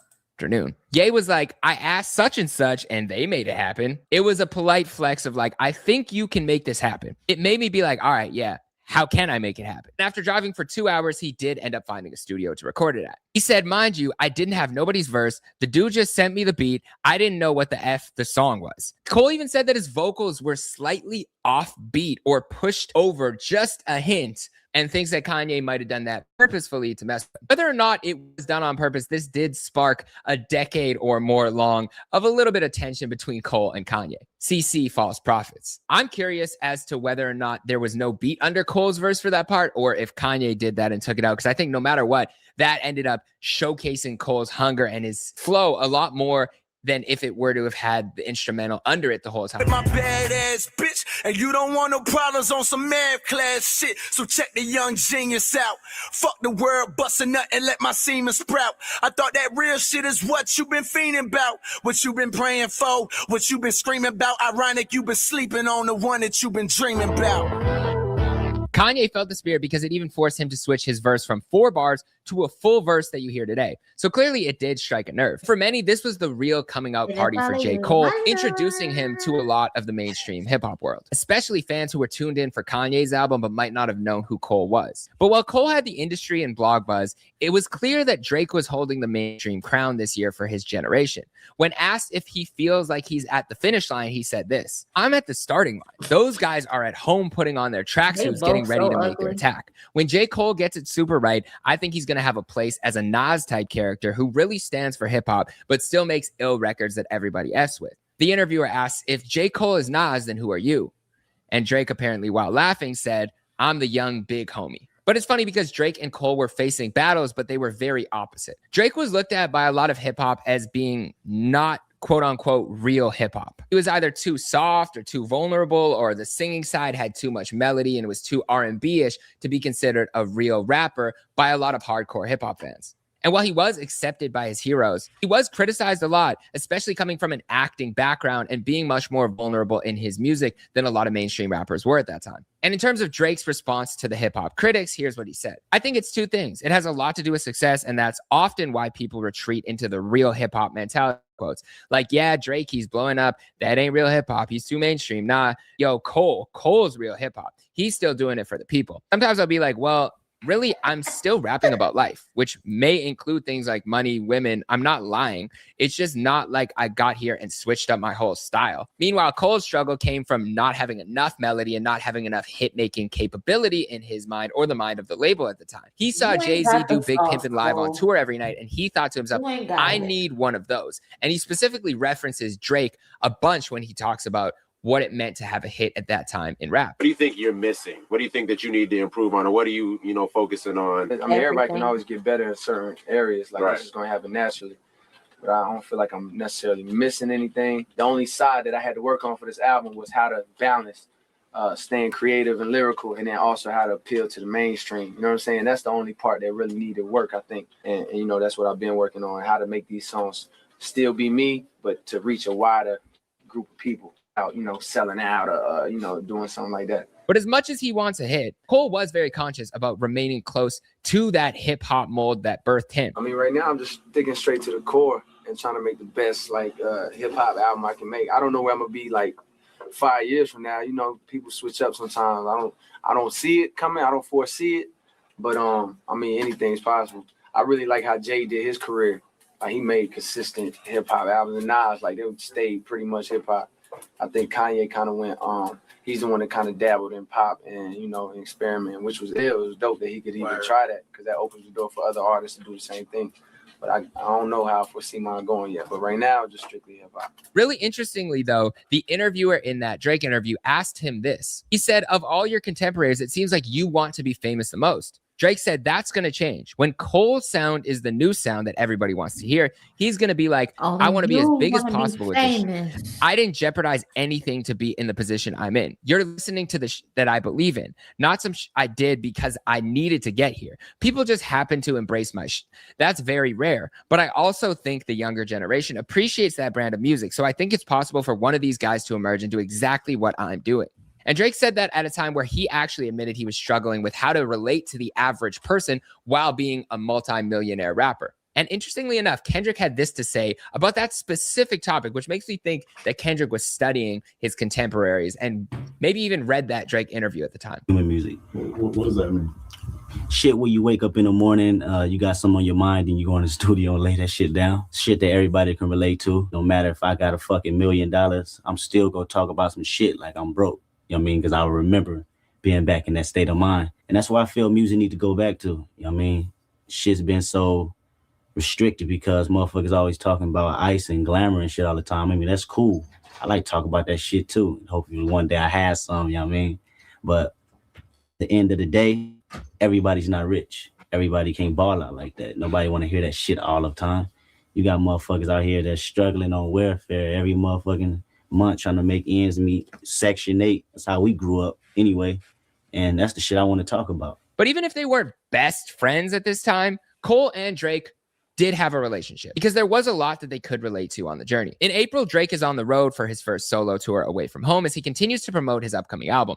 He wins Best Male Hip Hop Artist at the BET Awards, and it's clear people are anticipating something special from his debut album. And on June 15th, Drake releases his debut album to the world, Thank Me Later, and it had massive commercial success. He explains the concept of the album to Sway and how he thought about it sonically. This album, I wanted it to be consistent with that sound because I felt like So Far Gone, the story and the sound, it was like a teaser, a story that I wanted to tell.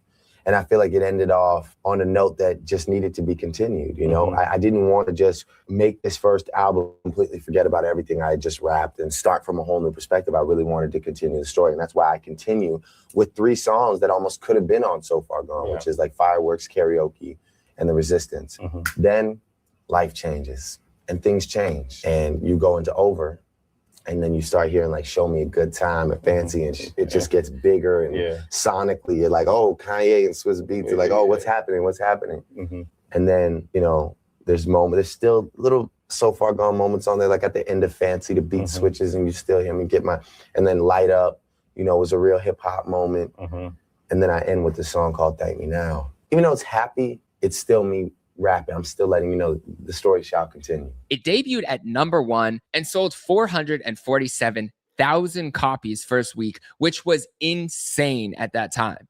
To give you a reference, Kid Cudi sold about 100,000 the year prior. And Wale's Attention Deficit had sold 28,000 the year prior after what seemed like a mess up on the rollout from the label. I only give that comparison to show you how much bigger Drake was than all of his contemporaries in terms of mainstream success at this time. Now, if Wale see that you put him in this video to do a comparison, Jeremy, he gonna curse you the fuck out.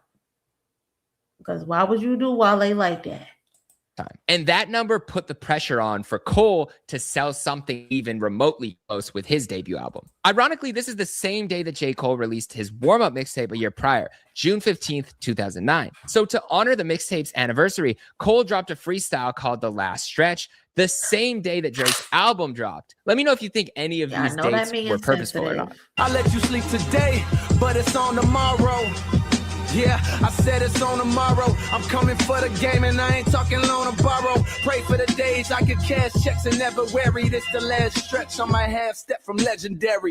On September 10th, 2010, Kendrick drops his Overly Dedicated project, which put him into the conversation as one of the next up in his generation and someone definitely to keep an eye on, especially The Hard Part 2. I remember hearing that for the first time and thinking, this guy is one of the hungriest rappers I've ever heard, especially at the end when he could barely keep his breath.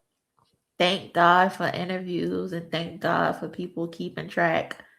That's why I try my best to keep track of shit, because if you don't, people will forget history.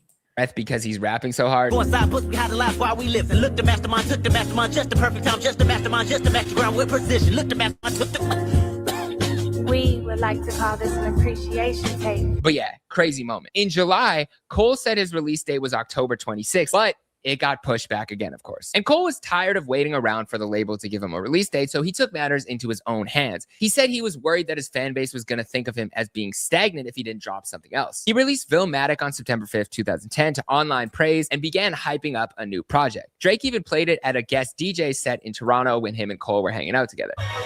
It's a feeling in the air, you to drop a real classic. Of course, he did it over a Kanye instrumental, which again, I think is purposeful. The project contained a lot of songs that were initially supposed to be on his debut album, so he lost a little bit of what he had in the stash. On November 12th, 2010, J. Cole drops his game-changing project, Friday Night Lights. In my opinion, an undeniable classic mixtape that would certify Cole as a special artist. And the mixtape took him to new heights of fame and success and really helped build that core fan base. He sold out the rest of his tour just off the strength of that mixtape's reception. Drake turned in his verse with just a couple days left for In the Morning, and apparently he had lost his... That would be a great research project, Keish. I wonder how far can the body be traced back with Drake's album sales. That would be a great research project. If I had access to the stuff, I got the time, a little bit of time now, but I would love to research that. Voice on tour, he sent it in with a little bit of a raspy flow. Cole even added a third verse on the song after he heard Drake kill it, but overall, I think it's an amazing collaboration. I remember clicking play on Too Late to the intro. She said, what a moment. Let me know where you guys were when you first heard it. And in December of 2010, J. Cole sold out the Highline Ballroom in New York, which is a milestone performance, and he brought out Drake to perform In the Morning to a crazy reaction.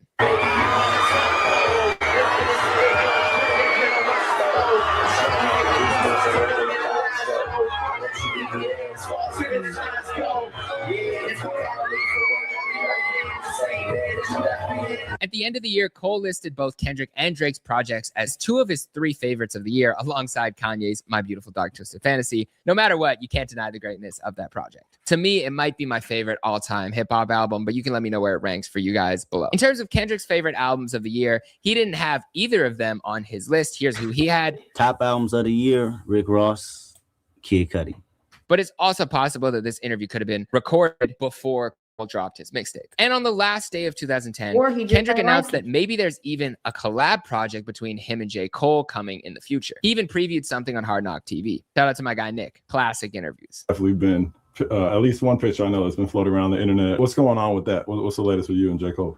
Shit, we just got up and locked in the studio for a day and came out with a few bangers, and it was so motherfucking crazy. We felt like we should continue making these motherfucking records and see what it turned into at the end of the day. You know what I mean? Who knows? I mean, it might be a full project. It might be just some good ass songs thrown out, but nevertheless, it's good music. There's some shit me and J. Cole working on right here. Not that one.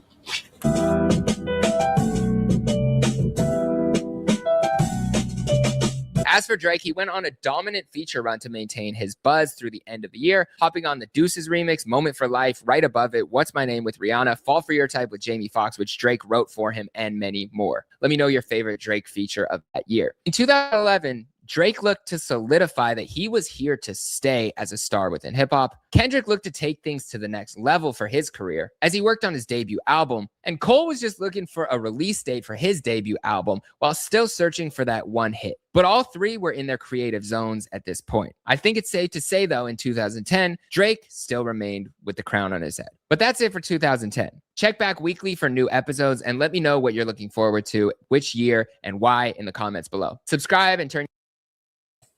All right, y'all. So it's 6 episodes. Do y'all want to watch one more episode or do y'all want to call it a night? Let me know if y'all want to watch another episode. The next one is 40 minutes. Or do y'all want to wait and watch it tomorrow? It's up to y'all. Let me know. But so far, so good. The series is good. Okay, cool. We're going to watch one more and then we'll do the next. No. We'll do the next 3 tomorrow. Yeah. Pass the torch. Yeah. To you. Saying like you got the juice now. Yeah, I had a show at the Music Box in LA. Mm-hmm. I didn't even know these cats was there. It was the end of the show, and I performed like my second to last song, and I look back and Snoop walk on stage. So, of course, I got something to prove. I got a lot of things to prove. I'm not the guy that'll ever be able to make like surface music with no substance. Merry I think Christmas, all my projects, Tony. hopefully I'm working through some form of emotion because I think that's what music is about. It's about connecting and people being able to relate, consistency. And I've seen artists fall because Ruin hip hop. Ruin hip hop.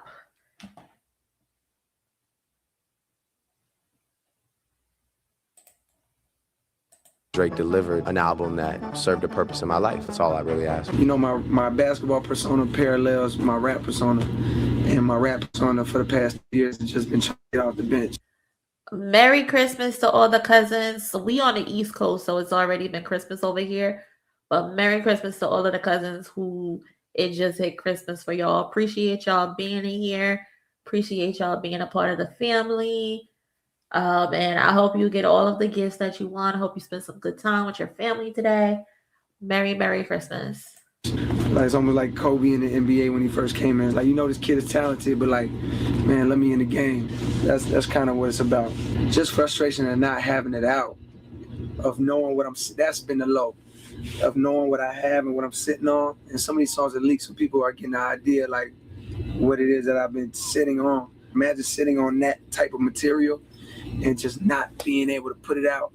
It's just a frustrating feeling. I heard that Snoop passed the torch to you, saying like, you got the juice now. Yeah, I had a show at the Music Box in LA. I didn't even know these cats was there at the end of the show, and I performed like my second to last song, and I look back and Snoop walk on stage. So, of course, I got something to prove. I got a lot of things to prove. I'm not the guy that'll ever be able to make like surface music with no substance. I think all my projects, hopefully,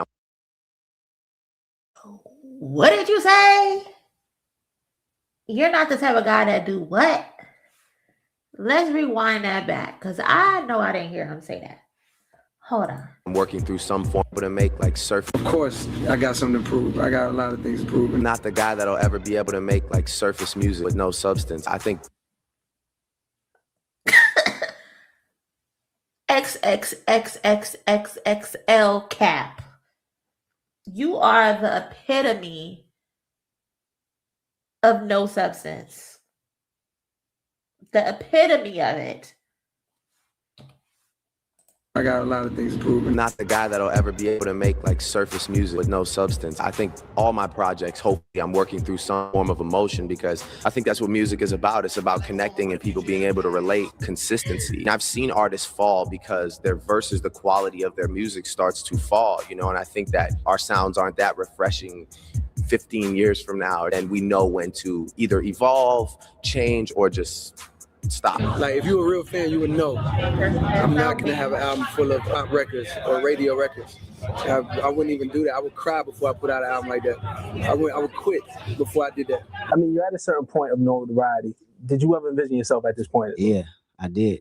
Years ago, about 6 years ago, when I thought I was ready. That's the crazy part, but I wasn't at all. I mean, as far as me, my music, and me as an artist, and me as a person, you know what I mean? I developed as a whole. But I always knew sometime there'd come a point where I get the recognition I deserve for my music. I know what it's like to drive, not these streets, but like I know what it's like to drive around at night in Toronto and like think about life. So I just make music for like those kids that are like doing that right now, like just driving around, reflecting on life, and like helping people around them, and, you know, just like just that kind of thing.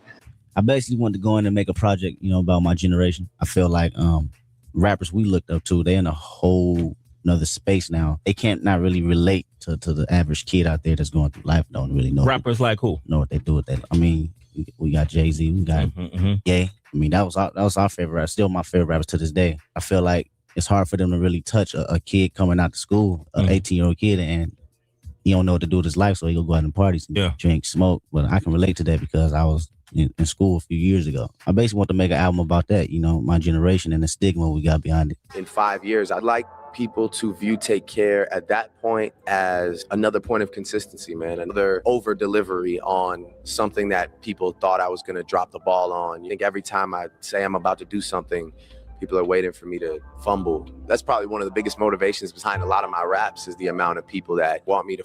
We can't wait for Iceman to fumble, Drake. We can't wait. Fall or whatever. I think that should be the motivation for most rappers. The further you climb towards the top, the more hands you have on your leg dragging you to the bottom. They just start tugging at you. But, you know, I wear really strong pants. He called me up, man. We had a few drinks, and you know, he always said he was, you know, appreciative of my music. You know, I've always been a fan of his music, and we've just been chopping it up since, man. And that's a blessing within itself. So shout out to Tristan. Studio shit, we got some shit coming secretly. J. Cole, Kendrick Lamar. Secretly, mother. It's really that. Yeah, all on this motherfucker Like this right here.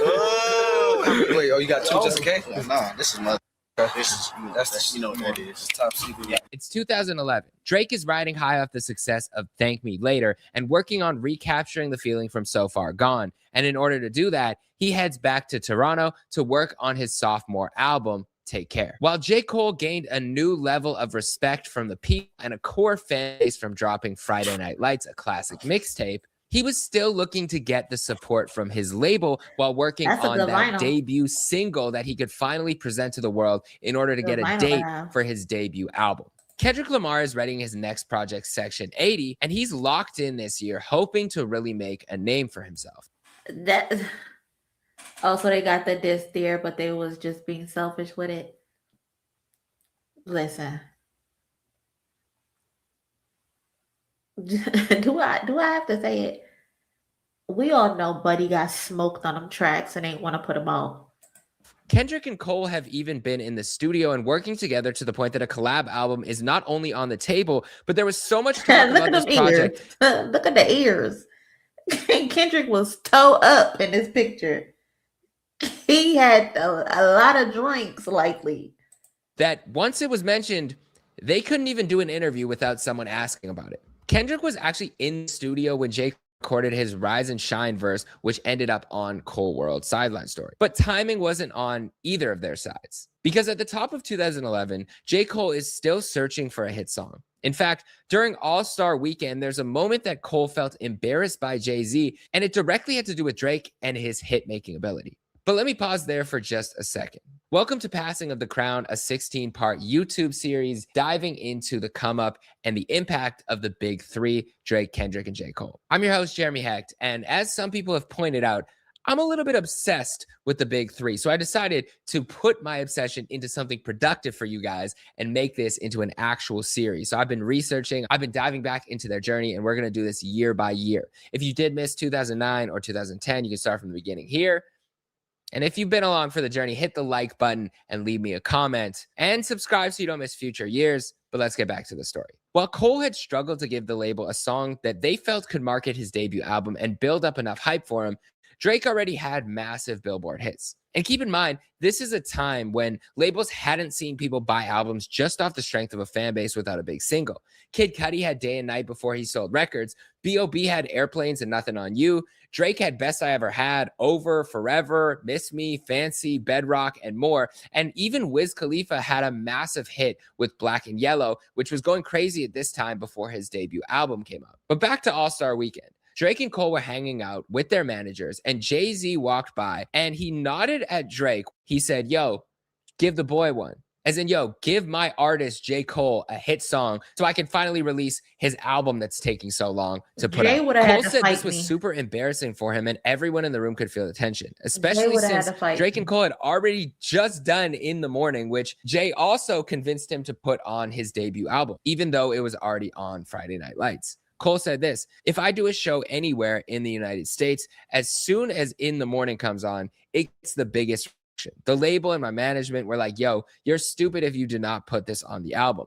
It's got more life to it. You have an entire audience that tells you that this is the song that moves them. So why not give it to the rest of the world? Same logic as Lights Please. How could you deny the rest of the world that song? In terms of their friendship, though, Cole said this, I met Drake in LA through Chasing Cash. That was during the No ID sessions, my first time working on the album, like 2 years ago.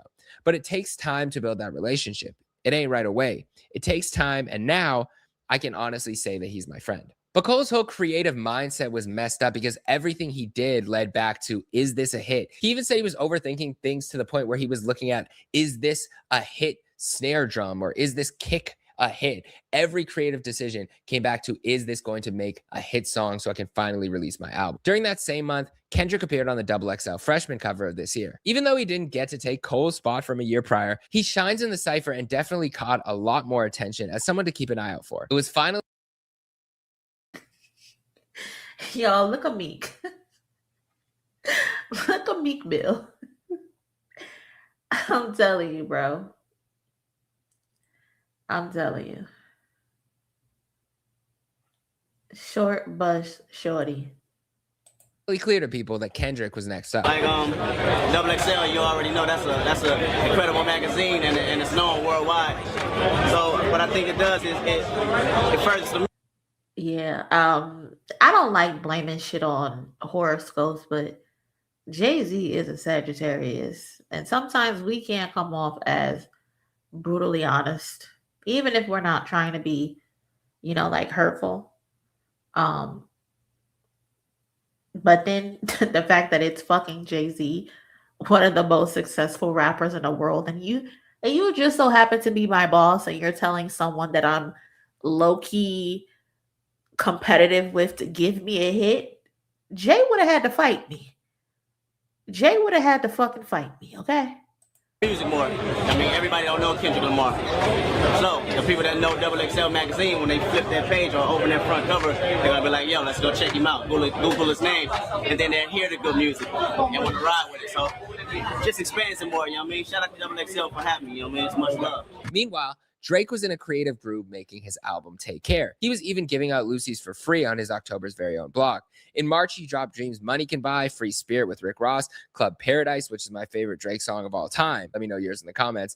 And Trust Issues, which was even remixed by Justin Bieber and by this little known guy named The Weeknd at the time. At this point, The Weeknd is just a mysterious voice that's making his way through the blogs, and no one really knew what he looked like. Some people even thought The Weeknd was a group, including myself at the time. They just knew his voice was super unique and his content was really raw and honest. It was a very moody, ethereal sound that felt different than anything else out there. Drake first discovered The Weeknd after his manager Oliver played him some songs outside of his apartment in a parked car while in the rain, which feels like the perfect setting to listen to The Weeknd's music. Drake said that The Weeknd is one of the greatest artists he had ever heard at that time, and The Weeknd and Drake ended up locking in together and working heavily on the project Take Care. And even Drake wanted to sign Abel to OVO at one point. Here's what he said about their process. The only person I really wrote with is Abel. We have a bond with words. Getting the right words is like a euphoric feeling.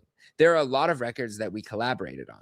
He provided background vocals on Camera / Good Ones Go and The Ride. He featured on Crew Love, and he co-wrote Shot for Me and Practice, some of which was initially supposed to go on his debut, House of Balloons. Crew Love had already included Abel's hook and had a verse on it when Drake heard it. True Love was a song that I actually heard for the first time when I was on the Moment for Life video set with Nicki Minaj. One of my friends played me the song. At the time, we were just building our relationship with The Weeknd. It was a song that he had, the hook and his verse was done already. I was like, yo, this song is brilliant. I mean, listen to the way it starts and what he's saying. And imagine hearing other people's song and they already got their verses on it. They already got their hooks on it. And then you're like, let me get that. Give me that. Sentiment, that's where I'm at in my life. I mean, they're loving the crew. It's not just about me, it's about The Weeknd. It's about Nico. It's about my cousin Ryan. They love all of us. Everybody that I travel with on a day-to-day basis are such great people that, girls always. How is it about your people and that wasn't your song? That song wasn't written for you, so no, it wasn't about your people. Could you relate to it? Okay, cool. Come to me and they say, oh my God, I love your friends. Rico, and what's the other one called? Who the fuck walking around saying they love Chubbs? Who is walking around saying that? Ain't nobody walking around saying, oh my God, I love Chubbs. Nico, yeah, sorry. Nico, come in the VIP. There's 7 girls here. They love you too. Exactly. Yeah. Right? Here's some interviews of Drake talking about what that album meant to him, how he was feeling about life, and what the process was like making it. Drake isn't just me, Drake is really me and 40. We are Drake. We're almost like a group, I'd say. Like, I'll say to him, oh man, I was up last night listening to so-and-so, and just the feeling that I got from that. I want to create that feeling. The conversation usually leads to 40 making a beat. I usually write the song right there. Usually start with a verse, but sometimes the hook or melody will come to me first. And then we just start building and building. What really inspired me for this project actually was Jamie's Scott mix album. I love XX. I'm a big fan of all their music. He makes these choices, man, to utilize elements that are credible as far as soulful, and then fuses it with his sound, which is it's almost like the most beautiful balance I've ever heard. Like, if we do go on to sell whatever it is, 5, 6, 7 8, 9, whatever it is, selling that amount of records and truly making a project that I wanted to make front to back. I want people to really feel like I knew Drake while he was on this earth. I know everything about him. There were no secrets. There was nothing that he hid, no feelings that he concealed. I guess in 5 years, hopefully I have a couple more projects out that surpass Take Care, but I would like for them to say, I remember that moment when I wasn't sure what was going to happen, and Drake delivered an album that served a purpose in my life. That's all I really ask. So how's the new album going? It's great. I'm really excited about it. Just trying out different things, you know, different sounds, different flows. We're all like in a really great place in our lives, you know, just as a team. The team's coming together. We got like, you know, 40's doing really well. We got like new additions, like, you know, we just sort of had this affiliation with the weekend. So it's really great. You know, he's on the album a bunch, and I'm excited about it just for people to hear the evolution of the music. More singing, less rapping, less singing, more rapping. Whatever, you know. I mean, when I sing, they tell me to rap, and when I rap, they tell me they want to hear some more melody. So, you know, like, you can't please everybody all the time. But I'm just having fun, just making music. I feel like the last 2 songs have been pretty emo, honest, open. Do you feel like you're gonna stick to that? I know it's a silly word, but do you feel like you stick to that for the original album, or I mean, I only really know how to do one thing. You know, I don't know how to like make generic songs about like the struggle or like things that aren't about me. You know, I just know how to make songs. Did this nigga said I don't know how to make songs about the struggle because it's not me? Didn't you start from the bottom, supposedly? Right? Emo, honest, open. Do you feel like you're gonna stick to that? I know it's a silly word, but do you feel like you stick to that for the original album, or I mean, whatever you feel? I only really know how to do one thing. You know, I don't know how to like make generic songs about like the struggle or like. You see the arm though when he said the struggle? Peep the arm though when he said the struggle. Peep it. Emo, honest, open. Do you feel like you're gonna stick to that? I know it's a silly word, but do you feel like you stick to that for the original album, or I mean, whatever you feel? I only really know how to do one thing. You know, I don't know how to like make generic songs about like the struggle or like things that aren't about me. You know, I just know how to make songs about me. So, you know, if that's like emo or like emotional, then I guess I'm gonna. Now you make songs about being mob bosses. You make songs about having shooters. You make songs now about being like that, killing people. What changed? If you're saying right here, all you know how to do is make music about being emotional. Is that what you said? I just know how to make songs about me. So, you know, if that's one thing, you know, I don't know how to like make generic songs about like the struggle or like you don't know how to make songs about being generic or the struggle. Things that aren't about me, you know, I just because that's not your life. You've never struggled. Know how to make songs about me. So, you know, if that's like emo or like emotional.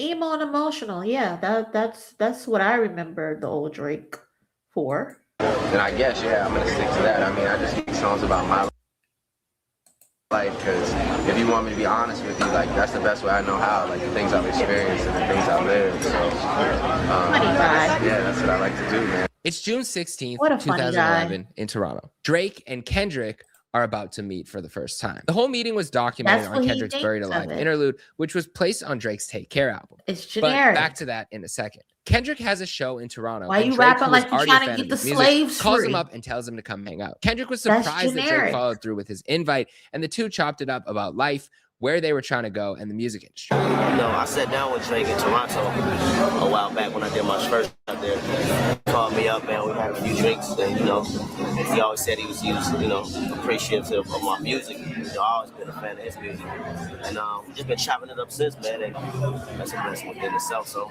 shout out to Tristan. On the song, Kendrick talks about finding out that Drake is the same age as him and being jealous of Drake's spot in the game and his already enormous success. He said, meeting a person that's the same age as you and that moment of him pulling up in a Maybach and 40 pulling up with no doors, at that moment, you want that. You go back to this mind state where materialistic things is something that you want in your life. The moment I seen that and how young he was put me back in that space. No matter how much you try to fight it, at the end of the day, we're all human. And that's what I think that's why they F with me the most, because I put that in my music, that I'm just a human being like everyone else trying to figure things out. Even with Drake, he told me thank you, but he also said the description I painted was something we haven't heard in our generation in a while.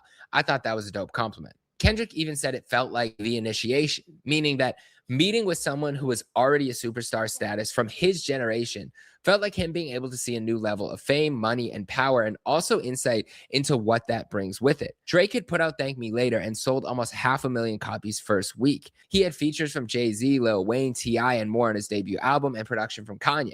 He had opened for Jay-Z on some tour stops and was considered to be the next stop by those predecessors. He had hit records and was clearly living the life, from the cars to the women, even dating Rihanna, which Kendrick references on that song. But Drake and Kendrick are the same age, so K-Dot was looking at Drizzy like, damn, I want to be where you're at. Ironically, that meeting and talking about it in the song and their relationship actually helped propel Kendrick to the next level and to a new audience. It ended up on Drake's album in 2011, and Drake didn't even add a verse to it. He just left it as is, with K-Dot rapping and describing Drake's lifestyle. Kendrick Lamar says something on my album that rings so true, which is that women are the tastemakers.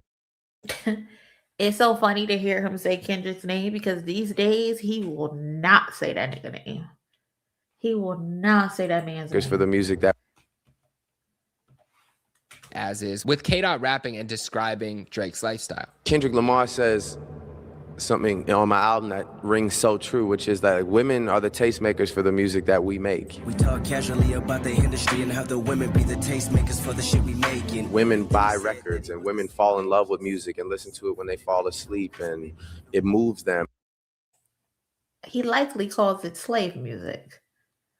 I'm sure of it. I'm almost positive. And I have this fascination with getting into the minds of women and truly letting them know how I think as a man and letting them know how I view them as women. That should appeal to men as well.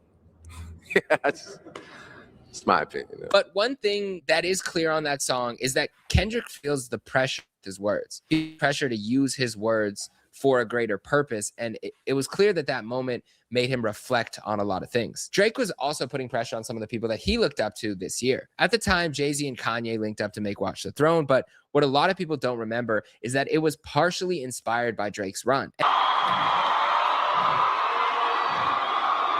And we wouldn't be able to make the music that we make. Me and Hussle would have never made Watch the Throne, but this nigga want to put pressure on us like that. And Drake's pressure was real from the hype, but he was also doing it on the songs. On May 20th, First of all, he that's featured on Kanye's DJ Khaled's I'm On opinion. That ain't Jay-Z's opinion. That's Kanye's opinion. Where he rapped, I'm feeling like the throne is for the taking, watch me take it. At that point, Watch the Throne had been announced, so this line could have been a direct competitive jab at the two. And on Dreams Money Can Buy, he even raps, food from India, she and Charlotte Olympias. We talked music for hours, she never mentioned ya. Can't tell you how much I love when dudes think they got it. And I love the fact that line made him think about it. YMCB, these dudes make it so hard to be friendly when I know part of it's envy. Trying to fill the shoes, so far these are empty. I take them off in the house because the throw carpets are Fendi. A lot of people saw this as a potential jab at Kanye or Jay, and even that line, I love the fact that line made him think about it. You at least are thinking about who he's talking about in that moment. But let me know what you think about those bars. But Drake actually denied that this was a specific bar at anyone. And he also denied that the Watch the Throne bar was a specific bar about Jay-Z and Kanye. He actually said in this interview with Complex earlier that year that he disliked when rappers don't own up to their bars when they're dissing someone. He basically said, we all can hear bars. We're all rappers. We all know what you're saying. If you talk about somebody, make sure you own up to it if asked about it. And he basically said, I was just saying the throne. This wasn't specifically at Jay-Z and Kanye. And he also said that those bars on Dreams Money Can Buy weren't specific bars about anyone in particular, but they were more general bars to everyone. Sure. When asked about the throne bar, he said, well, now the word throne is automatically a shot. It's just like when I say the word boy, now everyone thinks like, oh man, that's a Big Sean diss. No, it's not. I guess when a word is associated with somebody, it's automatically like that's a diss. Nobody thought that. Then it's interesting he mentions Pusha T, who people were thinking threw some jabs at him on a remix of his song Dreams Money Can Buy. And this is what Drake said. And with the Pusha thing, I don't hear him diss me. I really listened to it one time and I didn't really hear enough to be like, oh man, plus you use my beat and you use my flow. So So if you're going to diss me, you can't do that. But I don't think it was. Put Trey up on your hook, still couldn't save him. Better chance with the snowball hitting Satan. Rappers on they sophomores acting like they boss lords. Fame such a funny thing for sure. Thinking when that you niggas start own this believing flow all is of crazy. encores, I'm just the one that sends you off, bonjour. Which is interesting considering how that situation went. When speaking about my favorite rappers either lost it or they ain't alive, he said, I just felt like at that time my favorite rappers weren't moving me. I was like, do I really rap better than this guy that I look up to? What happened? Did something change? I won't even say names, just based off the fact that it wasn't meant to. It could be anybody. You put your top 5 in there, you ask yourself, are they still going as hard as they were? Or did something change in our ears and our minds? I don't know.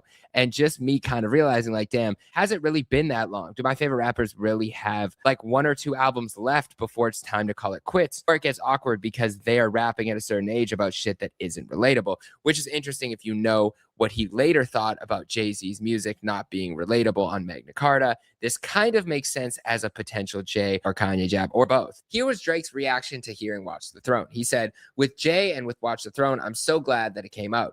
As artists, we all need extra motivation. And I feel like in these last 30 days, that album is going to make me go 10 times harder. Why is he like so invested in what everyone else is doing? Worry about what you got on your plate. Why are you so invested in what everybody else got going on? And if their music is relatable or not. From just, you know, hearing all the bars and all the sounds. Drake also said in that same interview that he wonders if he'll even be rapping after 30, which is interesting. Speaking of Kanye and Jay-Z, J. Cole finally found his hit song. One day while listening to Ye's College Dropout in his hotel room, J. Cole heard one specific note from the instrumental, and he knew he had found gold. He looped the sample from Kanye's workout plan and made what would finally become his big hit, the song that would officially get him his album release date. And while Workout let down some of his core fan base at the time, and Nas, it goes up to some of my fans. I've seen the comments like, man, why didn't you come out with a real record where you was really rapping hard as your first single? My man, that's called Who That? That last year. It didn't work. It did end up charting number 13 on the Billboard charts and going to number 1 on the US Rhythmic Airplay charts, and eventually going 2 times platinum. Ironically, while Cole had been stressing over his single, Kendrick's first single was actually produced by J. Cole, and he had had that beat for a long time. Section 80, High Power.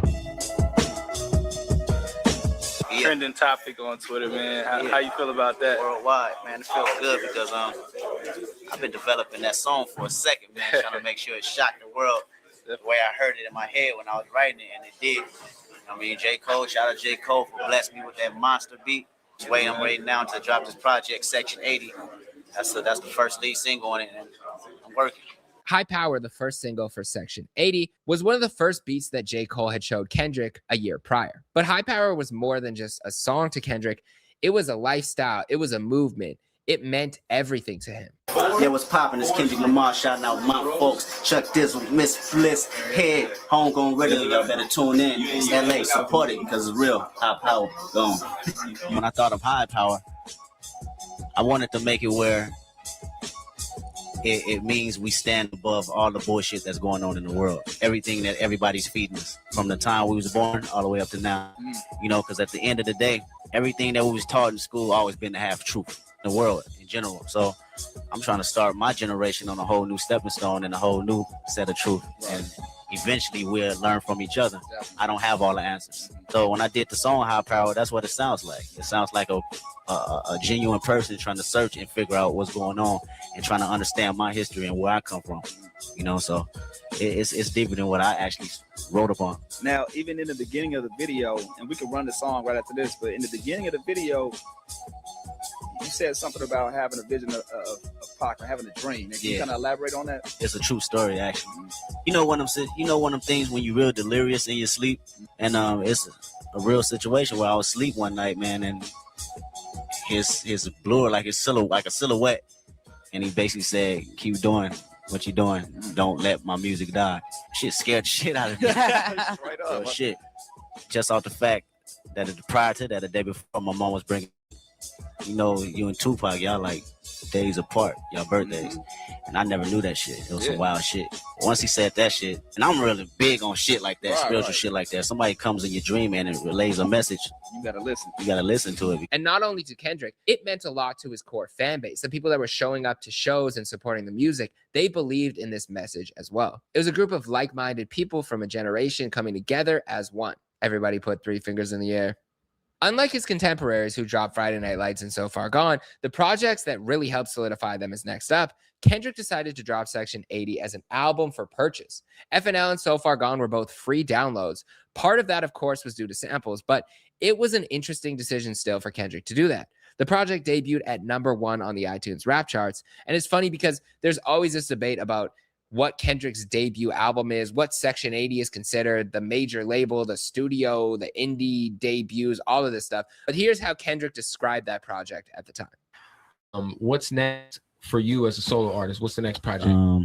It's the debut album. You know, the official debut album. The official debut album. When I went into Section 80, I wanted that to be a solidify as a warm up for what I really. There's really this debate about whether Section 80 is a mixtape or not, and he's saying right here it's a mixtape.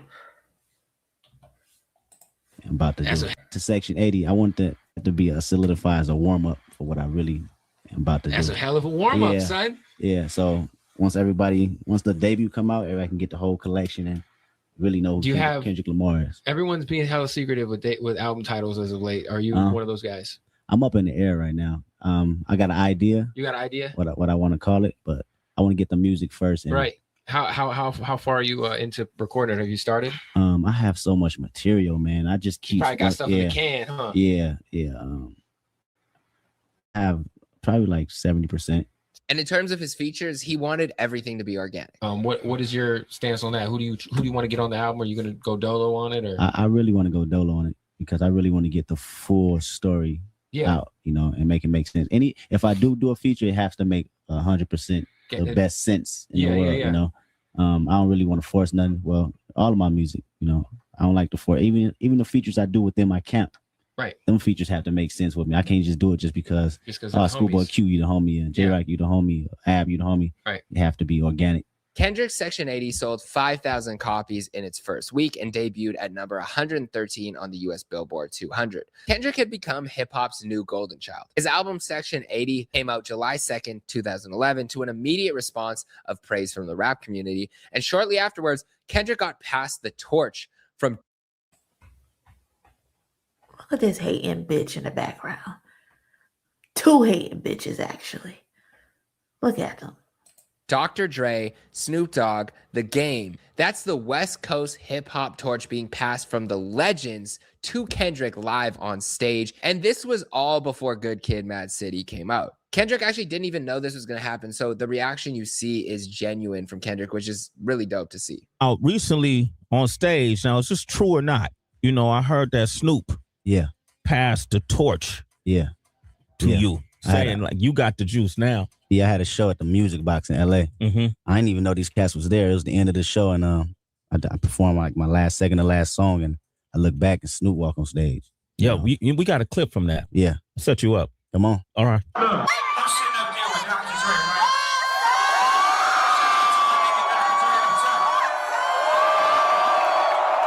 The suit jacket is so funny. I don't know why.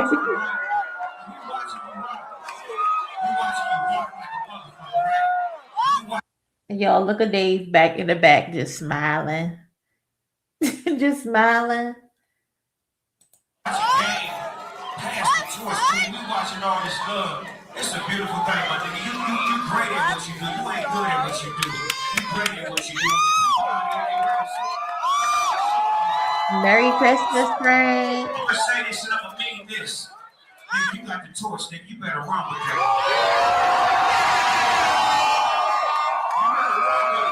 It's yours.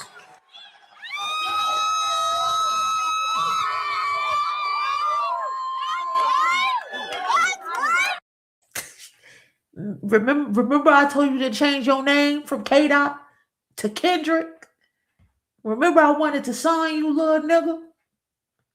Yeah, you remember when I wanted to sign you, little nigga?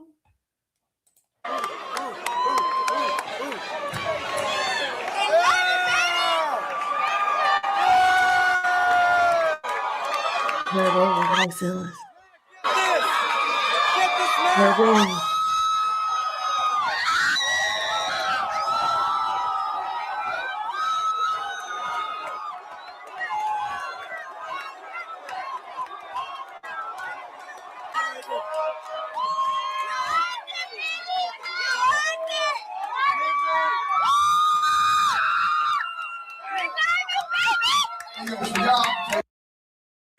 Look at Dave. Wipe your face. Wipe your face.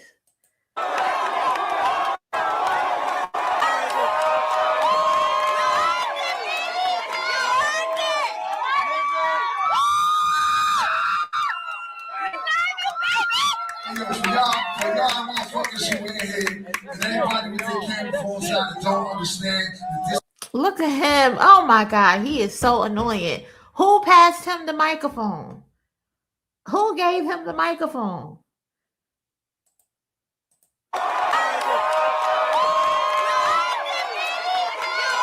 Stop whispering in his ear. There it goes. Like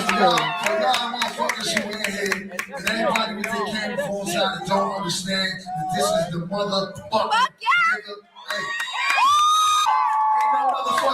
Ain't no motherfucking hating Dr. Dre blood. He passed it to Snoop. Snoop passed it to Kane. Pop resting in peace, so it's easy. Motherfucking jayblac don't speak black. I hate when niggas say that the West Coast ain't popping. Nigga, we the West, nigga. He is so fake. This nigga is so fake. Like, I've never seen anybody so fake. Notice he didn't say, he said Snoop passed the torch to him. Notice he didn't say, I passed the torch to Kendrick. He didn't even say it. He just brought up Tupac. He couldn't even say it that you the next in line. He can't even say it. Granted, Snoop gave him the torch because Snoop still had the torch. You never had the torch, the game. You never had the torch. But you took that microphone because you wanted to make that moment about you, nigga. Get to the back. We want the old heads talking. We don't want you talking, nigga. Get out the fucking way. You love making other people moments about you, nigga. This ain't about you. Then you want to get on the microphone, tell me something, we the West this, we the West that. Look at you now. Look at you now. Look how you act now.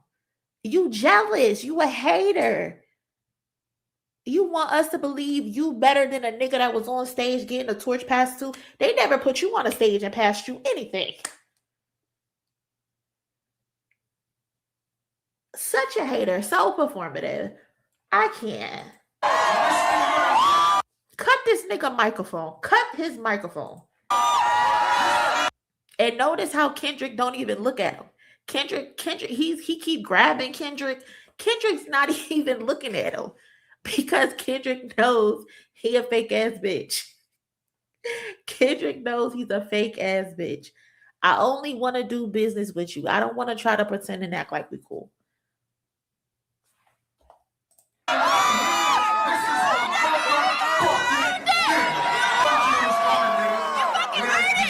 Before it was Kendrick Lamar, was Kendrick.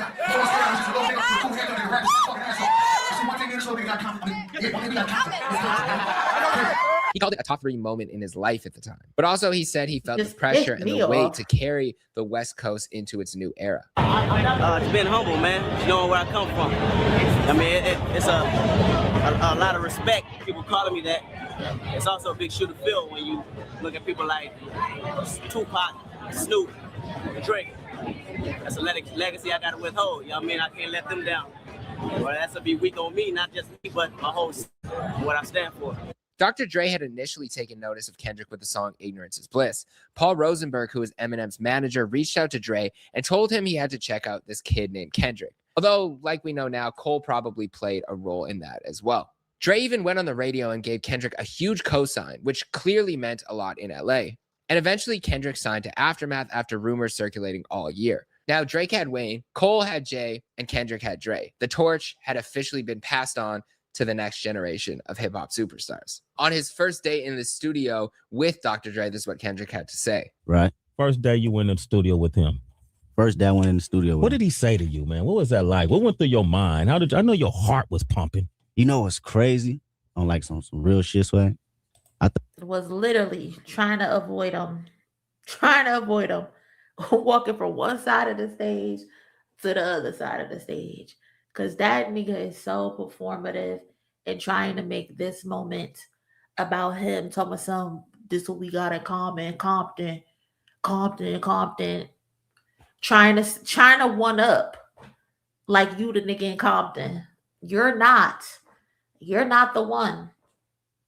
Oh my God, I can't stand that nigga. It's so crazy to look at this footage because it's all there and it's all documented, even down to the songs. Like we spoke on the channel 2 weeks ago about the last real nigga alive. Kendrick says it in the song. He tried to give his music to the barber. The barber came back and said, the game don't like your shit. And Kendrick said, I'm not gonna be mad about the response. Maybe he really don't like my music, or maybe the barber just didn't give it to him. But either way, it's cool because I'm gonna still be doing me. I'm gonna keep doing me at the end of the day. But it's obvious later on down the line what it was. You were hating. Thought I would be nervous as hell. But I walked in that studio and I was ready, like 100% ready.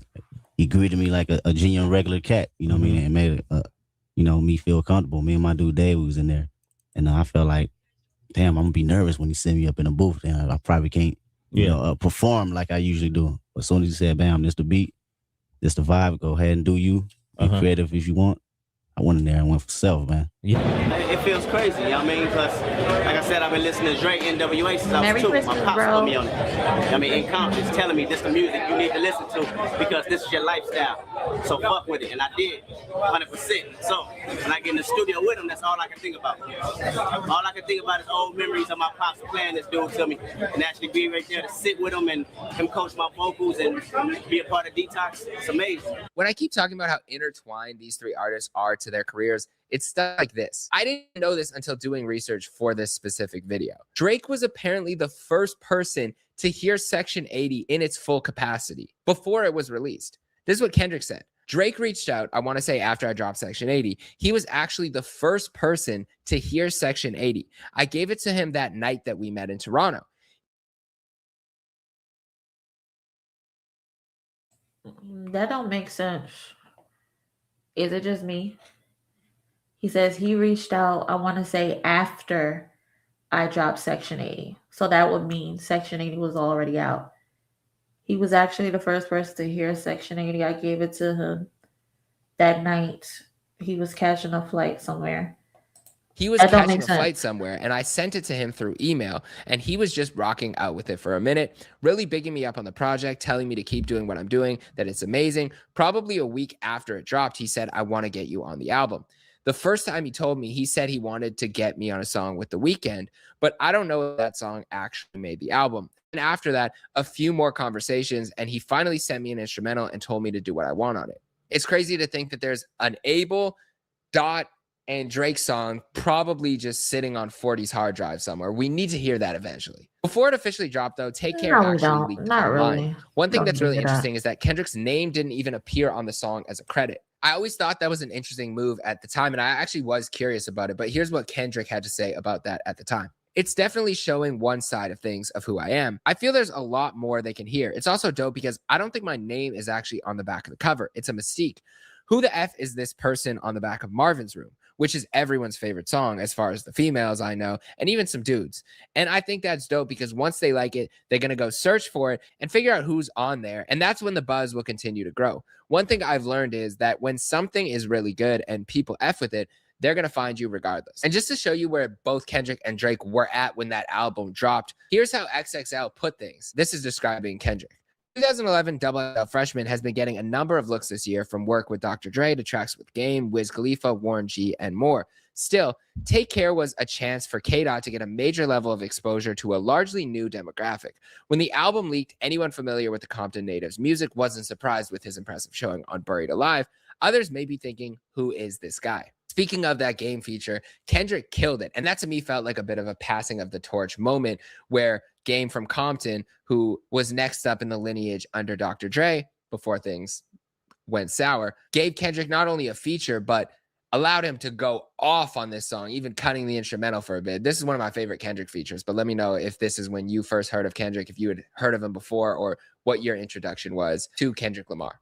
That feature did introduce him to a new audience, but like you saw, Kendrick was going to be Kendrick regardless. He did have Section 80, a Dr. Dre cosign, and the West Coast passing him the torch. Take Care ended up selling 631,000 copies in its first week and having massive hits on there, like the title track with Rihanna, Left and Right with Lil Wayne, The Motto, and Marvin's Room, which I still remember hearing for the first time and is still probably my top 5 Drake songs ever. Drake's song Headlines off of Take Care was a huge moment for him as well. It charted at number 13 on the Billboard Hot 100. It also garnered a lot of talk within the hip hop world of, is Drake talking too tough? In fact, this was even addressed in that same Complex interview, and he had this to say about the bars, "You gonna make someone around me catch a body like that." He said, "My thing is the way I utilized it."